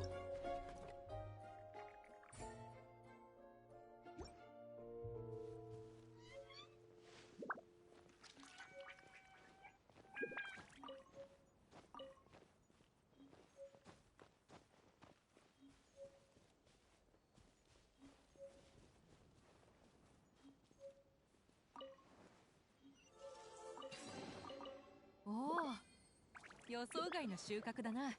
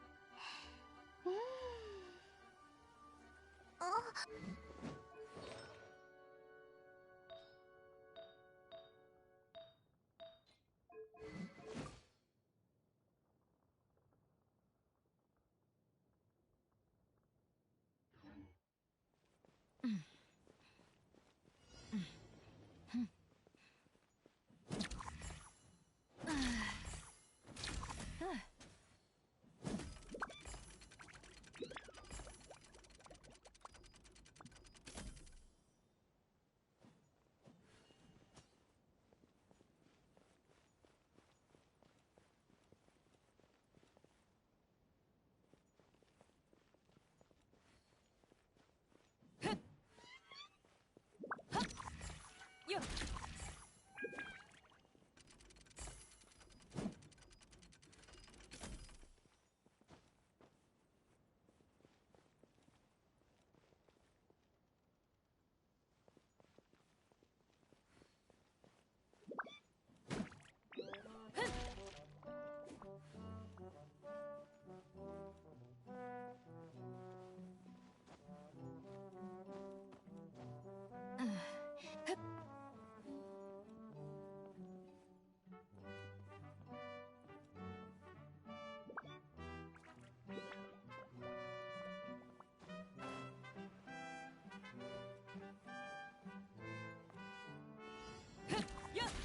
よっ、それ。いい値段で売れそうだ。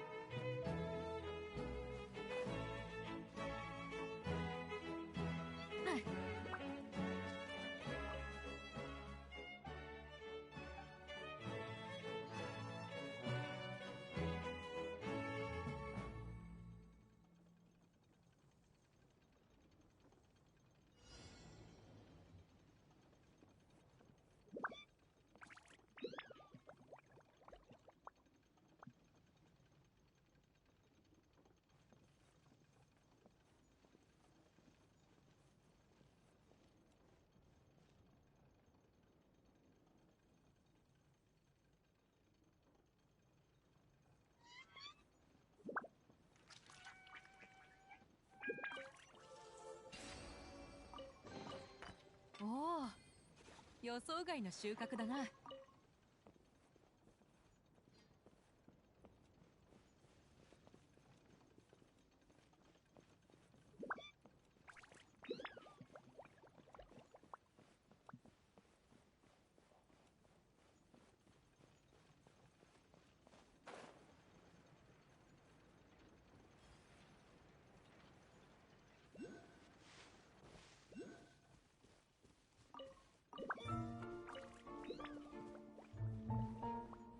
やっ。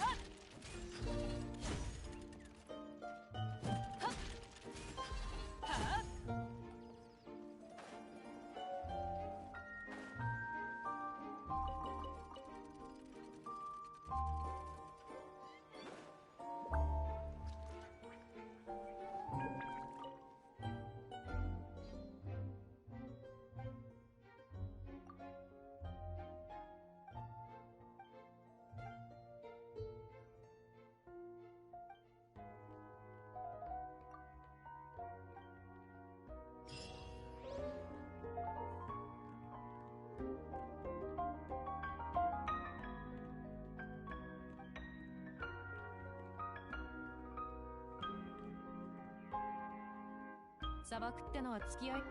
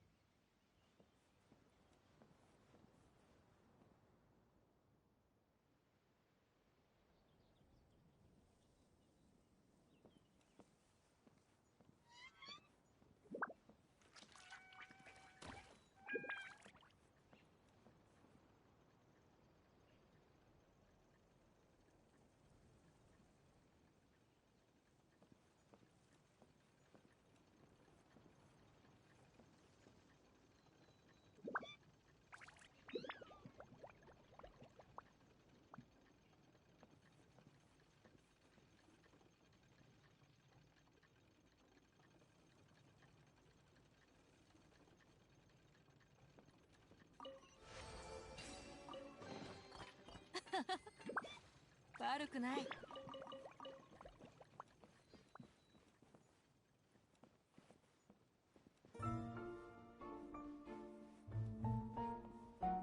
よよ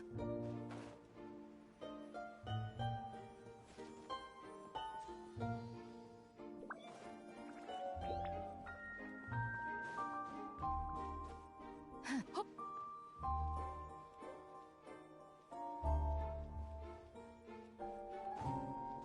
そら。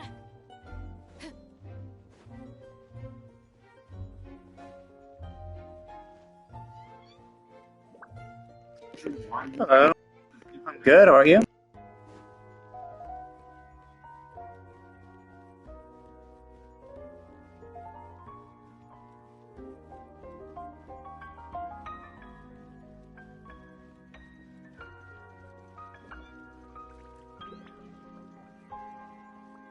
よよそれ。はっ。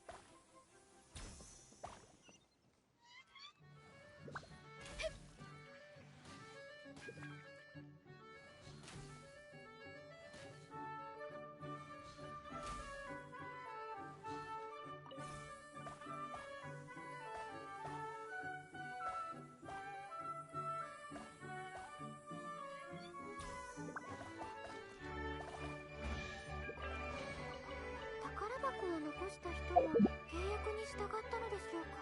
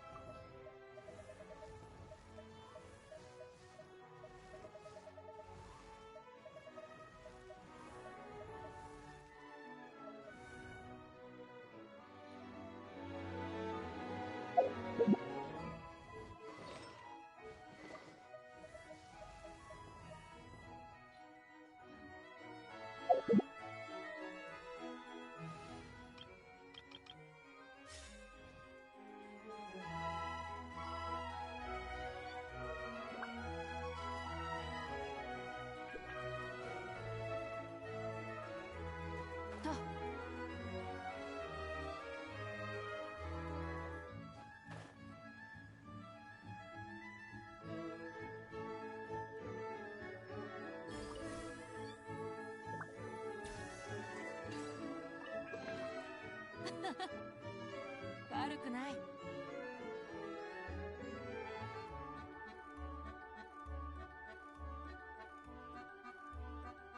と、はあ。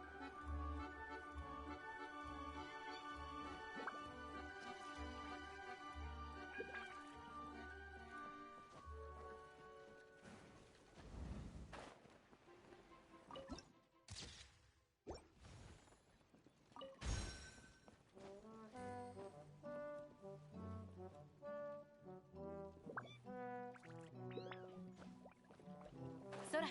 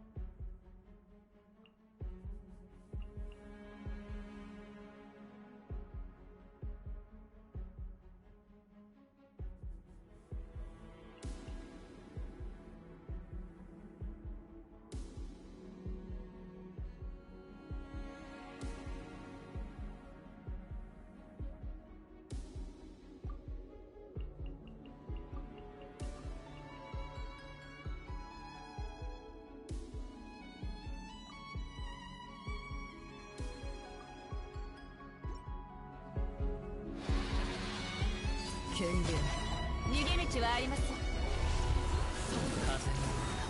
風の雲の行くごと。料理の時間だよ。師匠の稲光すなわち永遠なり。ふんやっはっ見切りました。はっやっはっさっとと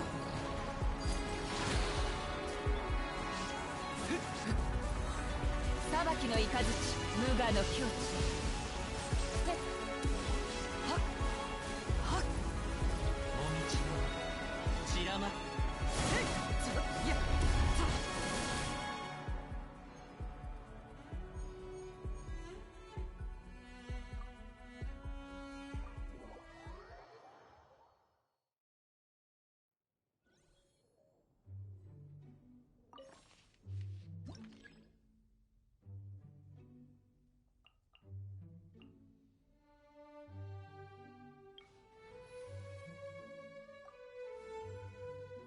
祭りでもやるん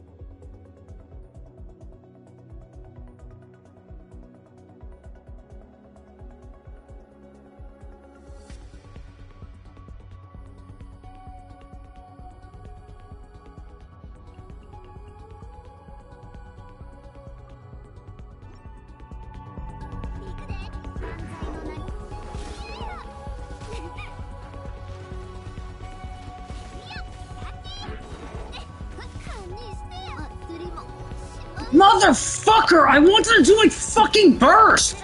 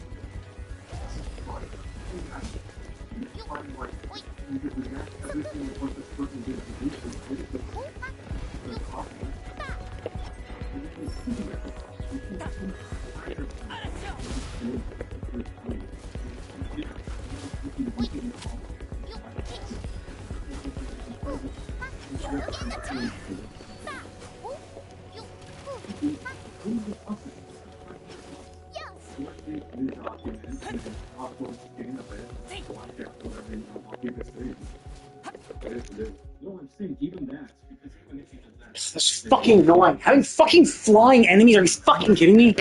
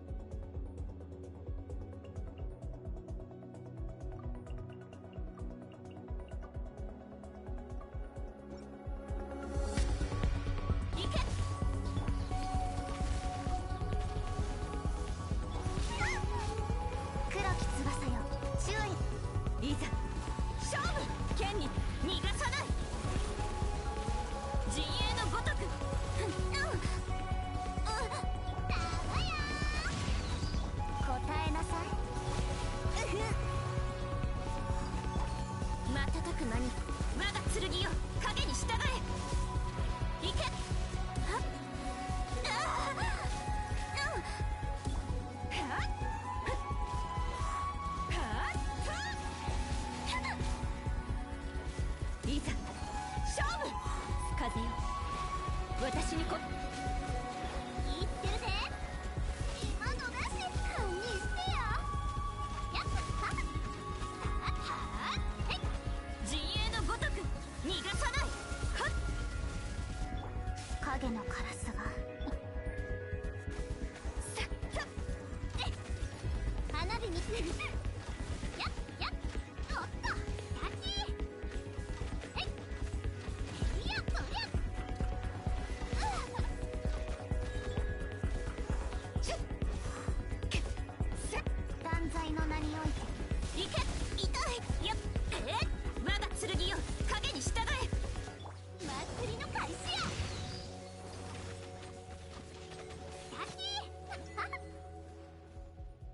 Holy fuck, that was close.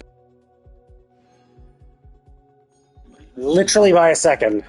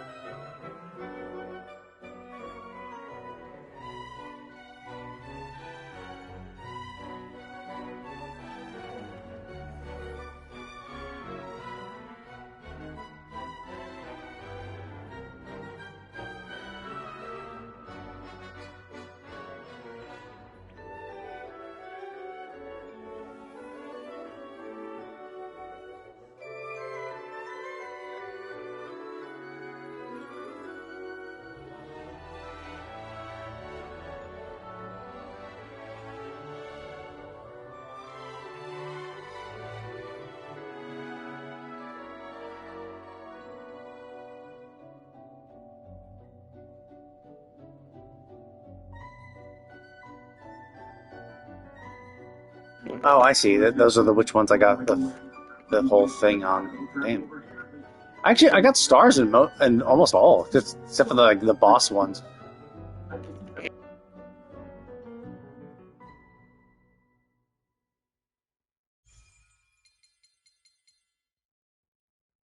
Wait, this was hard mode?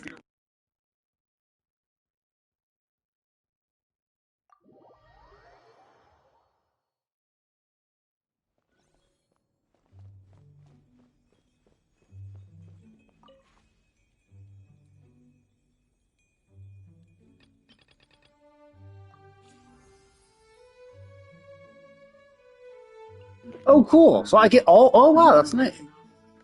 He's also not a covert narcissist. He's not a covert narcissist. Oh, I see. Oh, okay. So these are the ones I get. So this is my first clear. The fact that I cleared these.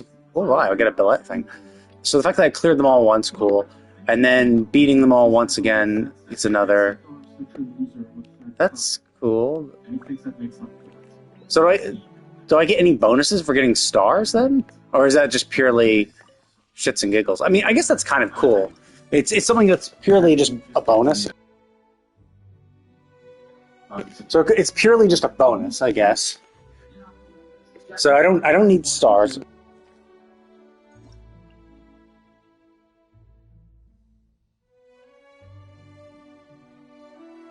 So like this one does show, oh look, here's how well I did. So it could be purely just a bragging thing.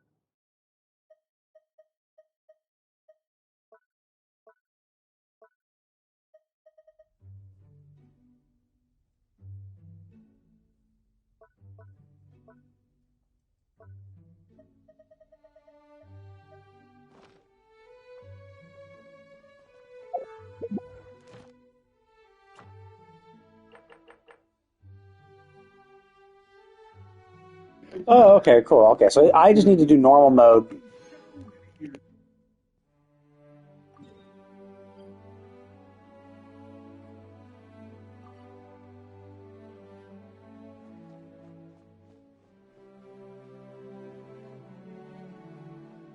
What do I do with the key? お客さん、いい知らせがあるんだ。ちょっと遅くなっちゃったけど、観客に素晴らしい。 Oh, I see. So that you just do that once per season, and then you can go into here, maybe. 言いたいことはわかるぞ。だからわからないくらいがちょうどいいんだ。まあそう言われ絵の世界にはル、そして知れ。幸運を呼ぶおまじない。確かに気軽に願い事なんてしちゃいけないよな。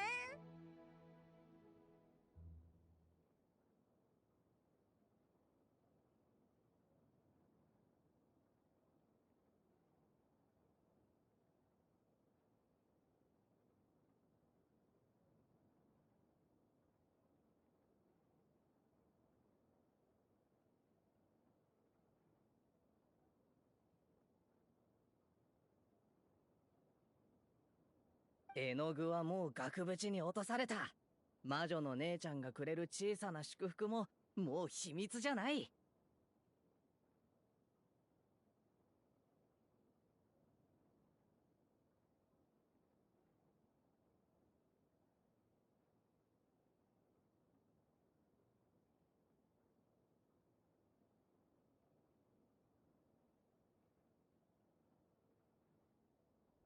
お客さん、準備ができたら絵の世界の舞台に入ってみてくれ。口笛を吹いて悩み。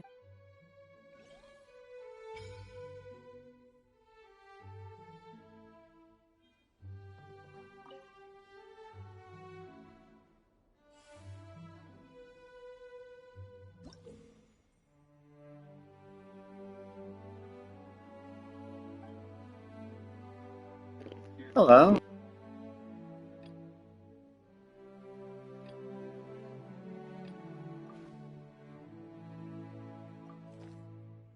Wait, what am I? What's this? What's this for?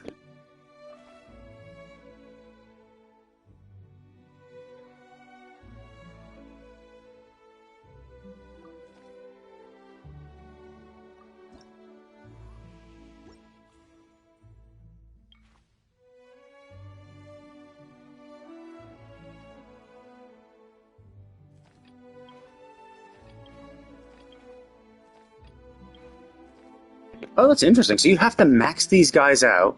You have to max them out and level up the friendship, which so you can't have just gotten them. Although most of these are you could have had them for a while. And so I guess this is an extra.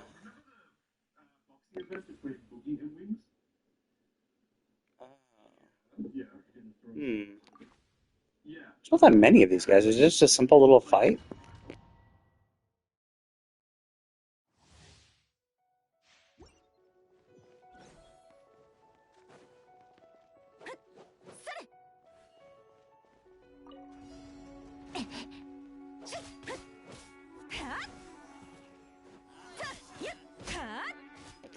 Oh, I'm doing pretty well. How about you?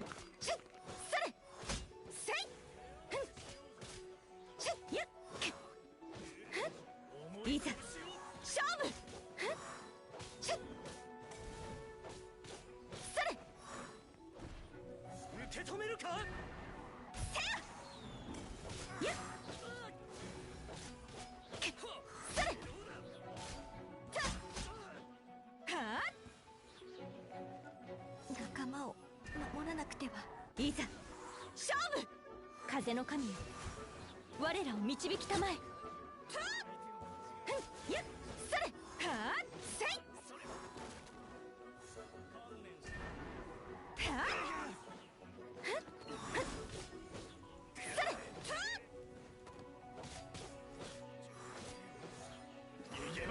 いざ勝負。やっ、風よ、私に応えるのだ。せや、はあ。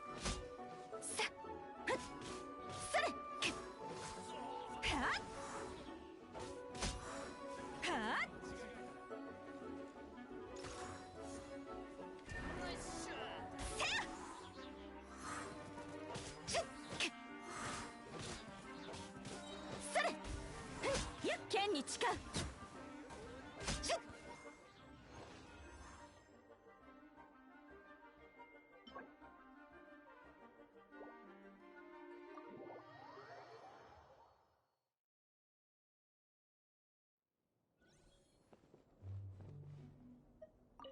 これから出てくる敵のこと、どうやら私のダンディライオン騎士の剣は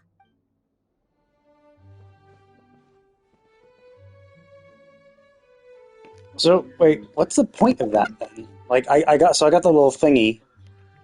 What does it do? Oh, does it like give some extra buff when I'm in? So if I ever use these characters in battle, okay, so I have her thing. So it seems like I'll be able to essentially unlock one of these every. So since I got two just to unlock this, and I'll get another one next season, I guess, every 2 weeks or something, or a month, or I'm not sure.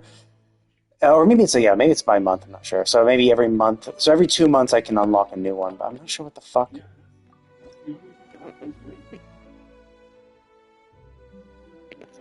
Oh! It means when she's in use, Oh, okay. No, I'm just curious. I was curious what she... Like, so I got something from her, right? I got a little item, and I was wondering what the fuck that was, right? It's when I equip it, she has these little dandelions appear behind her. So it's like a bonus little effect. So like this is an example of what it looks like. She'll have those dandelions. Oh, okay. So that's cool. She has a little ghost following her. She has that. It's kind of cool. She farts out little Sakuras. And he's a fire. Oh, okay. Now I think I get it. That's super awesome. I hope it's... Oh, thank God it's separate. I was worried because it was in the dressing room. I was worried if I'd have to... And it was in the dressing room when it had her default outfit equipped. So I was worried that I could only have it when I have her default outfit. But no, it's a separate little thing that when equipped means that when I use her, she has a cool little effect behind her. Oh, that is super fucking cool. It's weird that they chose those 5. So some of them are obviously the... Okay, let's bring out Jean. Then let's see this effect in action. What's wrong with... Okay, Jean. Standing still does nothing. There's a little effect. Those little dandelions behind her. That is so... Let's see.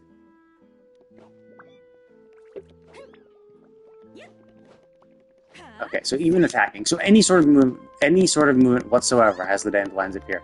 That is really, really fucking cool. Oh my god, like I'm actually a little disappointed now. Now that I know that it takes like 2 months to get an effect. Essentially, it means to get the 5 effects that I have. Essentially, I'll need to wait 7 more months. In 1 month, I'll be able to get another key and unlock the second of 5, and then it'll take me 6 months to get the remaining 3. But the problem is when you have something like that, when you have something that takes that long to acquire. So these. No, I'm not interested. I stream on PS5. I can't do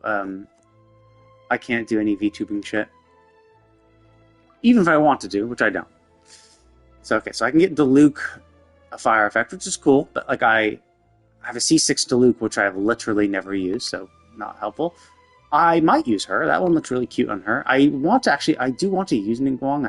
I do have an all Geo party with Ningguang, and that actually looks pretty cool. But the problem is that it looks really good with her gold outfit, but I have her purple outfit equipped. So having the yellow flowers appearing behind her purple outfit is not going to look that good.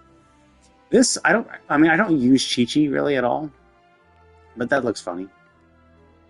So I'll probably get that at some point. Probably be next week, Kirara, because I really actually like Kirara, and especially now that we get her new outfit as well. Probably get that.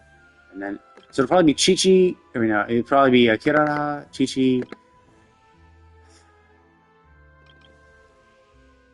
I guess Diluc after that, then Ningguang, simply because her effect wouldn't look as pretty. Although, I actually use Ningguang, so fuck it, Ningguang. Diluc's last. Fuck you, Diluc.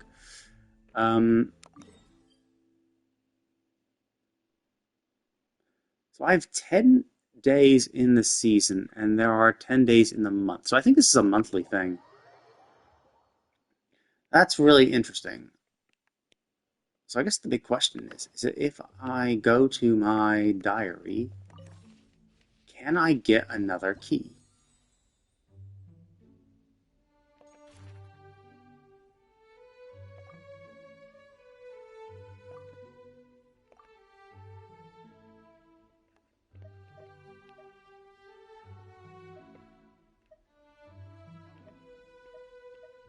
What do you mean question mark? Question mark what?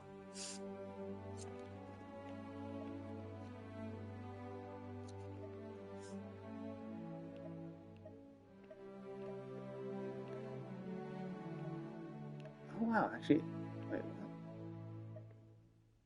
Oh fuck, they have a better one than me? I didn't level up my own shit. It's funny they go all on set. It's like, you don't need to go all on set. But yeah, I guess they can... Oh, they gave him Noblesse. Interesting. Oh yeah, because they're... I guess... I mean, really, realistically speaking, I should probably do that. I should probably go Noblesse. I just don't have very many people with Noblesse. And I should go that as well, but...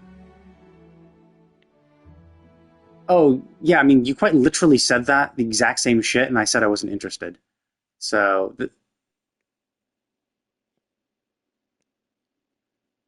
So I don't see what the question... I mean, I said no, so I just didn't quite understand why you were questioning it. And generally, if you're going to advertise your own shit, like, be clear. You know?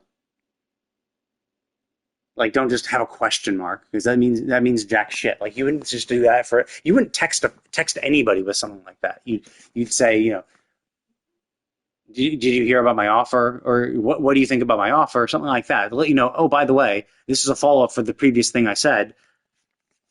Because, yeah, maybe I might have missed it, sure. But, like, I quite literally said no. So, it is kind of confusing when you hear the no. Do I have any money anymore? How much should I... Just be clear.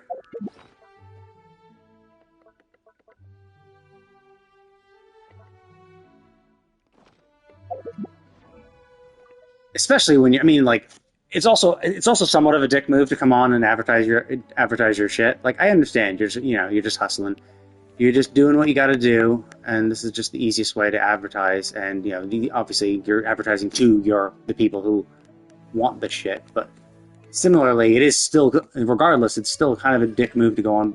Like, I mean, I'm not doing this as a job, so it doesn't really. But like for other people who are actually doing this as a job, like you're going into people's work, and then like it's like going into a Subway and be like, hey, could I interest you in this? Try to sell someone working at a Subway. Like, dude, they're just doing their job. Like, I understand why you do it. I'm not going to criticize you for it exactly. Like, I'm not saying don't do it, but I am saying you should recognize that it's still a dick move. So try to be, as conscientious as you can be.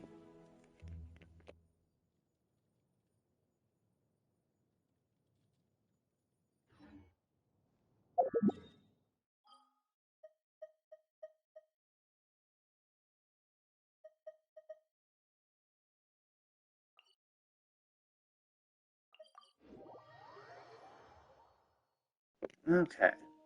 I think I'm going to call it a day. That is really cool. I'm glad I chose Jean first. That is really cool. I actually do. I think Jean is the one I definitely use the most of the ones they showed. I kind of was using Chi-Chi lately in my Hazo team. I mean, and then I was using Ningguang, my all Geo Ningguang team a lot in the new summer event. That's so cool. But yeah, it is disappointing though. It's like it seems like it's going to be what if the season is every month. So if you have a month to do the Envision thing and you only get one key every single month, that will be kind of rough. I can see that being kind of rough because you. Oh, maybe this is. I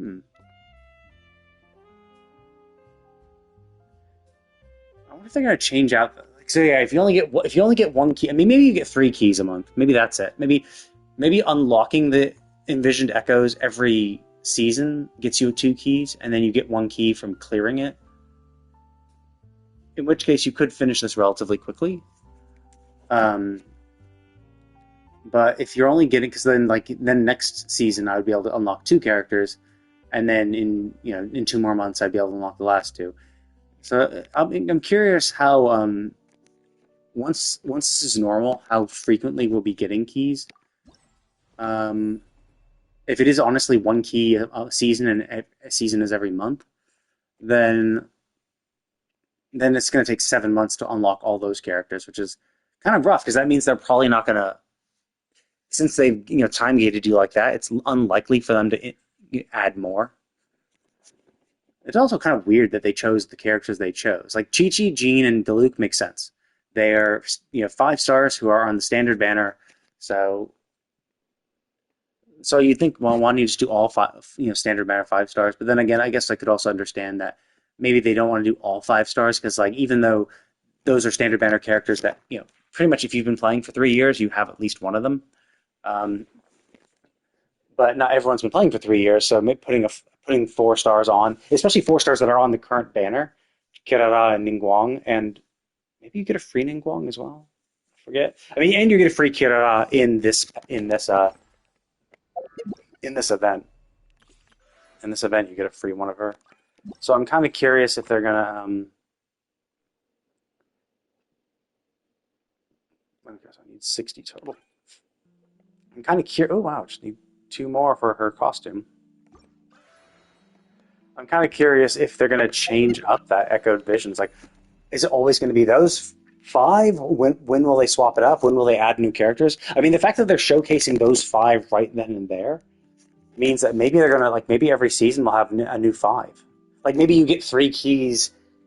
Maybe you get 3 keys every single season, but the 5 that you can pick from change every single season too, which would be cool, but unrealistic. I don't expect them to create visual effects for every single, because essentially they have to be cycling through all the characters, and while there are a lot of characters, having to do 5 every single season. I mean, I guess they just do 5 every single month until they've finally caught up. And once they've created effects for everybody, and then you start recycling them. Perhaps that's what they'll do.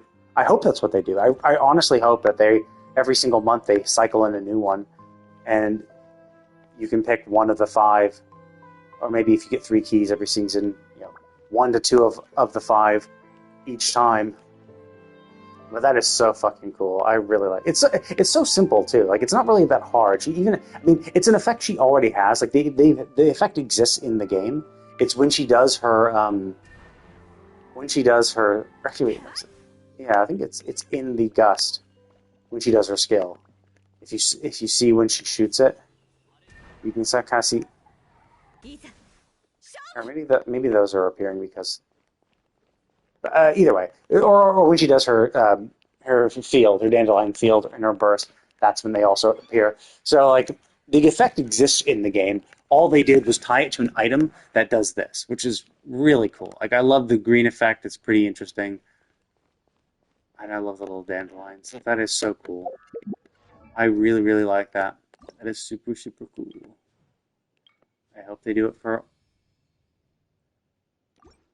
I hope they do it for everybody. But anyway, I'm going to go ahead and call it a day. I have been streaming for quite a long time. I've been putting off a bit because I was doing Zenless Zone Zero, but I decided to just quit that game because I caught up to the story of Zenless Zone Zero, and I did, completed Chapter 3, and I'm just like, I don't really feel like playing. It's just like, yeah, like at this point, what I would like the only thing to do in the game would be to start doing all the side quests and stuff, but like all the side quests are pretty much the same. It's just like, okay, 1 or 2 lines of dialogue, then go in and do a combat event or do an exploration, which is a little more interesting in that they're more varied. But it's just like, it's so repetitious, and like some of the events are just not fun because like I really like my ice team. I have a good ice team, but like even on my ice team, I have a character I don't particularly like. Like I really like Ellen and I really like Sokaku. But I don't like Corinne. Like I don't like Corinne's playstyle. It doesn't feel good. I just don't like using it ever. It doesn't feel like it synergizes well with the team either. But like for the most part, I don't really need to matter. I can just swap between Sokaku and Ellen each time and just swap back and forth between the two, and only just throw in Corinne for bosses when you can cycle between all 3. So it's not a huge issue. But then like. But that's only for ice.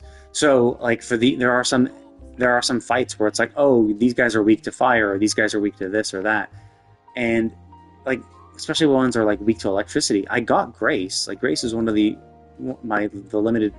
standard banner 5-star I got in my first 50, and I like her playstyle generally, and her working with Andy works well. And you're supposed to use him Anton is really good with her as well, but I just don't like Anton's playstyle. Like Anton feels so weak, especially compared to like Ellen, and so like I'd want to use Grace more frequently, but Grace also is pretty fucking weak. Like she's not an attacker. She's all about the anomaly because that's what she is. So it's like you have to use Anton to get the damage, but it just doesn't feel well to play with them. And like I'm not feeling the synergy between Grace, Andy, and Anton. It just doesn't feel like I don't know exactly how I'm supposed to play. It's just kind of confusing. Like I can make it work. I can win in the end, but like it just doesn't feel good.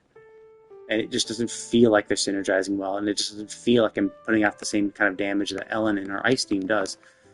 But even with Ellen's ice team, yeah, there's a character I don't particularly like, and like so I don't have a fire team, but like so I have Piper and the Boar Girl. I have those two, but I don't have another fire, and the problem is that both of them are on a faction that I don't have any other people within the same faction for them, and so I'd have to use the bear because for the fire, just because he's a fire element, but I don't have him built at all. So it's just like it just feels like shit, especially because like actually no, I guess Piper isn't even so like Piper and the Boar Girl, neither of them are attackers. So the idea is that you're supposed to use the two of them with Soldier 11, because Soldier 11 is an attacker. Piper is, I think, a support, and I think the Boar Girl is a support, or maybe Piper's an anomaly and Boar Girl's a support, something like that. So it's like that team works well, but you have to have Soldier 11 to be an attacker, or you can just throw in a random attacker that doesn't have any sort of synergy, but then you're missing out on any sort of synergistic effects, which kind of sucks. And you know, so you're not just going to do as much damage, especially because they're the attacker and they're the ones who need it the most. So, you know, it's just kind of like, so it's like you have to build everybody, and expending the resin to like do all the shit to build them. That doesn't take too long. Like that, it's not that challenging, so it's not super hard.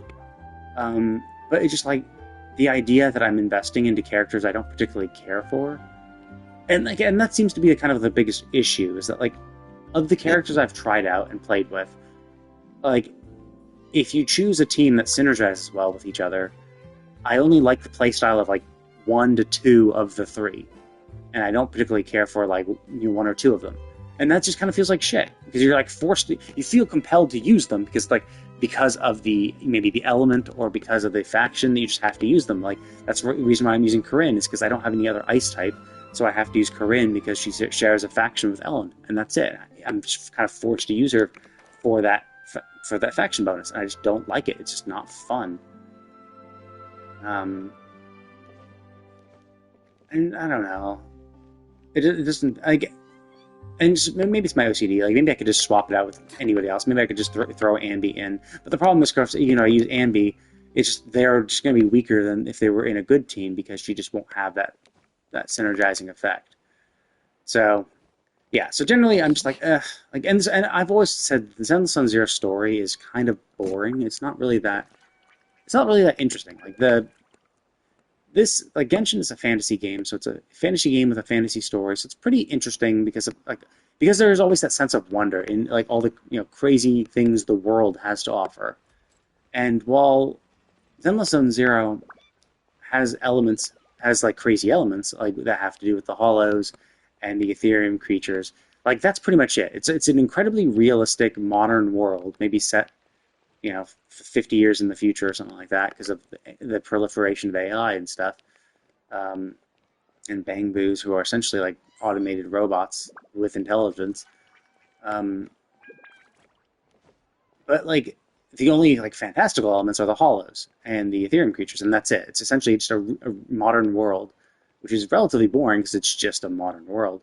It's just like it's like a world just like ours, and then just some crazy bits. And the story is relatively normal too. It's like, yeah, sure, it has us going in the hollows, but it's like, yeah, it's dealing, like the first chapter is dealing, or the prologue is just dealing with like stealing this thing, and in the thing is an AI. Now we've been corrupted by an AI, or we get hacked and have to capitulate to the hacker, or we discover the corruption in a construction company. It's just like, yeah, very modern things. Like the only thing is that, yeah, it's the only crazy thing is, well, we also have to do this while working within the Hollows. But like the actual story is very like normal. It's you're rooting out corruption in a construction company and saving people who he's inadvertently killing to save money. Like that's what the thing is. It's just that, oh, we're also doing it in a hollow and fighting creatures, and that's it. So it's like the story itself is normal and boring, and it just happens to be set in a slightly crazy situation. Even then, the hollows aren't really that crazy either. It's like, okay, it's just in there are Ethereum creatures, and that's kind of it. Like, yeah, you just got to worry about the Ethereum creatures, and everything else about it is, and it looks like pretty messed up and destroyed and stuff because it's just fallen into disrepair. But like, yeah, nothing crazy. It's again just the destroyed modern environment inside the hollows with just some monsters running, and that's it. Like, there's just nothing interesting beyond that. So the story is just kind of boring. Like, I guess, and like in then chapter 3, it's like, yeah, we go to this building. We go into a building, and sure, like and the building's haunted, but it's like, oh, so it's like it's haunted because we're in a building that's been encapsulated by the hollow. But it's like, well, we already know that there are like these Ethereum creatures that exist in hollows, so it's like it's not crazy to think that there's just more Ethereum creatures. So it's like, yeah, it's kind of haunted, so that's a little spooky, a little interesting, but generally it's just not really that much so because we already know the existence of monsters, i.e., Ethereum creatures. So it's like it's not like super insane. And then it's just, okay, then, oh, whoops, like, it's because, we're investigating this girl who got kidnapped. And it's like, oh, great, kidnapping, that's a pretty normal thing. Like, not as in happens all the time, but it's a fairly normal concept that just happens in lots of stories, so it's not crazy. And she's a hacker. It's like, okay, well, hackers have already exist. In fact, we're already kind of hackers, so it's already still relatively modern, so it's just like, the story is just kind of bland. And the combat is interesting, but there's just a lot of elements to the combat that are just poorly designed as well. Like, the things I find the most enjoyable about Zenless Sun Zero combat is the parry counters. When you press your, when you press your dodge, when you press your R1 button to parry, when you ever see the orange flash, and then you do this parry counter where your ally comes in and does huge chunks of damage, it feels really satisfying. But the problem is they have lots of enemies that also like mix in only dodgeable attacks. So you can only dodge these enemies. You can only dodge these attacks. And if you're just fighting one monster, sure, like that's fine, right? You'll eventually, as you fight the same type of monster over and over again, you'll eventually get the timings. You'll look for the visual tell and be like, oh, okay, he's going to do a red attack, only a dodgeable attack. I'll dodge it. But like some of the dodgeable attacks also kind of blow. Like, you have robots that do the flamethrower attacks. So you're like, oh, okay, he's about to attack. He did a red flash. Okay, I dodge. But they're doing a consistent flamethrower over a wide area of effect. So, yeah, I dodged, but I dodged into an area where the flame is still hitting, so I immediately get hit after my vulnerability, my iframes wear out. And it's like, well, that feels like shit. Like, what's the point of having a dodge if you don't dodge out of danger? Like, the fact that I'm still in danger after dodging, the fact that they have an enemy that has an area of effect attack, a persistent area of effect attack that is only dodgeable and not parry counterable. Like, if you could parry counter, that'd be fine. Your guys go in and interrupt that flamethrower, sure, with their counter. Like, that would be something, but they don't. And then they had other enemies that are just like, oh, they're enemies that will like run away from you and snipe you from a distance with attacks that can only be dodged, which is like, well, why? Like, because now I'm attacking close enemies, so I'm attacking these close enemies, and while I'm trying to watch the enemy I'm fighting for the parry counter, so I can get in some nice sweet damage and swap characters and keep my. So the idea is you're supposed to be like rotating characters frequently because like your support characters are going to get buffs, like when they're brought in or out, they'll give a buff to the party, and you're supposed to be cycling through them, and parry countering is the way to cycle through them very well, right? So ideally, you want enemies constantly doing those. So you're on the lookout for that, but when you're looking out for the parry counter, you're not paying attention to the enemy who's off screen, who's you can't even see anymore, and you don't even like some of them have the sniper line, so you see the red line. But knowing the timing for when the line goes off is tough because like you see the red line for the longest time, and you're like, when's this going to go off? So you're like dodge, you keep trying to dodge, and you're like, it's not going off. It's I've seen it for like literal 5 seconds. Why the fuck is it not shooting? And then he finally shoots, and it's just like it's just annoying because it's hard to manage dodging the main enemy you're fighting and also keep an eye on that. And that's of course only for the enemies that are sniping with like a rifle, because there are other enemies who do dodgeable attacks by throwing explosives where they don't have any sort of indicator when they're off screen, so you just see explosions land at your feet because they threw them from a distance, and all you heard was just the little ding of their red flash, but you can't see the red flash because the camera is never angled towards them because it automatically angles towards the enemy you're currently fighting and rarely ever includes the enemy further away. So you'll never actually see them do this. And so yeah, it sucks. There are some monster designs that just don't work well together. The fact that you have these at all is just not fun. It's not fun having to deal with this shit. It's not fun having to interrupt your flow of combat. It's just so you can dodge this shit, assuming you can even see them do their attack. I mean, if you want to have them do this shit like this, fine, but always keep them close.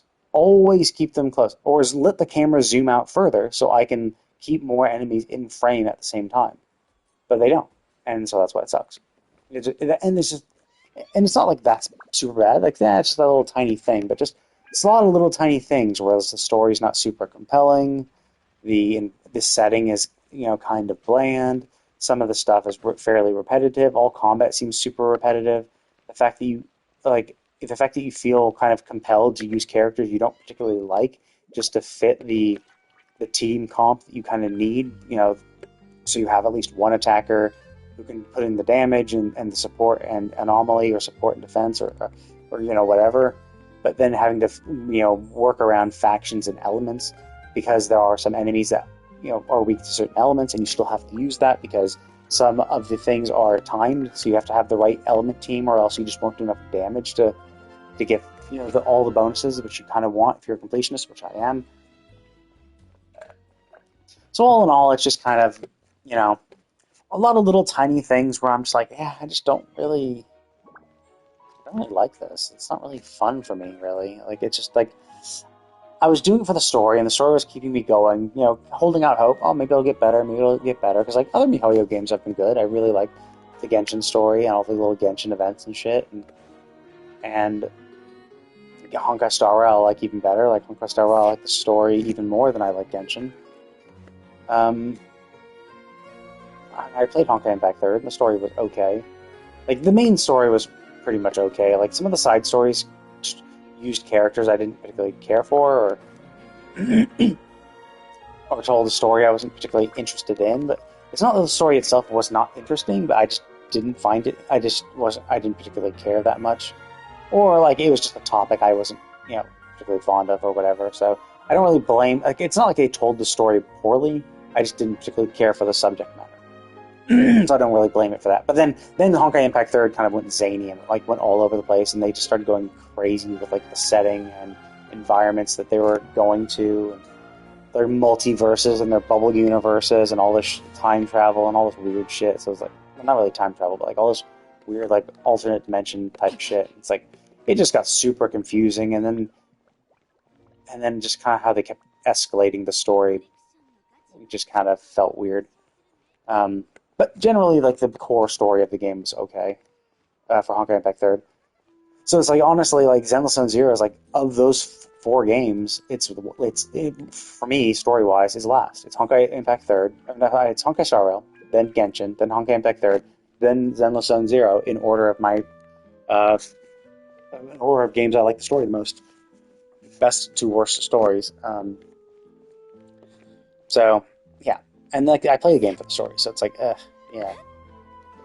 And so generally, it's like, yeah, it doesn't take me long to like spend my resin and stuff and level up my characters, but like when I'm doing that, I'm just like, why? Like I feel compelled to level up all my characters, but then it doesn't really feel great to level up my characters. It just feels super grindy, and it doesn't feel that rewarding. Whereas in Genshin, it feels rewarding to like get the stuff, and like the difficulty is not super crazy, and it feels good. And it also does help that like I am max level in Genshin, so I can max my characters out. Whereas in Zenless Zone Zero, I can't. I'm still not. I don't have a high enough Internaut level, so I can't actually get my characters to level 60, which is the max level, and so they're only level 40 at the moment. So even still, even if I get my Internaut level to the next tier, I still would only be able to get them to level 50. So I still need another tier. So I'd still be handicapped, knowing I'm handicapped and I have to like grind out, a few more weeks just to be able to unlock the final thing where I can now think of it as complete.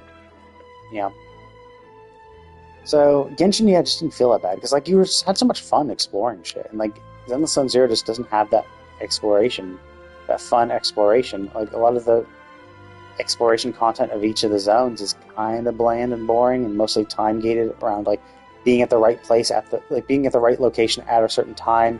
And all the side quests are so samey and boring, and like over so quickly with no real substance to them. And I mean, I did unlock the trust system, the interacting more with the other characters. So it's like that was kind of cool as a concept, but like the fact that you're like you have to invite them 3 people a day, like the fact that you have to like go out of your way to do something. I'd rather just passively unlock it, and then when I feel like it, go and do it. Right. Like, I like how the teapot in this game works. I can just throw them in the teapot, and, they just slowly accrue companionship experience, and I unlock bits of story from their profile, and also, they unlock bits of dialogue within the teapot. That's fun. And then, there's, of course, the hangout events, which I can do it whenever I feel like, so, just, all in all, it's just not super compelling for me. I'm just like, and the events are kind of boring too. Like the Bangbu one was kind of interesting because it was like, oh yeah, it's kind of interesting to like see more of these Bangbus, but like generally it was still kind of boring as well. I just felt like it took too long for so little to get done, and I just didn't feel good. So yeah, so I've quit Zenless Zone Zero. I'm going to stop that. I don't really regret playing it. Like it's not like it's a bad game. It's just that it just doesn't feel worth it for me. Like, Final Fantasy XIV Dawn Trail is out, so like I have so much shit in there to grind. I have so much shit in Final Fantasy to grind. Get all my characters back up to level 100 again. Well, I'm up to max level again. And all the various other shit. So it's like, and then of course there's still Genshin and Honkai. I still pump it out, banger after banger, and so. Like, it's because I was doing Zenless Zone Zero that I wasn't able to, like, I haven't already maxed out my, I haven't already completed, like, the event in its entirety. Well, obviously some stuff is still time locked, but, like, the fact that I haven't, like, really done any sort of exploration in that area is because I was doing Zenless Zone Zero. I also did try out Throne and Liberty, but I found the combat to be a little clunky. It felt a little too, like, stilted. It didn't feel great in combat. The game looked amazing. But again, the story also wasn't super compelling. Although, again, like the story of that is still more compelling than Zenless Zone Zero. It's just that the world of Throne and Liberty felt so empty. Like it was really, really empty and just like filled with monsters. And like it's the kind of classic old like MMO vibe where it's just like, yeah, there's really nothing to do. You're kind of just expected to go out and kill things, and it's relying on the camaraderie aspect where it's like, oh yeah, you're supposed to have guilds and you're supposed to get your guilds together to go do raids and dungeons and shit, and the dungeons are what the end game is and what the goal is, and you're just while waiting for people to do that shit, or they put like overworld events, and while you're waiting for an overworld event to appear because they've spread them out so far, if you have an hour of downtime waiting for the next one, or maybe 30 minutes of downtime, you have monsters to kill to then grind and get the materials to like unlock, collect, completionist shit. It's like, it just feels like how old RPGs were back, or MMOs were back in the day, and that's just a lot of people aren't into that nowadays. Now it's not like people aren't, like people play World of Warcraft, people go back and play WoW Classic, and it's like, yeah, obviously there are some people who like that classic MMO experience that is just super grindy and pointless and and like shit, really, from my perspective. Although I think WoW Classic is still better in the fact that it has more side quests and stuff like that. Like, and that's the thing is like WoW at least had side quests in the world, whereas like Throne of Liberty had nothing. Like you go out, you have the main story quest, and they would give you some little bonus quests, which are really just like tutorial quests to teach you how to do like to unlock various things, and that was it. Like there were no side quests. Like there were no other things to do. Like you go out into the fields and you can, the story took you to those locations, but it's not like the story had you do talk to this one guy and had this quest line, and while you were doing that, you notice, a person here or there asking for help. No. Main story was the only thing giving you quests. There was literally no other people out in the places I was that were like saying, hey, by the way, like, I know a buddy over there that needs some help. Can you go help him out? Like, no, nothing like that. It was completely empty. No side quest at all. So,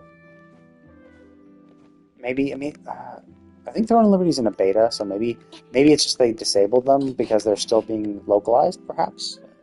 Maybe they haven't, maybe that's it. Maybe they're purely just focusing on maybe they're just showcasing the main story and the end game more than anything else, and so all the side content, all the side quests are still in the works, maybe, hopefully, but well, I mean, not even hopefully. I'm probably not going to play it ever, even if they do add them. The combat just felt clunky. Didn't feel developed. Well, not really. Just didn't feel developed enough. I had some interesting ideas. There just wasn't enough variety because, like, you only had 11 skills per weapon, which you're gonna be like, wow, 11 skill, and you can equip 2 weapons simultaneously. So you can think, oh, that's 22 skills. That's amazing. But like, you can only have 12 selected. You only have 12 open on your hotbars, so you only have 12 slots for them. And some of them are buffs and not attacks. And it's like, okay, well, for your buffing attacks, obviously you have to have some of your buffing shits. It's like some of these things are now required because these are the passive bonuses the passive buffs you can activate. So you're going to need a few of those, and then everything else has to be attacks. And even then, it has to be pretty fast. Like you're gonna have to you're gonna probably want at least 2 to 3 really short cooldown abilities, and then 2 to 3 really long cooldown abilities. Essentially, big nuking hits. And then there's going to have to be some utility ones too. So it's just like, pretty much like if it's a utility, the crossbow and the mage both had a dodge that, which is, I would say, it counts as a utility thing. And ideally, you would think you'd probably want both, right? So you have you now have 2 emergency dodges to get you out of harm's way. And it's like, yeah, you kind of do want both, and that kind of sucks because you only have 12 slots, and now 1/6 of your abilities are locked behind these 2 utility, to save for these 2 utility things, and maybe you could be like, well, yeah, you don't need 2 if you're really good. Sure, you can just keep 1, but still, it's 1/12 of your abilities is just on a dodge. It's not going to add that much, damage. Now the mage one could freeze, I think, or apply weaken maybe. So like there was a use to it behind it. But even still, it's like you're going to use one or the other, so you're going to want one of those. And so it's like, kind of shit. Like, it just doesn't feel great when you feel like, oh, okay, well, it gives you the illusion of choice. You're like, oh, wow, look at all these skills. I have so many to pick and choose from. Like, but no, not all of them are equally viable. You can't just go all long cooldown skills, because then you'll be able to burst really quick in the beginning, but then you'll be stuck for like 20 seconds waiting for your shit to come off cooldown, and just auto-attacking feels like shit. It feels like you're wading through molasses. So combat I'm not too fond of. So I probably won't play that game. But, so Dawn Trail, probably focus more on Dawn Trail, obviously more Genshin and Honkai Star Rail. I need to get back to completing Sandland. I did the first main part. I was actually surprised. I thought it was going to end there, but there's still more. So I might be halfway through that game. So I want to complete that game. Still have Spider-Man 2 to do. Spider-Man 2. What else do I got? Oh yeah, Final Fantasy 16. I haven't done the DLC for Final Fantasy 16, so I'm tempted. It's been so long since I've played it. I might, because I did beat the game, So I could play the game again on hard mode, or normal, or on hard mode, with the level cap increased. But I'm kind of unsure if I want to do that, because obviously it's going to be harder, and I don't particularly care. I don't care. I mean, I'd rather a game not be challenging, because like I just want to have fun and enjoy myself. But like, if it's a compelling story, if there is challenge, I'll still do it. The problem is if I've beaten the game, so I know the story. So like, there's no added value in beating it on hard mode for me. So I could just go in and do the DLC on normal mode. Maybe I should just do it on normal mode. So at least the DLC won't be challenging, and then if I want to, I can then go back and do the normal mode, or do on hard mode throughout the story. But either way, so yeah, there's the DLC for that. I also want to go back and beat Final Fantasy 15. Well, not really beat, but I barely just started Final Fantasy 15. I might restart. I don't know. I only put in like 3 hours into it, but I guess it doesn't really. It doesn't make. It's not really a ringing endorsement for the game if I'm unwilling to go through and replay 2 to 3 hours. But I was doing like I was already doing some of the completionism content, some of the hunts and stuff. And I really don't want to have to go through and do the hunts again. Like it's kind of boring shit. You just don't. It's fine doing once, because it's like, yeah, I do it. And once you do it once, you're just like, I don't want to ever do this again. Like, I'm good. Like, it's not super compelling. It's not super interesting, but it's interesting. Like, it's you want to do it for the reward. It's fun enough the first time to be like, oh, I'm gonna give this a shot. It's a little bit of a challenge, but like, knowing you already did it, what's the point again, right? So the problem, of course, is I did the first 3 hours unstreamed, so I didn't stream that. So that's why I was like, should I start over from the beginning and stream it? I guess what I could do is I could just stream it again, but skip all the extra shit I did, and just focus on the story until I get to the point where I was in my save point, and then just swap saves.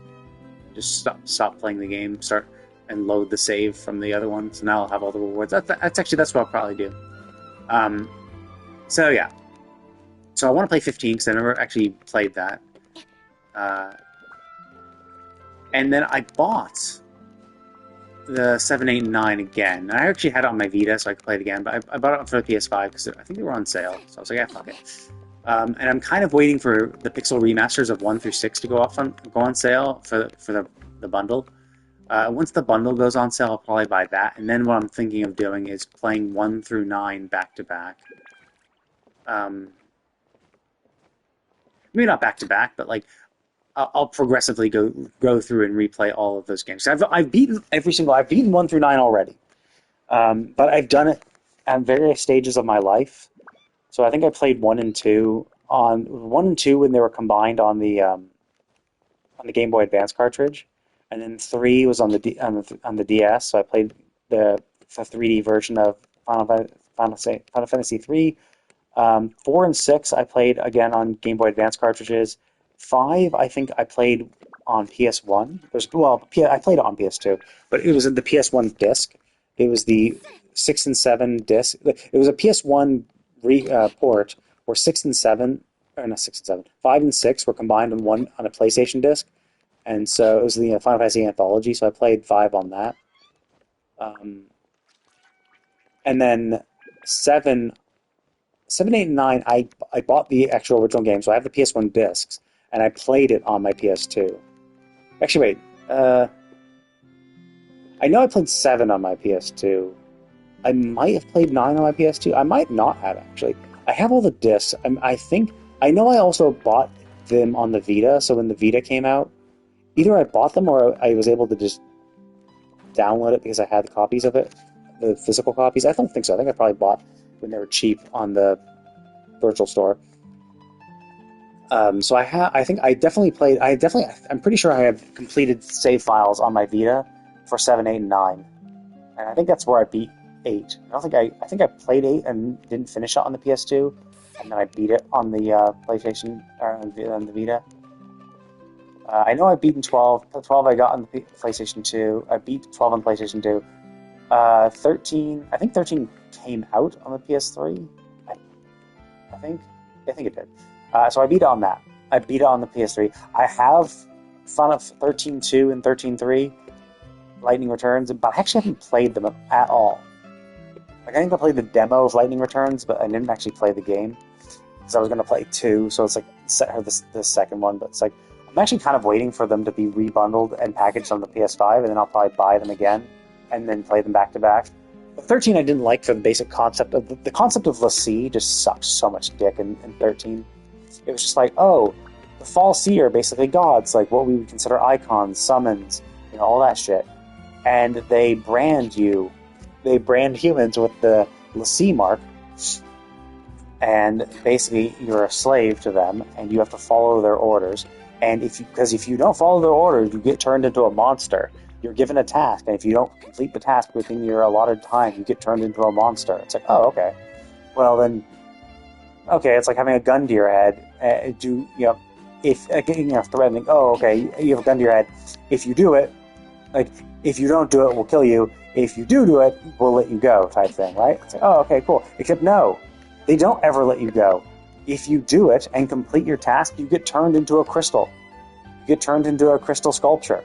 So essentially, you either don't do it or fail, and you get turned into a monster. And if you actually succeed, you get turned into a crystal sculpture, which essentially is death.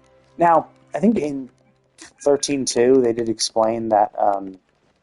I guess technically you're not really dead. Like, you can uncrystallize at a later point, but even still, I think because Lightning's sister got crystallized, and then she came back in the second one. She uncrystallized, but I think even in that she was still a l'Cie. So it's not even like you uncrystallize and you're free. It's like no, you uncrystallize and you're given a new task, which is like, oh, so you're fucked forever for the rest of your life. You're forced to do a task for the rest of your life. Where any single time you fail, you get turned into a monster, and every single time you succeed, you get frozen, waiting for the next task. Which is like, oh, okay, great. That sucks. It's not that it doesn't make sense. It just sucks. It just absolutely blows. So it's like, why the fuck would anyone, like, God damn, it sucks. So I didn't like the concept of that. So yeah, so that's kind of my thoughts about what I want to do. And then there's like some Switch games too. Like I bought Super Mario RPG. I want to beat that. I think I'm halfway through. Need to do that again. And then Dragon Quest 3, the HD or the 2D 3D or the 2D 3D HD remake thing's coming out. I want to play that, but I'm probably, or I think I bought it for PlayStation 2 as well. So I got my PlayStation, so not for Switch, so I can stream that. Actually, I'm not. Maybe I can stream from my Switch. I'm not sure. I don't know if there's native Switch or YouTube support on Switch. But I don't think I'll do Dragon Quest 3 until the 1 and 2 remake come out, because like the idea is that 1, 2, and 3 are a trilogy, are essentially happening within the same world, and 1 and 2 are a definite sequel. Like it was like you are the guy. And then, like less than 100 years later, you're like, so Dragon Quest 2 happens like less than 100 years after Dragon Quest 1. So it's like, it's pretty short. In fact, you find the armor for Eldrick, who's the guy who did the thing, and his armor is the best in the world, and getting his, it's something you can do in Dragon Quest 2. So it's like, I think 3 happens like much later, like a few hundred years later. So, but I forget, because like, it was one of those ones that Dragon Warrior back in the day came out on the same cartridge as well. It was not even a Game Boy Advance cartridge. It was an actual Game Boy cartridge. Yeah, I think it was an actual Game Boy cartridge combined into 1 and 2. And then 3 was Dragon Warrior 3 was on the Advance, I think. Maybe that was its own Game Boy cartridge, not Game Boy Advance. But, I don't know if I played that though. But I know I played Dragon Quest 4 or 5. I think I've done 1 and 2. I've done 4, 5, 6, 7, 8, 9, and 11. Can't do 10 because 10's an MMO, and it never came out here. But I'm pretty sure they re-released 4, 5, and 6. Maybe not 7. I'll have to double check on which one 7 was. But 8 was the one that came out on PS2, which I played, and I enjoyed. And that's the crazy thing too, is you get these people who are complaining, oh man, we need more like turn-based RPGs and shit like that, and especially when they're complaining about like Final Fantasy series. Like when 16 came out, people were complaining about its action combat and shit. It's like, oh, Final Fantasy needs to go back to turn-based. It's like Final Fantasy like has changed its combat every single game. Like there's no two games where Final Fantasy's combat was the exact same.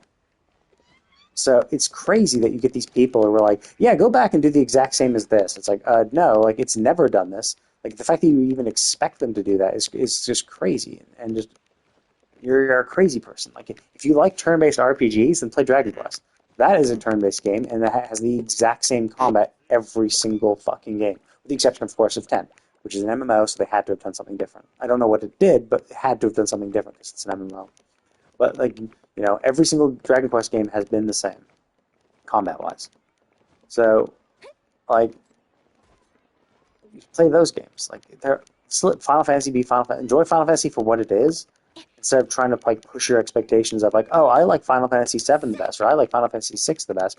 Please make all Final Fantasies that are like, please make all future Final Fantasies to reflect that. It's like, really, dude? Like, just let Final Fantasy be Final Fantasy.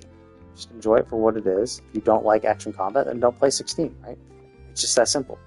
It's not like you have to play the game. If you like it, great. If you don't, just don't play it. Like, but people just get too in their feelings. They're like, "Oh, I played Final Fantasy as a child, therefore all Final Fantasies I'm owed the right for every single Final Fantasy to be tailored to my liking." It's just crazy. But anyway, so I'm gonna go through and I will play. Once the Pixel Remasters go on sale. I mean, I could easily afford it. It's not like I can't do it. I mean, I was tempted even like yesterday to get it and just buy it. But I'm like, I'm not in a super hurry. I could have other games. Like I haven't beaten Sandland. I haven't beaten a few other games too. So it's like I want to beat those first. I haven't done the DLC of 16. And yeah, so I want to do those first. And so at some point, like in the months it's going to take me to finish everything, they'll probably go on sale at some point. Maybe during Christmas. I think Christmas is a common time when they go on sale. So I'll check the price on that. Because I kind of want to go back to back. Like I want to beat one, maybe like all in like one sitting. Like, oh, I'm going to play one on this day. Like I'm going to play, like it's not like every single day I'm going to play Final Fantasy 1 until I beat it and then play it for 2. But like, when I play an additional game besides Genshin Honkai Star Rail 14, which I'll probably still be doing, you know, daily or weekly, any extra game I play, like, so I obviously played Zenless Zone Zero. I've obviously played the demo for Throne and Liberty.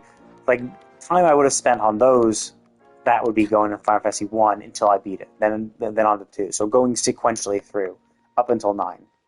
Because I know I've played them and beaten them, but it's been a long time. And then I think what I did is when I got them on the Vita, I think I went backwards. I went like 9, 8, and then 7. For some reason. I forget why. Or maybe I did 7, 8, 9 just for those, because I was just playing the PS1 ports on the Vita.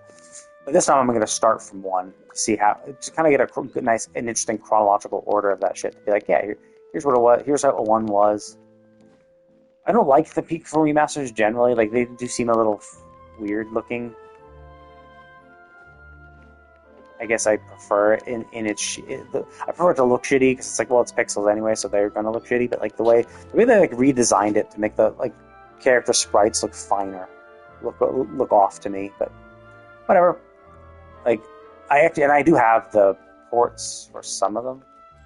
I on my Vita I do have 1 through 9, so I could play them all on 1 through 9 on my Vita, but I'm like, well, whatever. I'll play them on PlayStation, my PS5, because then I can play it on the big screen and stream it. I don't know if the Vita has Twitch support either, because it's so old, and I don't think they're doing updates of this software anymore. I think Twitch exists in Japan, so maybe they would do it. Either way, that's kind of what I'm thinking. I'm gonna get through 14, get all my characters to 100, then maybe start doing some of the completion. I don't know. I'm kind of like burnt out Final Fantasy. The new expansion is great. I do like it, But I don't know if I'm ever going to get as hard into like achievement hunting as I was, because like I was kind of working on the Pterodon, and obviously that is like a hellhole of like a bullshit to do. Working in the firmament, like getting 500,000 points for everything, and I was doing it. I was fucking myself over especially hard because I was trying to get the achievements for the tier 2, 3, and 4 shit all at once. So I was trying to get like 50,000 like. To get the achievements, you need to collect 50,000 things in Tier 2. Collect 50,000 for each thing. So, Botanist, Miner, and Fisher has to collect 50,000 items for each of the tiers of Tier 2, 3, and 4. Maybe they've consolidated that. I know I saw them changing some shit in regards to that in the crafting thing. It might also be in the firmament and achievements, but we'll see. But realistically, to get the Pterodon's not that hard. I just need to get 50,000 points, which means I only need to collect the Tier 4 items. The idea was that, well, I still do get points for collecting Tier 2 and 3 items, even though the points I get are like 1% of what I would get from a Tier 4 item, or like 1 to 5%. But the idea is that if I'm collecting 50,000 of them for the achievement, I would definitely get some points. So I would need to collect less Grade 4 items to get to 500,000 points, which was the thought. But then I calculated it out, considering how many items I can get in the firmament every single session. It was like something. It would be like 90 hours of grinding, 90 like solid hours. Like this is 90 hours in game grinding out shit to get that, which is like insane. And I think maybe I'll just focus on getting the Pterodon. So I'll just get the Tier 4 items just to craft the. Oh yeah, that was it. I wasn't doing the gathering ones. I mean, I was getting the gathering ones in a fashion because I was collecting enough items so I could craft. Because like for the crafting, it wasn't that hard. It was like just create 100 expert recipes on Tier 2, on Tier 3, and that was just for every single crafting job. So it's like, okay, yeah, I just need to get the materials to craft 100 expert recipes for each tier. And that's why I'm thinking maybe they changed the achievements, because maybe they're going to remove lower tiers, like maybe tier 2 and 3 are going to go away, and it's just tier 4 now, and those achievements will disappear, and so I don't need to get them anymore. We'll see. So getting 500,000 points as a miner and Fisher, like the gathering ones will still suck. I still have to get 500,000 points gathering stuff, so it'll be the longest ones, but the time I'll spend the most doing it, because like the actually crafting stuff is super easy, especially now that you can macro everything. So I might work on the Pterodon, but like, and I'll probably go back and get the other lynxes for the other trials. Although I might wait until we get higher item level gear just to make it even easier. We'll see. But anyway, that's my plan. I've had a lot of fun. I've enjoyed the cool little effect on Gene while I chit chat. I know most people aren't even here and watching this shit, but oh, this is. Let's see.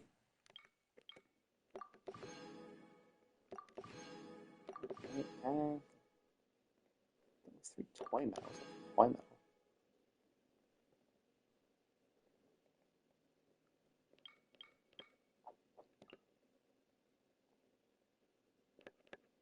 It has to be a trick. What the fuck? Whatever. I'll figure that out maybe at some point. Anyway. So yeah, that is my general plan. I will still be playing Genshin. I'll probably be spending. I'm not sure if I'll be doing much Genshin exploration during the week. I might just wait for the weekend and just try to focus all my exploration on the weekends, and then other games in the weekdays where I can put like an hour or two. It's like that's kind of what I was doing in Zenless Sun Zero, putting like 2 to 3 hours into that game. And Genshin kind of feels a little better when you can put in more time, because then you feel more relaxed and you can kind of like explore for as long or as little as you want. But anyway, I'm gonna go ahead and log out. Thank you all for watching, and I will see you all next time.